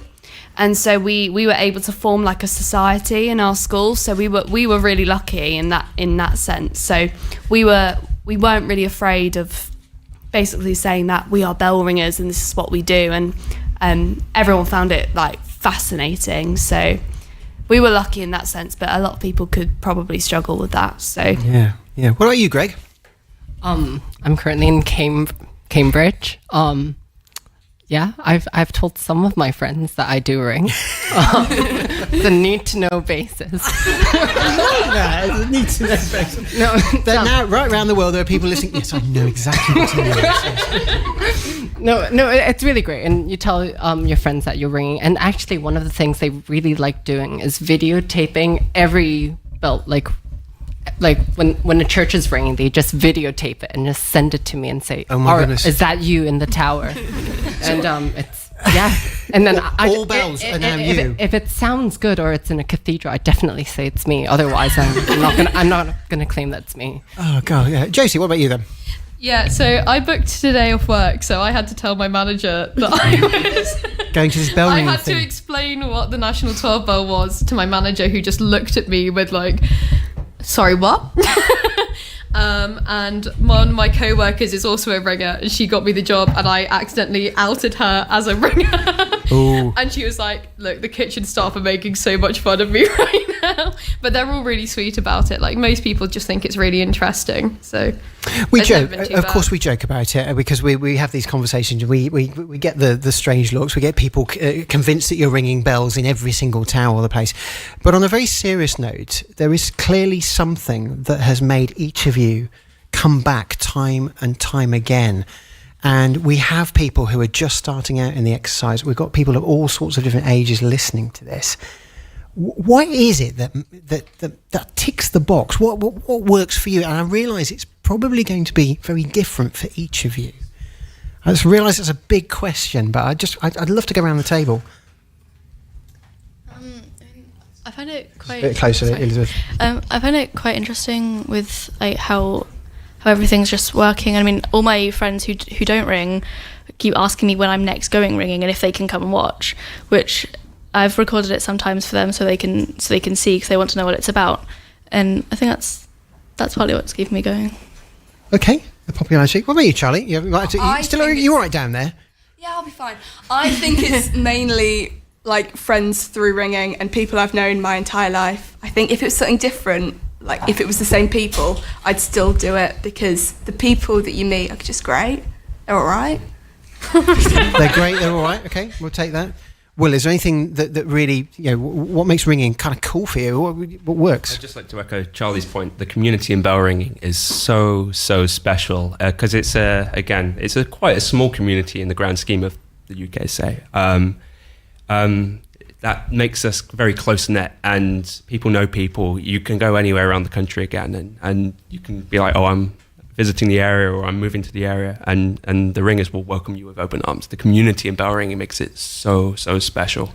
But it's different ages, isn't it? It's not, you're going to places and you're not, that's really quite quirky, isn't it? Another big thing is kind of being exposed. Like it's easy to fall into kind of your bubbles, I guess, like with your age group or whatever. Bell ringing kind of transcends that. It gives you different perspectives. You meet, again, people from different eras of time and it is just so special for connecting people in such a way like that. Yeah.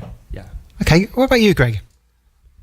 I don't think I have much to add other than it's been really fun just being able to meet people that you really like. Some of my closest friends now are bell ringers, and the thing is, it doesn't have to be bell ringing as well.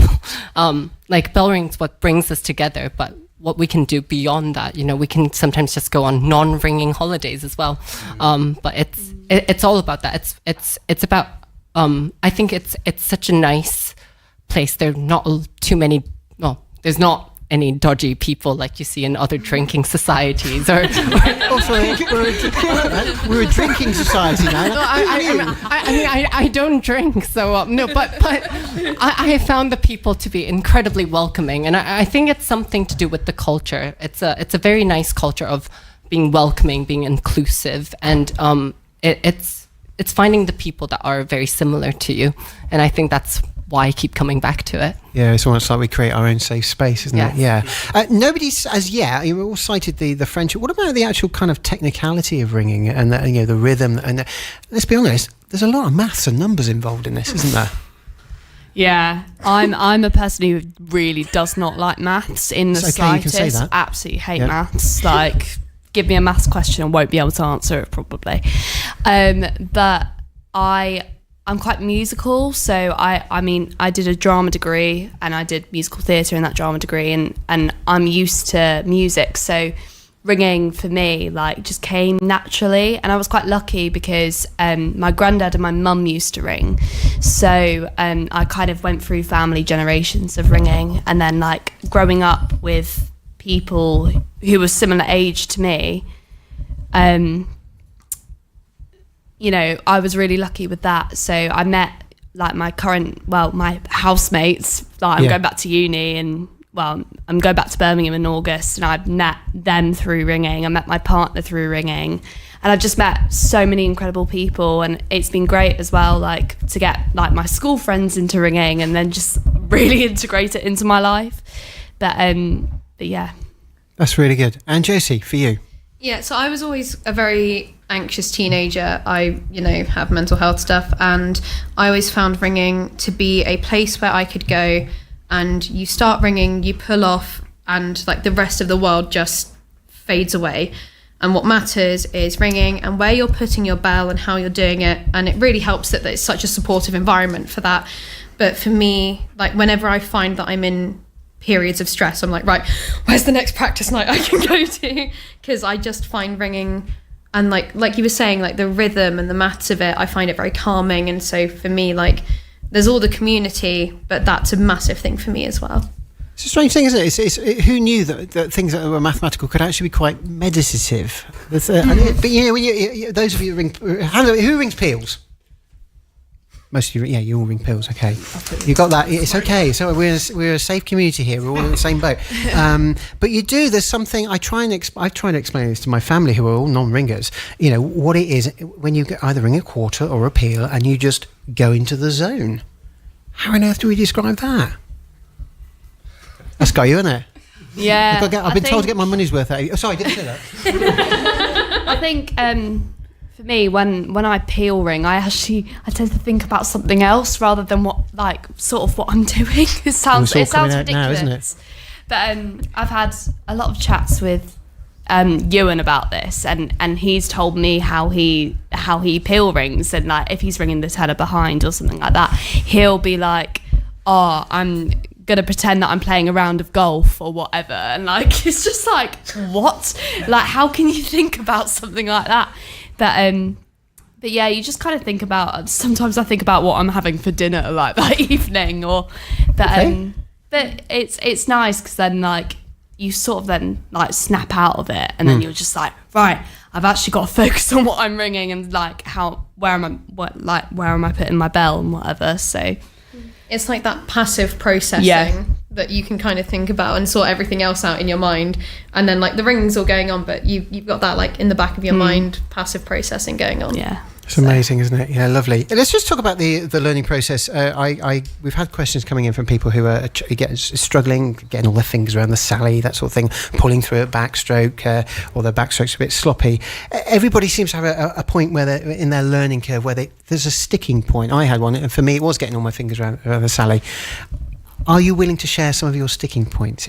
Because to help people who are at that sticking point right at the moment, we're trying to convince them that this is normal. Everyone has to work through it. Who's going to go first? We'll whip round the table. Go on then, Elizabeth. I really struggled with rope sight quite early on because I mostly learned through COVID and on ringing room and with handbells and things like that. So I pretty much entirely listened to everything. So I remember there were lots of exercises we tried to do to get to do rope sight, and this kind of meant I really disliked Little Bob. I couldn't do it. And now it seems ridiculous, but you just have to keep practicing and you'll get through it. Even Little Bob. Even Little Bob. Even Little Bob. Okay. Charlie, what about you? I remember. Let's just move right. I remember Elizabeth's Little Bob, and I remember the face she made when Little Bob was announced, and she was just like, "Oh, I can't do this." But yeah, she got through it. I remember when I started learning, I didn't actually like it. I sort of caught the bug after COVID when I got into sort of more complex stuff. But I think I remember, oh my god, like just like getting hands on the tail end and getting it really quickly. But now that I've started teaching, I notice sort of things that are common, and I think just working through it and sort of taking the time and going over it again and again and again. And you sort of find enjoyment from that and getting, even though it's really frustrating and all that, but yeah. So frustration is kind of par for the course, is it? It's kind of normal thing, yeah. Will? Yeah, well, it's something that still affects me actually. So I actually have the tail end on the wrong side of the sally. It's supposed to be on the inner side of the sally, but for years it just became ingrained in me that I had it on the outer side of the sally. no one pointed it out for years, and that was like maybe 6 years into my ringing career. Someone mentioned, "Oh, hi, you've got the tail end on the wrong side of your Sally," and but it's so ingrained for me that I've thought about it, but I really struggled to change it. So I guess the point is you can gain those little things, and maybe they can become ingrained, and it can change. Muscle memory you've got now, isn't it? It's muscle memory for me, precisely. But I mean, I've worked my ringing career around it, I guess. But I think about it now, and I've tried, but I just can't. Maybe I'll keep working on it. We'll see. We'll see, eh? Thank you for being honest about that, because these things can happen, and we try and impress on people in those early stages. That's why we're so particular about fingers or the way that you're pulling and keeping your arms straight. Because otherwise the brain learns those things. The little things matter so much when you're learning to ring, and anyone who's learning to ring, people might be nagging about it, but it's an important part of the process. It'll be really good in the long term. So yeah. Gold dust. Brilliant. Greg, what about you? In addition to all the things that were said, I think probably concentration. So, when you're in a quarter or just a touch, it's really hard to stay focused and do everything. When technology, there's so much YouTube Shorts or TikTok or whatever, everything is short videos, the attention span has just been decreasing for me for the past 3 or 4 years, and being able to still practice being in concentration for me, that's very difficult, but it's something that I'm working on. Yeah. Well, thank you again for sharing these are very human sides of ringing, things we have to contend with and battle through. Yeah. I think for me, probably methods. I've never ever really been a method ringer. I've always focused on striking. And I found, definitely recently, in peels, I find concentration, especially in when you're ringing different splice, say, I find really tricky. My brain can't process it quick enough, and it's just a case of you've just got to teach your brain how to process it quick enough. And methods can be a scary thing. If you're not used to learning them, looking at a certain method, you'd be like, I don't know if I can learn this. This is ridiculous. But taking your time learning the methods and basically don't leave it to the last minute. I've done that quite a few times. The last minute homework thing, isn't it? It's terrible. Terrible. We've all done it. Josie. So when I pull my backstrokes, I tend to flick my wrists out. And I never realised that this was an issue until I came to Bristol and I was at practice. And Matt Jerome came up to me afterwards and he went, "Hey, I've been filming you ringing. Look at this." And I realised how badly I was flicking my wrists out and how much it was affecting my tail end control. And it's still something that I'm working on. But we have these Velcro handcuffs that we use to help teach at the UBSCR, and sorry, this is too much context. We've lost it. We've lost it now. We've gone to a whole new level. It sounds crazy. They really help, because it's almost like that mental, they can come apart, there's no safety issue, but just being aware of where your hands are moving was the big thing for me. I wasn't even realising I was flicking my wrists out, and just being more aware of it. And I think it helps. I do a lot of teaching, and for the learners to know that I'm still working on things, I think gives them a bit more confidence to make mistakes, try different ways of doing it. And, for Will, having the tail end on the other end of the Sally works for him. That's not one way to do ringing. There's not one way to learn things. And I think it's important that, just because there's an ideal way doesn't mean it's the right way for everyone.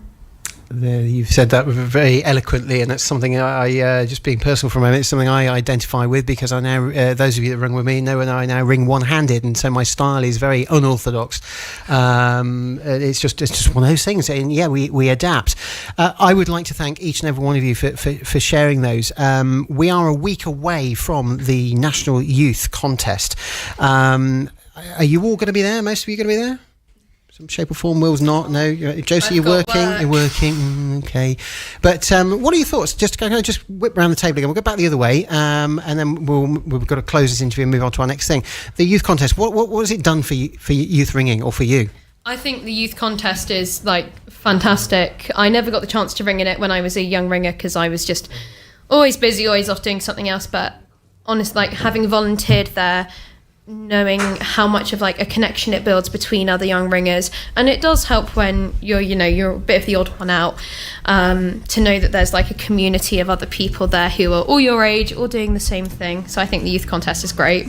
Josie Leggett, thank you very much. What about you, Rachel Mahoney? I loved it. I took part in the youth contest for 5 years, and 3 of those years I was conductor of my team. So I loved. I always look forward to that weekend. Like, I got to see people from all across the country, and I just loved ringing at different towers and going to explore different places that when I was younger I never, like, I'm from Brighton, so like I never ever like went to. So it's just such a fantastic weekend, so many great opportunities, and I think Birmingham next week, isn't it? Yeah. Yes. Birmingham next week, you get fantastic opportunities like ringing at the Bull Ring and stuff like that. Like, they're really, really lucky, and you're going to have a fantastic time. So. They're going to put on a good show. Greg, you've been nodding emphatically through that answer there. Yeah, Go for absolutely. It. Well, I've learned at university, so I've never actually gotten the chance to join in. But when we have young ringers, well, they come to university, and all of them always talk about the contest. It's always I wish I had started a bit earlier. So it is talked about a lot then. Yeah. I mean, it's such a great event, so people always look forward to it, and people always say, "Oh, I've met you there before," and it's you always feel like you wanted to be part of it. So do join early when you're ringing. This is the ad for people. Greg has spoken. You heard it here. Will. I was just gonna. So I helped out at the contest last year in London, and the results were at St Paul's Cathedral last year, and just so there are about. We won't go there. But just the fact that there are maybe about 1,000 people there on the day, and we basically took over St Paul's Cathedral for the results session at the end of the day. Just seeing the sheer scale of the community, and kind of, again, the way it brings people together, and it was just really, really special. It's something that's gonna always last with me. That kind of just, bell ringing took over St Paul's Cathedral, this massive building, and yeah, I think everyone had an amazing day that day, and it's always, it's been going for since 2011, so 14 years now. 14 years, wow. You're getting old, Will. Yeah, you could say that. It is one of the best initiatives that's ever happened to ringing. It is just an incredible thing to be doing. Brilliant. Charlie, down there, you're surviving down on the floor there, yes? So good. Yep. Yeah, I'm not sure I'm allowed to say this, but youth contest is probably the main panic in Lindford House at the moment. The idea of getting all the teams to all the places, but I think what we've all said, and it is such worth doing and worth putting the effort in, and everyone's going to really enjoy it. And the fact it's in Birmingham, which is the best city in the world, is even better. It's going to be great. Fantastic. Okay, you got that in. And Elizabeth. Move the microphone. It's always a really great day out. I've always really enjoyed it. I think I've done it for maybe 3 years now. And I think it brings our band closer together, I think. And the kind of little bit of the pressure just gives us all something to work for and kind of a reason to improve. And I think we all really enjoy it. It's great fun. Oh, listen, thank you so much. It's been an absolute pleasure. I wish we'd get you in the studio more regularly, because it's lovely to hear your take on ringing, and echoing so much that older ringers say as well, but also talking about the challenges that you go through, normalising it's okay, and the benefits of ringing to our mental health, and whether you're interested in numbers, whether it's music performance. You've put that across really well this afternoon, and on behalf of everyone listening, I would just like to thank you so much for your time this afternoon.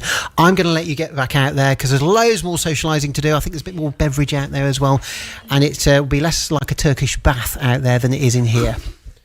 Am I right? It's horrible in here, isn't it? Yeah, good. Thank you very much. That was Will Stafford, Elizabeth Wilby, Greg Chew, Charlie Linford, Rachel Mahoney, Josie Leggett as well, and no Ewan Hugh. Oh, okay. No, Ewan, if you're listening, hello. We miss you. Right, what's happening now? We are going to go and we're going to hear from Tony Baltier. I'm just going to turn to my producer for a little update, okay? We've got a heads up that the results are due at 5:30.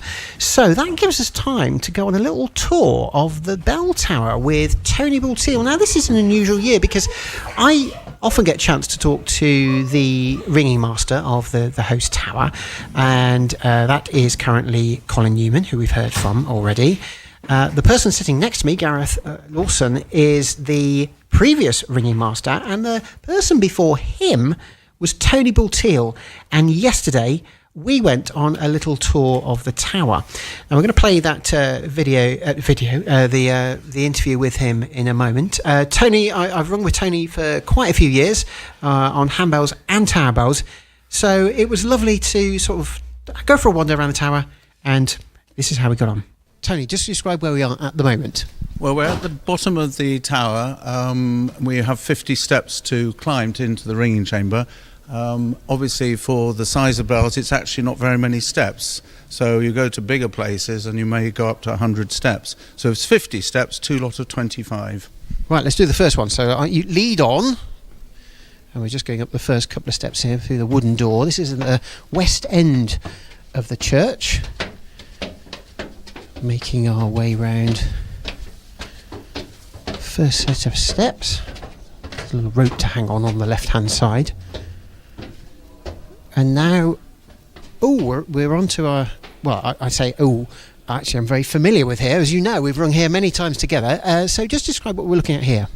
Well, we're looking down towards the east end of the church, and we're, as I say, 25 steps up, so we get a very good view of the whole of the nave and the chancel. We're on a sort of walkway along the west end window, aren't we? Yeah, I mean, there's no guardrail, but we've never had any accidents. And it's a nice way to people just to stop and wait till they go to the next 25 steps. I'm just wondering what's going to be going through those bands' minds as they're standing here. It's almost like the march to the scaffold, isn't it? It is. Having rung before in the 12 bell, you get very anxious. And the best thing is when you actually start walking up the last 25 steps. Right, let's do those then. Right, so we're another door here. I must say these steps are very tidy. Do they get swept? Yes, we used to tidy them probably once every fortnight, because the steps we're walking up now are newer than the steps in the first 25. Yes, they don't look quite so worn. And here we are, a very familiar sight, I must say, the ringing chamber of Redcliffe. Lots of beams overhead. Just paint the picture for us here. Well, the ringing chamber is 29 feet, sorry, it's not metric, 29 feet tall, and it's about 16 by 16 square. There's one set of guide ropes, and there are 15 ropes, I think it is. Check. He's just having a quick count here. Oh, it's only 14 actually. 14. We've decided it's 14. Yes, because we've got a sharp treble, we've got a flat sixth, and that's it, isn't it? Yes, and the bells, obviously, the majority of the bells were put in 1903 by tailors.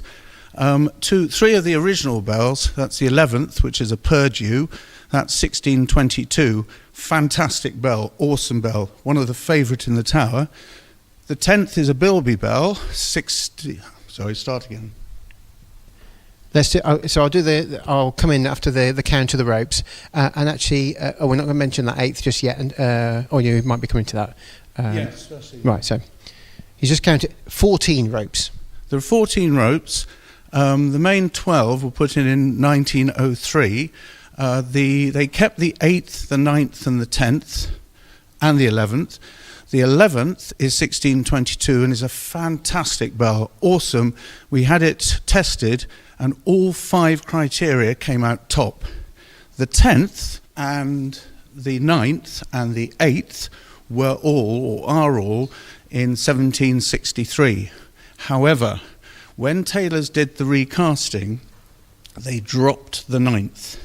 What, physically dropped it? Physically dropped it, so they then had to cast a brand new bell in 1903.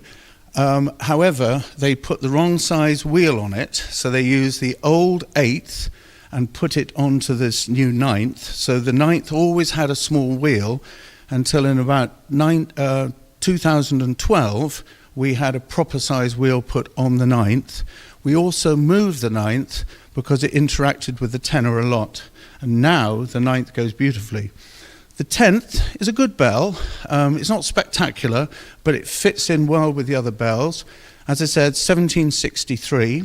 And that's a local bell founder, wasn't it? Is it Bilby Bell? Thomas Bilby of Chewstoke. Now the 10th is too light, but we accept that. The 10th should be about 2,500 weight, and it's sort of 20, I can't exactly remember that one. The 11th is 1622 by Purdue, and it's 2,500 weight. However, with the weight of the tenor being 50, it should really be 3,500 weight. However, as I said before, the tuning is so immaculate that most people don't think we should change it. When you say it should be a bit heavier, why is that? Is it just for the richness of the sound, or is it about those harmonics, from what you know? Normally, the 11th of a 12 is 2/3 of the weight of the tenor, which makes about 3,500 weight. I'm with you. Now, I can't stand in this room and not talk about this fantastic structure behind us here. The clock cupboard. It's a glass case here, windows. We can see all the mechanics inside. Can you tell us a bit about the clock? The clock used to be hand wound, and you can still see on the glass the scratch marks from the handle. Oh yes, of course. I didn't notice that. As they wound the clock through the hole here, the person winding would scrape over the years the window, and we've still got the mark. Now the clock is automatic, so it automatically winds. However, every so often, if there's a glitch and the power disappears, we have to move it through each hour, usually on a Sunday morning before ringing. Very good. I love this. It's beautifully lit in there. It really is. It's been painted beautifully. We've got Gillett and Johnson from Croydon, a plate on the clock on the inside there. It's absolutely lovely. It's interesting. Gillett and Johnson obviously cast bells before, but they still do clock chimes and things like that. We had this in 2012. We had the whole ringing chamber, lighting, the clock case illuminated. We did a lot of work here over 2012, as well as getting the 8th recast. I must say, when I've rung up here before with visitors for the first time, when they come in those steps over there in the corner, there's a sort of almost a gasp. What do you think it is about this ringing chamber? Well, firstly, you come up, as I say, 25 steps, then a gallery, then 25 steps, which is great, but when you come round the corner and look into the ringing chamber, and usually packed with 25 to 30 ringers at a practice night, it's quite awesome. Almost overwhelming. Right, I think it's time we head... Can we go up to the bells? Yes. Right, okay. Right, here we go. We're into the final set of stairs. Just making our way... Oh, we're going past a little doorway with quite a few clappers in there. Are they broken clappers? Expired clappers, Tony? They're a mixture. The tenor clapper has been changed a couple of times. It used to be an SG clapper, but now we have a wooden clapper. We've had a wooden clapper since about 2010. Right. I'm just climbing up this ladder now, and there is a bell right in front of me. Now I know which bell this is, but we need to tell the listener what we're seeing right in front of us. So the frame for this ring of bells is huge. It's one of the H frames tailors did in 1903. Fantastic. We get no movement at all. Right, we're now on a little grill platform here, aren't we? Yeah, so before 2010, there was a very much Heath Robinson walkway with no guide ropes. It was totally unsafe, and health and safety would have had a fit. So in 2010, we had a complete new walkways on top of the frame, spiral staircase going up above the bells, And of course it's made all the difference. The other good thing about it is we can have visitors safely, and when we have open doors day, we can get up to sort of 200 people taken up over the day, during the day, to see the bells. It's amazing. Now you're just you're resting on a wheel of a bell. There's a very old bell here. This is the 11th, am I right? Yeah, this is the Purdue bell. As I said, 2,500 weight, 1622. It is an amazing bell, and I would like to just give it a little knock so you can hear the harmonics, because it is fantastic. Well, you use your knuckle. No, have you got something here? Have you got something to hit it with? Oh, right, okay. My hand. I'm going to literally pull the clapper. Oh, I see. I'm with you now. You're going to go under. Right. So he's got to go down the steps again, and go under the bell. So I don't think we've ever done this before. The bell is down. Yes, minor detail there. I should just clarify. Right, his arm's going under. So here we go. And as I say, the hum, the resonance of this bell is just unique.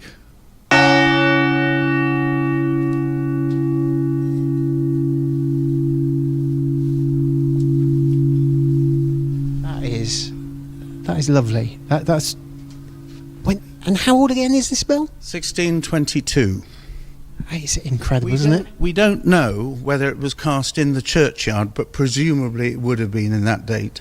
Yeah, because that was a common practice to do that all locally on site, wasn't it? Yes, yeah, you didn't bring it in because obviously no railways or anything like that. Horse and cart was the only way. So the founders used to come along to the church. This is why there were so many foundries, because the foundries could only go a certain distance. I'm looking across the bell chamber. Quite a few of the bells are up. The 10 and the 11th are down. We're going to go up onto the walkway in a moment. We're on Hastings Days here. Yeah, I mean, Hastings Days was started, I think I'm right in saying, started by tailors. And I quite like them, but they are very difficult to get correct.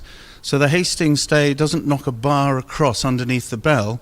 It has a little toggle at the top that hits something on the side and then acts as a slider and a stay. There's a sort of guide rail that guides the toggle to little blocks of wood, isn't there, on the side? Right, okay. Let's go up this very swanky-looking staircase, metal staircase, spiral staircase, just behind it. You can tell we're in the city here. You can hear the sirens outside and the traffic, because we are now level with the louvers. And I'm noticing we've got a bell on top here.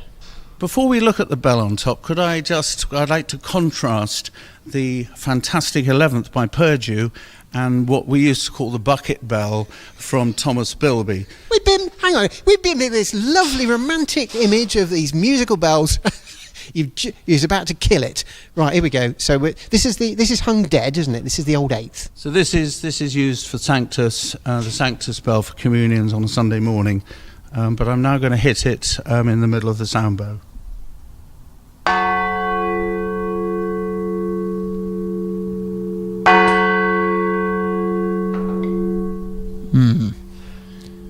When we did the tests in 2010, it failed on 4 out of the 5 criteria.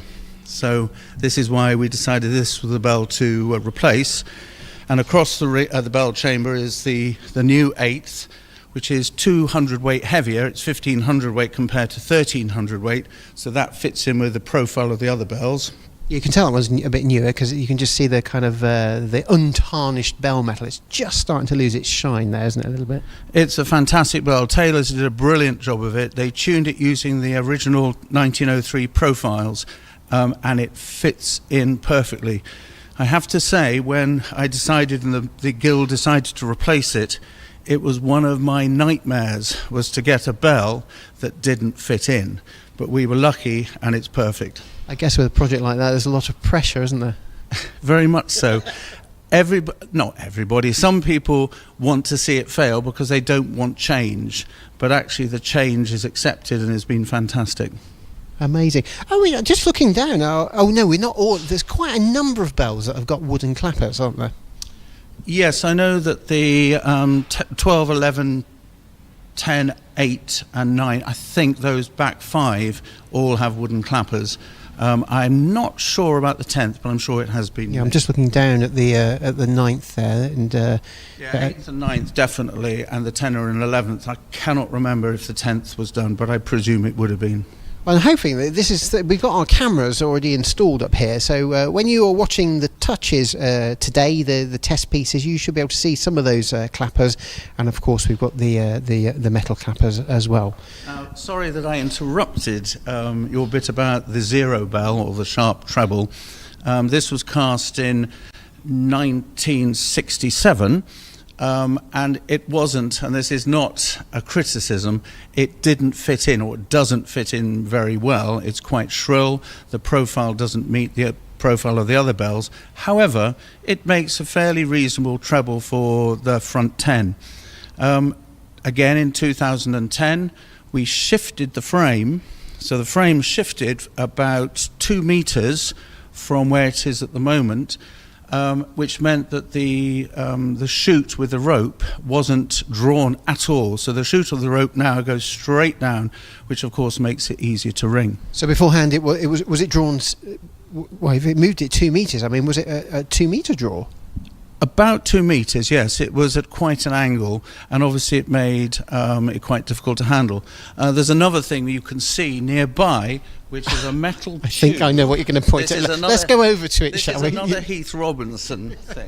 Right, we're just going back along the walkway to this tube, which has got some old rags hanging on it. This tube, because if you didn't have this tube, the sharp treble doesn't make that loud a noise, and obviously sounds quite quiet because it's above the other bells. So this tube, this aluminium tube, was installed, and sticking out of the top of the tube is someone's shirt, and that gets the volume just right. Am I right in Keith Scudamore, the late Keith Scudamore, said to me many, many years ago that before it was covered up, it was a bit too loud, and so he put a pair of his old underwear in it or something? I'm not sure about his underwear, and I couldn't identify that. However, the shirt probably is Keith, and obviously Keith did so much as steeplekeeper for these bells for quite a long time. He was also ringing master here for a time as well. So a lot of the things you see, the original things, Keith was involved with. It's incredible, isn't it? Yeah, and the tube here, it reminds you a bit of a sort of almost like a flue, isn't it? It's a sort of like corrugated sort of finish on it. Yes, it is. And it's one of those little quirks that I don't think will be changed. It will be kept as it is. The other thing we did at the time, this was probably in 2014, we got a lot of weather coming in through the louvers, and this got boarded up without making much difference. I think it was about 10 decibels quieter, however much it is. I think it's 10% quieter than it originally was for the people outside, which has meant that we don't get as many complaints. We never got many, but every so often, if you're standing in the graveyard or standing in Colston Parade, the noise is very loud because your upstairs windows are almost level with the louvers. Oh crikey, yes, and when you've got this sort of weight of bells, there's a lot of metal there. I'm just peering down into the tenor. That is a big bell, isn't it? Yeah, it's 50 hundredweight, and I have to say, for this sort of weight, anything between 40 and your heaviest ring of bells, I am biased, but I think this is the best ring of bells in the country for this weight as a 12. It's not just the sound, because Worcester and York are fantastic. It's the handling, the sound, and the whole thing put together makes these fantastic. Another thing is, for learners or people who haven't rung much on 12, these are a fantastic 12 to have a go on.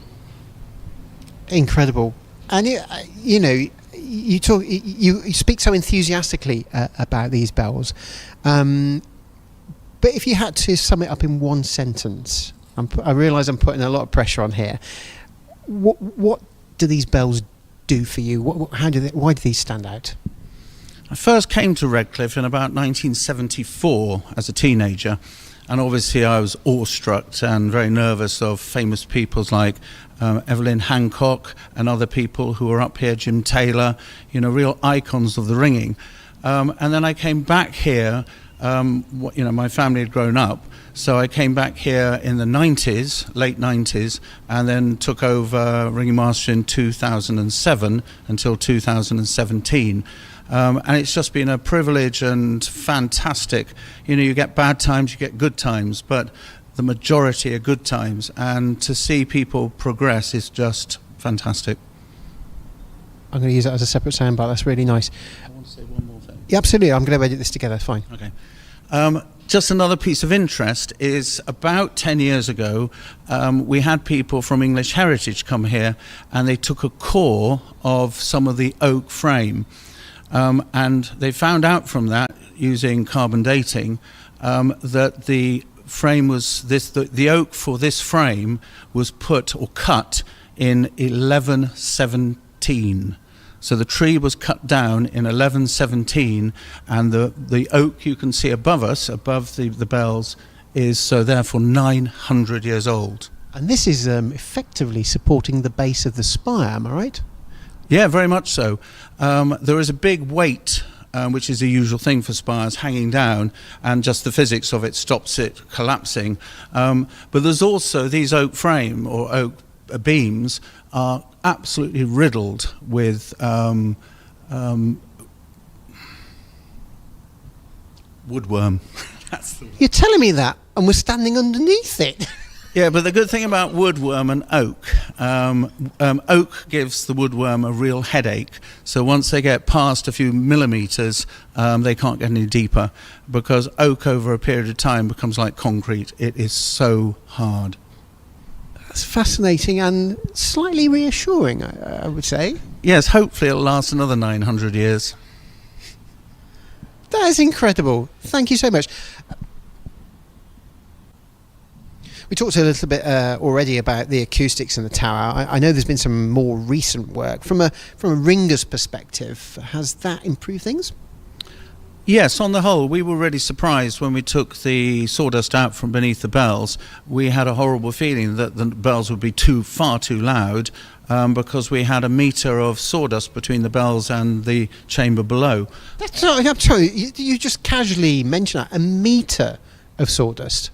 Yeah, nearly a metre. It took a long time to remove all the sawdust, and I can't remember how many tons of sawdust it was. The bells have always had, in the way of sound, it's been pretty well balanced. If you were to criticise the sound on one thing, it would be the second at backstroke. That can be a little bit quiet, and I know they're still trying to alter it to try and get it slightly louder at backstroke. It's me talking to Tony Balteal on our little tower tour. I hope you found that interesting. I have it on good authority that the results will not be too far away.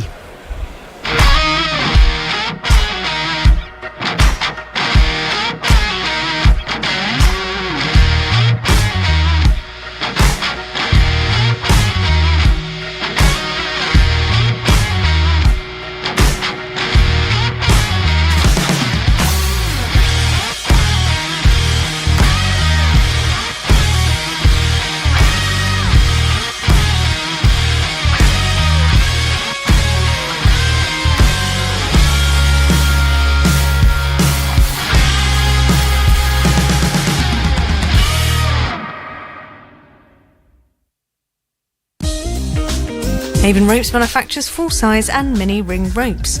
We even make light pull bell ropes, which make a great gift or addition to your home. We provide a 2-week repair service, extending the life of used bell ropes by adding new machined spliced tail ends, repairing failed sallies and replacing worn top ends. Avon Ropes is pleased to support the 12 Bell broadcast.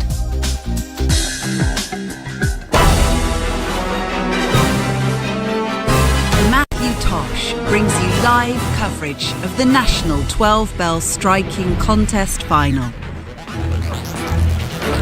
Well, we're now in the body of St Mary Redcliffe, and the church is filling up because it's been announced that the results are expected around about 5:30, and there are more people here than we can actually fit in the church, so that's why people are piling in already. I don't know how we're going to get the results to people outside. We might be able to do that via the listening post. I think there is a plan in place, but you're very welcome if you've just joined us. If you've been with us all day, or you were with us earlier and you've come back, welcome back. It's great to have your company, and I hope you've found it interesting hearing from some of the people who were involved in the very first contest here at St Mary Redcliffe back in 1975. Just looking at the emails, Steph Runting has been in touch and says hello to everyone in Bristol. Currently watching with multiple drinks in hand from a beach club in Marbella whilst on a friend's hen do. The ringing sounds great. Good luck to everybody. Thank you there, Steph. Rob Lane says, Matthew team, I'm enjoying the show today. I've been tuning in from a very sunny Peterborough. There's a bit of a breeze here that I'm sure the ringers at Redcliffe would appreciate right now. Rob goes on to say, I was lucky enough to be able to join the Redcliffe Ringers at a practice while working in Bristol a couple of months ago. They were a very welcoming band who gave my own 12-bell ringing a huge boost with the touches I rang in. The bells are simply magical. It's been great to hear the stories from the early years of the competition, and we look forward to the future, which looks very bright. The top level of ringing feeds back into the grassroots and inspires the next generation. Do you know, Rob, I couldn't put that better myself. You're absolutely right. Who else have we got watching? Will Bishop says, it's great to hear so much great ringing. And a shout out to the ULSCR. Good luck, everyone, particularly the UL ringers. Yeah, we've definitely heard quite a few mentions of university ringing societies this year. There's a good link with the youth ringing as well. You may have spotted the mascots in the studio from the Welsh colleges and from UBSCR as well. So if you are from UBSCR or Welsh colleges listening, or any other university society, well done for joining us. Thank you so much for your company. We really appreciate it. Tom Green has been listening to the broadcast from a rather warm Cambridgeshire. Thank you, Matthew, he says, and the team for the coverage, and the best of luck to Cambridge and the Cumberlands. It's good to see who people are supporting here. Now, just behind me, Liz Evans, the contest secretary, is just getting out of the case a rather heavy, it's quite heavy this, isn't it? This is the Taylor Trophy. This is the newer one that came in 2023. So it's got Sheffield's name on it and the Cumberland's name on it, and we don't know yet whose name's going to go on it this year. You are listening to the live coverage from Redcliffe, and you're going to be able to find out the results of this contest as we do here in the church. Thank you, Liz. Where's that going to go? I'm about to place it on the stool at the front so that everyone can admire it for the next few minutes while we have the results. And next to me is Andrew Wilby, who is the donor of the trophy. So hopefully you'll have a brief chat with him now. Yeah, Andrew, just is there anything unique about this? I mean, Taylor's provided the last one. What was the inspiration for this current one? Well, the last one got so heavy with the brass plates, and the case was filled up with brass plates. And really, nobody ever saw what was in the case.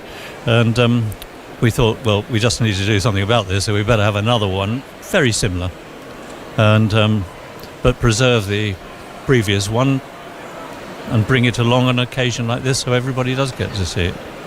So there we are. It's lovely. It's a lovely trophy. So Liz is going to put that on the stall for everyone to see. My goodness, it's getting very, very busy in here. I'm just juggling my phone, trying to find some more emails. Jen Fairhurst has been in touch. Says, good afternoon, Matthew and the team and everyone else listening. There's been lots of some good ringing on a lovely ring of 12 in Bristol today. Jen's been dipping in and out because her mum gives her a lift, and they've been doing family things today. And we've had an interesting time lately. So it's a few family challenges lately, and she just mentions a cousin who's getting married next weekend. Keep the broadcast, commentary and interviews coming. That's from Jen Fairhurst. Thank you, Jen. Isaac O'Shea has been in touch. Many thanks, Matthew and team, for keeping me entertained on my rather warm trip back up from Kent. I've been spending the week sweating on top of scaffolding whilst fitting a rope guide at Boxley. The highlight of the week was, of course, ringing the 10 in Maidstone. Ooh. one favourite tower of a production team, and one that I know my producer Gareth is very familiar with, Maidstone. And he goes on to say the Tenor Club are being based on those you see in the video here. Well done to all the teams taking part. It's been a very enjoyable listen, and I've had some strange looks at traffic lights though. Oh, I guess if you've got it on your vehicle. That's from Isaac O'Shea. Thank you very much.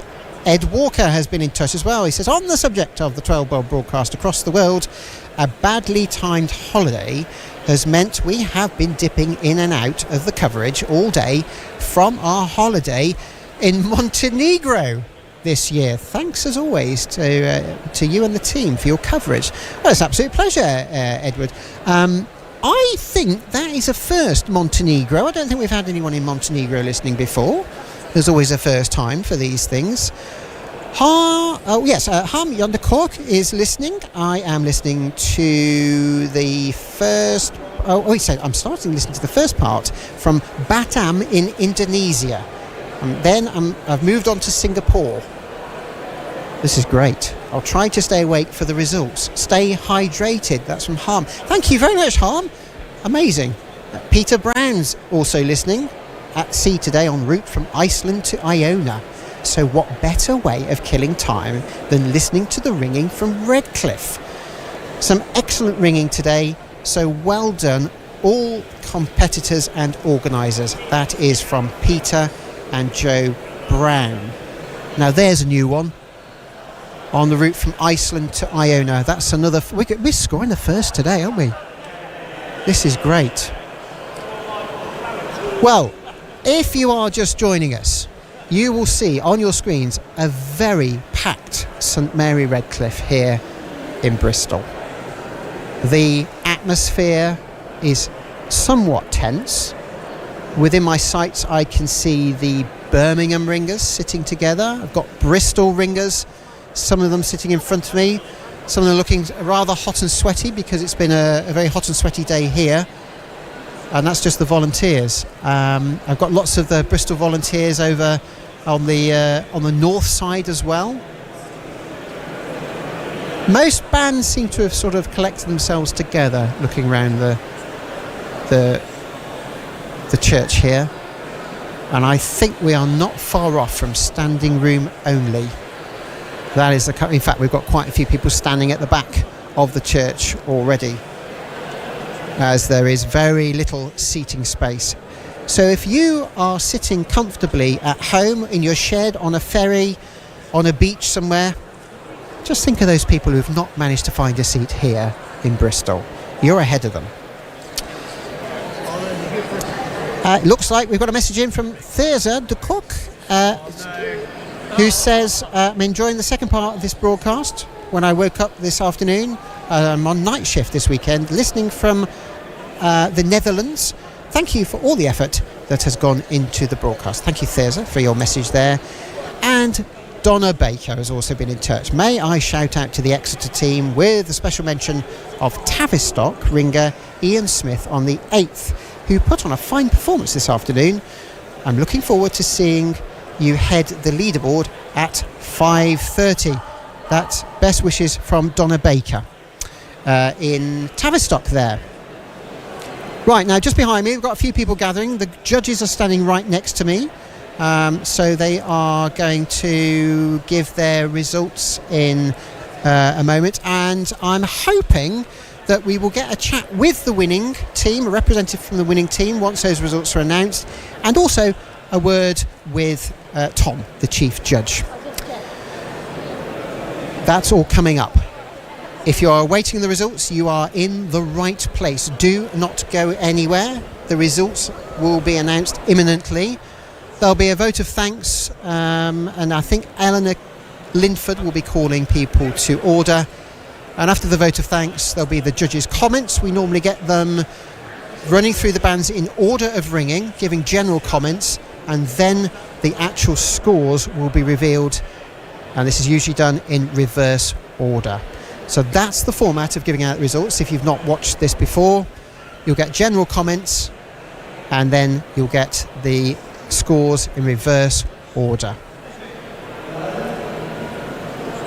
Eleanor Linford is just testing the microphone. The judges are next to me. I think we're almost ready for these results.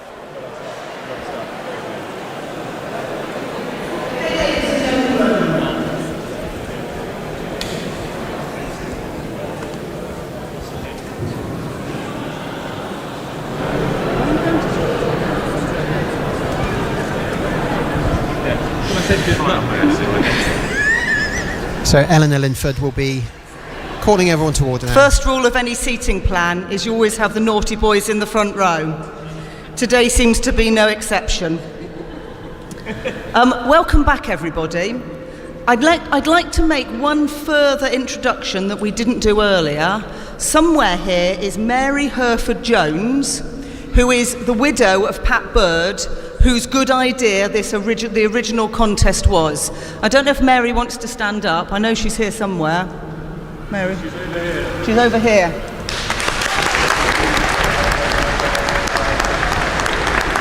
There she is standing up. You heard her on the show a little bit earlier.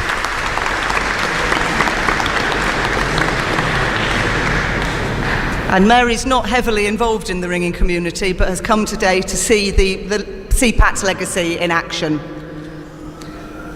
So, I'm sure you'll agree we've all had a most fantastic day listening to outstanding ringing in the sunshine. So I'd like to start by thanking all those who've made today possible. The Vicar, Reverend Canon Dan Tyndall, for the use of the church and the bells.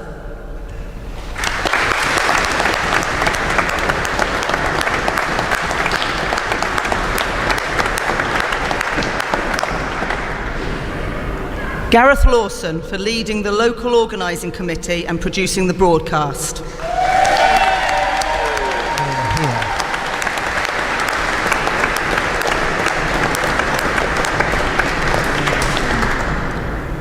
Matt Jerome and Chris Stanley for organising the catering and the beer.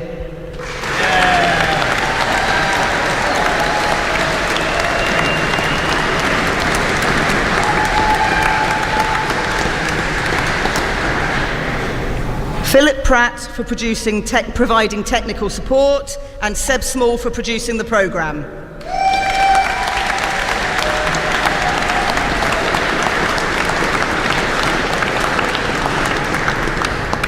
Colin Newman, Russell Scudamore, David Threlfall, and all of the Redcliffe and Bristol ringers, without whom today would not have been such a success.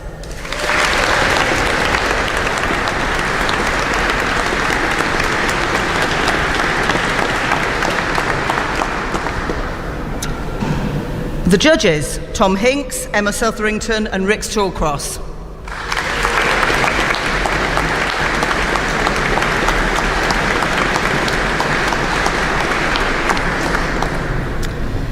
The broadcast team, Matthew Tosh, Rob Convey, Gareth Lawson, Matt Thursey, Isaac Renton, Pete Spain and Claire Tosh.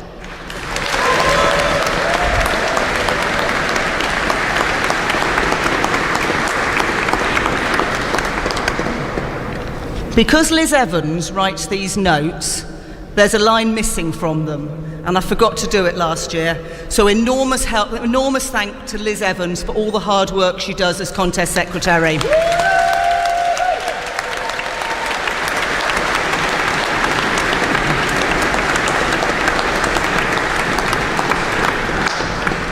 Next year's qualifiers will be held on Saturday the 28th of March 2026 at St Mary Le Bow, St Michael Cornhill, Leicester St Margaret and Nottingham St Mary. Next year's final will be held on Saturday the 20th of June 2026 at York Minster. The bar will remain open until 7 p.m. with last orders at 6:45. So please do stay and continue to enjoy the beer. However, if you need to dash away earlier and would like to take some beer or cider with you, there are a limited number of takeaway containers. Please ask at the bar. The post-event pub is the Portwall Tavern, which is opposite the north porch of the north porch of the church. Your wristbands are recyclable, so please take them home and put them in your paper recycling bin. That does not apply in Birmingham, where we haven't had recycling collection since the beginning of the year. If you're staying in Bristol tonight, there is ringing tomorrow morning here at 8:35, the Cathedral at 9:30, Southville at 9:40 and Christchurch at 10:30. Yeah. Gosh, okay. I will now hand over to the judges for the results. Okay, so that is the vote of thanks. Tom Hinks is now taking to the microphone. Here we go. Hello everyone, it's great to see you all here. What a day, what a venue. On a visit in 1574, bet you weren't expecting that. Queen Elizabeth I described St Mary Redcliffe as the fairest, goodliest and most famous parish church in England. Well, 451 years later, we have many of the goodliest ringers, hopefully the fairest, in a different sense, judges, and the most famous striking competition in ringing, after the National Youth Contest, of course. 50 years ago, 5 teams from around the country gathered to hear the judgment of John Main, Chris Woolley, and Roger Baldwin. I wonder whether those who participated in 1975 could have imagined the impact this contest would go on to have on ringing, both in driving excellence in 12-bell ringing around the country and becoming a major event in the ringing social calendar. How many of us have developed our striking, made and cemented friendships, and said yes to madcap ringing projects in the beer tent at 12-bell finals over the years. Hundreds of ringers have participated in the contest since 1975. 8 teams have taken possession of the trophy, and 139 people have judged, including 7 who judged for the first time this year. It's sometimes been said that I model my 12-bell jacket choices on the leading judge of the contest, David Durnley. I think David is an excellent model for all things 12-bell related, and my thoughts, I'm sure many of our thoughts, have been with David today and this week. It's been a real honour to be the chief judge in the contest's 50th anniversary year, and I'd like to thank the committee for the invitation to judge, and Eleanor and Liz for all their work supporting the judging team. Thank you to my fellow judges this year, Rick and Emma, Adam, Chris, James, Joe, Julian, Kathy, Katie, Linda and Tina. There were lots of us this year. Thank you to Ian McCallion for the use of the Hawkeye technology, and to everyone on the technical team, particularly Dave Richards, who was our strikometrist today. And of course, a huge thank you to the Bristol Band for hosting such an amazing celebration of 12-bell ringing, and particularly to our stewards, Josh and Alison, who looked after us really well today.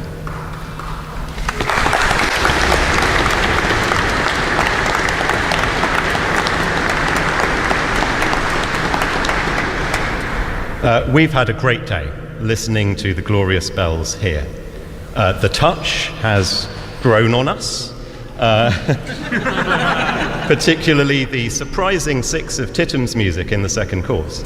It placed demands on bands, the touch, requiring focus and control to execute it well. So a good competition piece, I think. As a judging team, Emma, Rick and I came here hoping for a very competitive final. We have not been disappointed.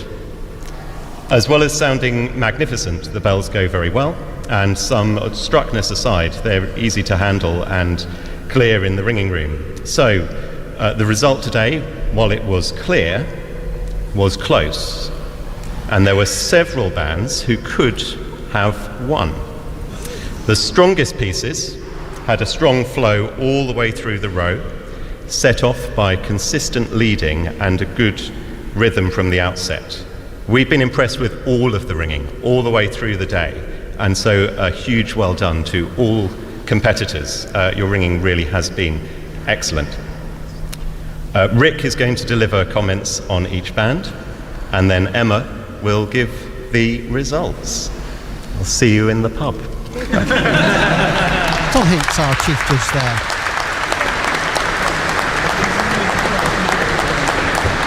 And now Rick Shawcross makes his way to the podium.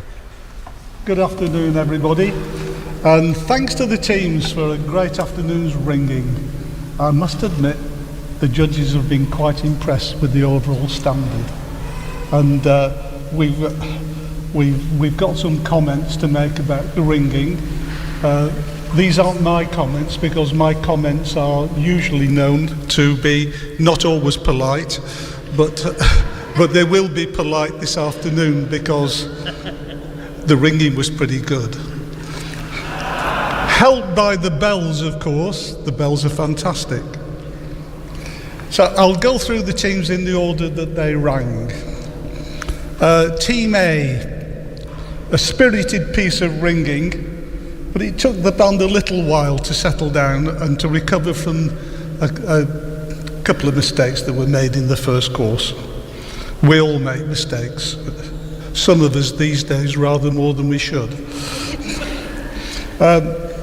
We suggest that you should work on the consistency of the hand stroke leading, and don't let the middle of the change spread out, because it causes all sorts of problems. The ringing improved in the second course, and the band had a great finish. So well done. They rang at a peel speed of 3:48. Team B. The piece was confident and controlled and had a good rhythm. There's a tendency for the bells to bunch together a bit in the middle of the change as opposed to spread out. And of course, that doesn't do the change very much good. Try and work on relaxing more into changing the sixes too as you progress from one dodging position to another,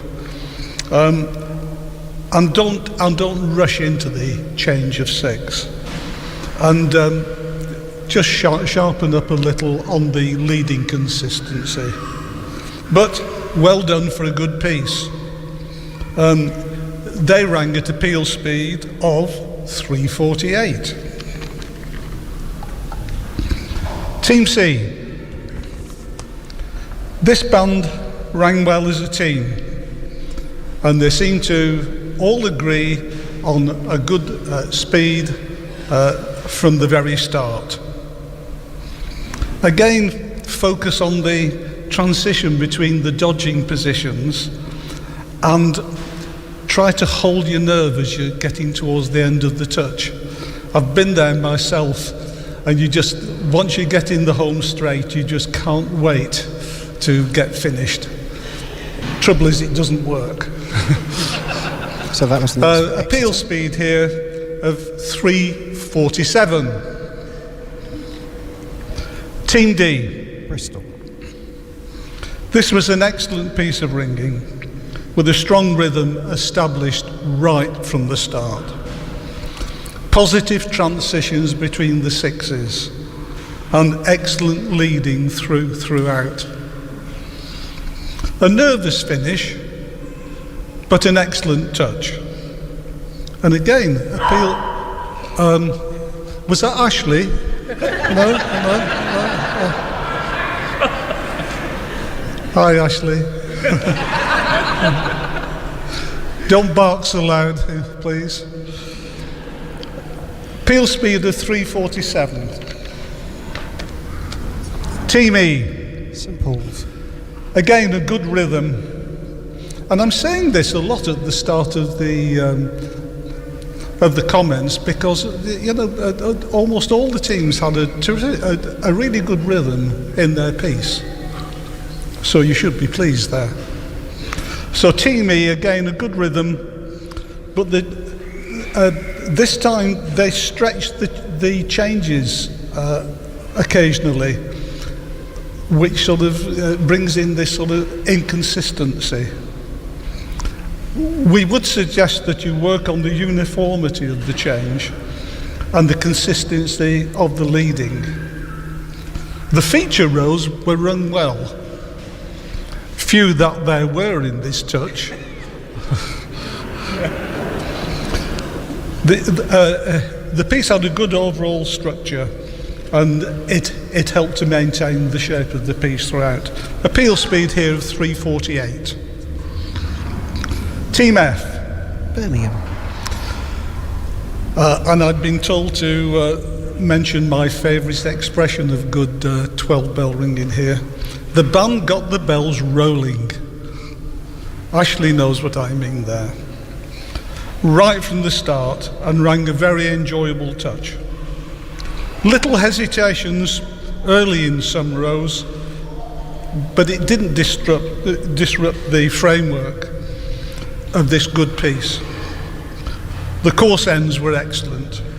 A very good piece of ringing. We all enjoyed listening to it.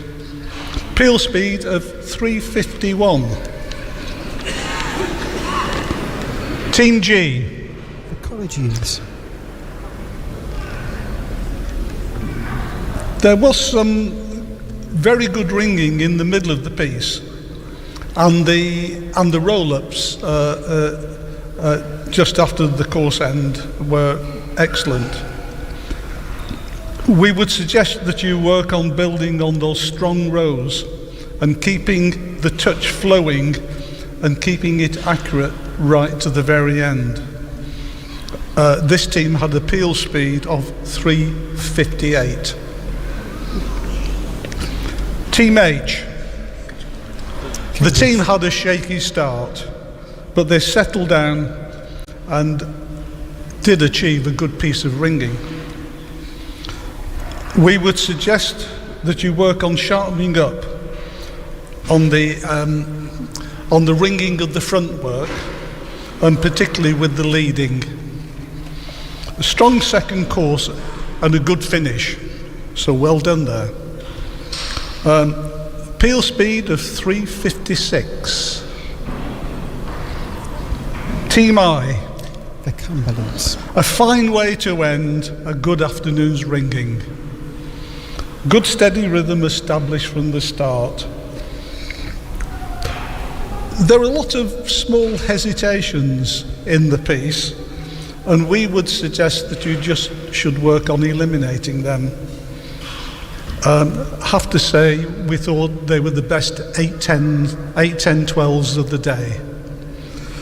Peel speed of 3:49. And that's all I have to say. Over to Emma to give you the results. Rich Alcross giving us the judges' comments and their bands. And now it's to Emma Southington for the moment of truth.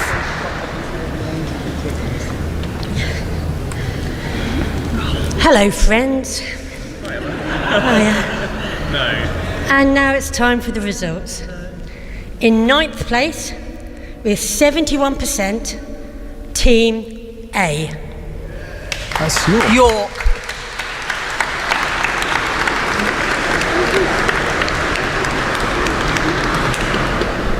In 8th place, with 74%, Team G.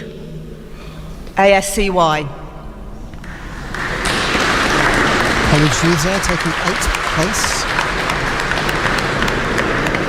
In 7th place, with 76%, Team B.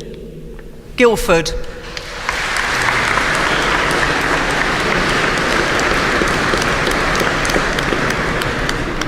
In 6th place, with 80%, Team C. Exeter.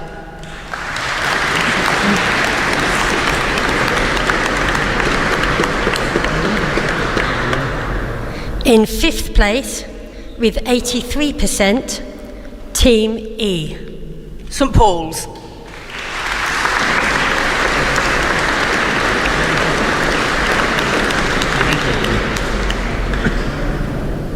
Ready? In 4th place, with 84%, Team H. Cambridge.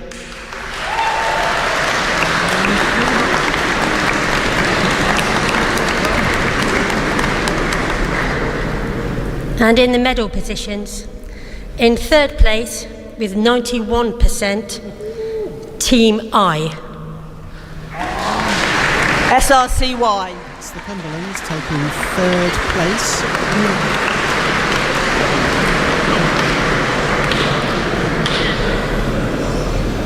In second place, with 93%, Team F.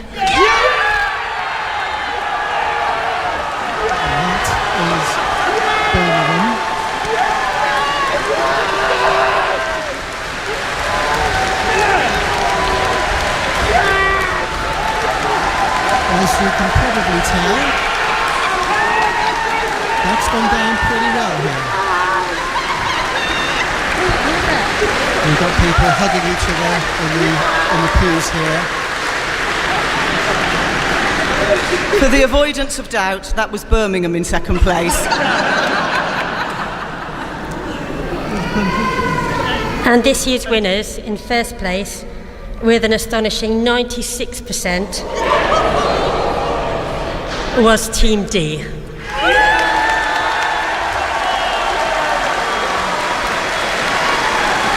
do not need to say anything for you to appreciate just how well the news has gone down here in St Mary Redcliffe. A home win for the Bristol winners in this 50th anniversary year, the golden anniversary year of the National 12-Hour Striking Contest.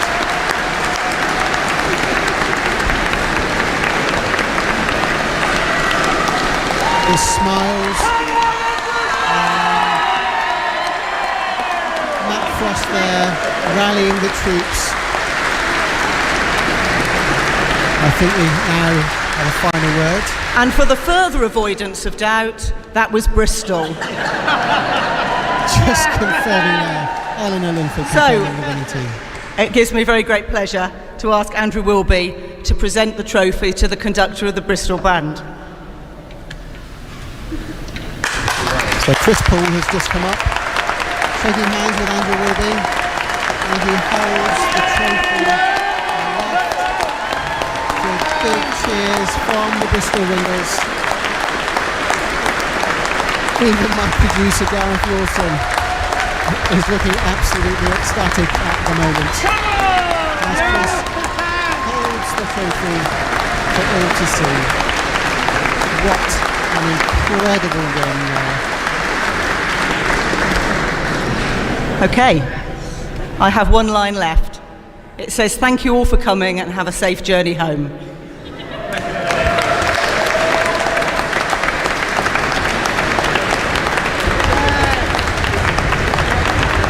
So Chris Poole, I'm not sure we'll get Chris Poole just shaking hands with the judges now.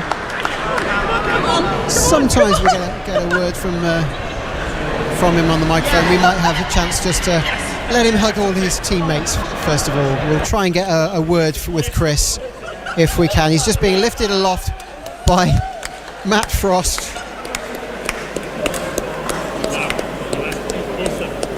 There we go, lovely. Tom, just whilst the Bristol team are basking in their glory there, that was a stonking result there. Yeah, absolutely. I mean, the thing that was brilliant for us today is that all of the ringing was of good quality. You know, every band acquitted themselves really, really well. And we just had those three teams at the top. Turned out it was Cumberland's, Birmingham and Bristol, who all got above 90%. Really, really strong pieces of ringing. And in the end, Bristol just had that little bit of edge in terms of the accuracy of what they were doing. Really, really impressed with their ringing, hence the very high score, 96%. Pretty unusual, but they really deserved it. It was a cracking piece of ringing. Great. I think you've earned yourselves your refreshments now, is that right? I think so, yeah. You're going to enjoy, Tom. Thanks for talking to us. Thank you very much. Great. Well, I'm going to make my way through the melee and see if we can just grab a very quick word, Chris. A massive congratulations. I'm really trying to stay as impartial as I can, but bloody awesome. Well done as a Bristol ring. So how are you feeling right now? Awesome. It was a complete team effort. 12 of us today, but actually there's another 10 of us behind the scenes who've been ringing with us over the last 6 months. They've helped us make the band we are. It's been brilliant. In the last 2, 3, 4 weeks, it's a great practices and rung really well. It's obviously paid off. Ian Hill's here with us as well. I'd just like to say, Matthew, that it's been such a long time. It was a Bristol event originally, and yet over the years we've never won until now. And there are so many people that you can think of who I'm sure they're looking from upstairs today at us. People like Chris Kippin, people like Pat Bird, of course, Keith Scudamore, who all took part over the years. Matt Dawson said to me today that he and I in the band have been the most competitions, but to manage it today, I'm sorry, I'm not normally like this, but it's absolutely wonderful. Thank you very much. It just shows you just how much it means. Listen, I'm going to let you all get on. Kathy Carter's here as well. Oh, you did it, Kathy. Kathy is my collaborator. Thank you, Kathy. You're welcome. A little bit emotional now. I completely agree. I'm going to let you enjoy amazing. it. It's incredible. Yeah, congratulations, a home win. Well done. It is hugs all round here in the church. I'm just going to step away from the melee just whilst we bring today's show to a close. So if you are not already clear, it is a home win from Bristol. An incredible result, 96% accuracy there in the results. So an amazing result. Birmingham in second place, the Cumberlands in third place as well. So that brings us to the close of the contest. We are going to play you out with the contest winning piece from Bristol. But just before we do that, I'd like to pay massive thanks to my broadcast team who have been at my side throughout this journey to get the show on air this year. So big thank you to Gareth Lawson, my studio producer. Content production was by Robert Convey. He has been herding guests around and finding all of those ringers that took place in 1975. That is all thanks to Rob Convey, who has been solid at doing that. We've had our technical manager, Matt Thusey, who has brought you all the pictures and all the whizzy graphics going on, ably assisted by Isaac Renton and also Pete Spain. I can't begin to describe the networking things that have to go on to enable me to rove and to provide all those images through remote control cameras as well. It's extraordinary. Couldn't do it without them as well. We've also got Claire Tosh, who has been our broadcast assistant and who has been triaging and collecting your emails and sorting all those things out, keeping us fed and watered throughout as well. So that is the team that's brought you today's broadcast. We've also been grateful to work alongside Dave Richards, who's been looking after the strikeometer and provides some of the bell audio for us as well. And huge thank you to all of the Redcliffe ringers here and the Bristol ringers who have made us incredibly welcome. Next year we take the broadcast to York Minster for the final on Saturday the 20th of June. We will be there, plans are already afoot, and the qualifiers will take place on Saturday the 28th of March at St Mary Redcliffe, St Michael Cornhill, Leicester St Margaret's and Nottingham St Mary's. Try and get along if you can, and try and get along to the final, but if you can't make it, we will be broadcasting that final on the 20th of June live from York Minster. So as St Mary Redcliffe basks in the glory of this home win in the golden anniversary year of the National 12-Belt Striking Contest as we know it today, it just remains for me, Matthew Tosh, to say thank you for your company if you've been with us from the beginning. Congratulations, you deserve an Endurance Award. We hope you found the coverage useful. Tell your friends if they don't know about it, and we'll see you here online next time we bring you the final, which will be from York next year. Until then, look after yourselves. Take care.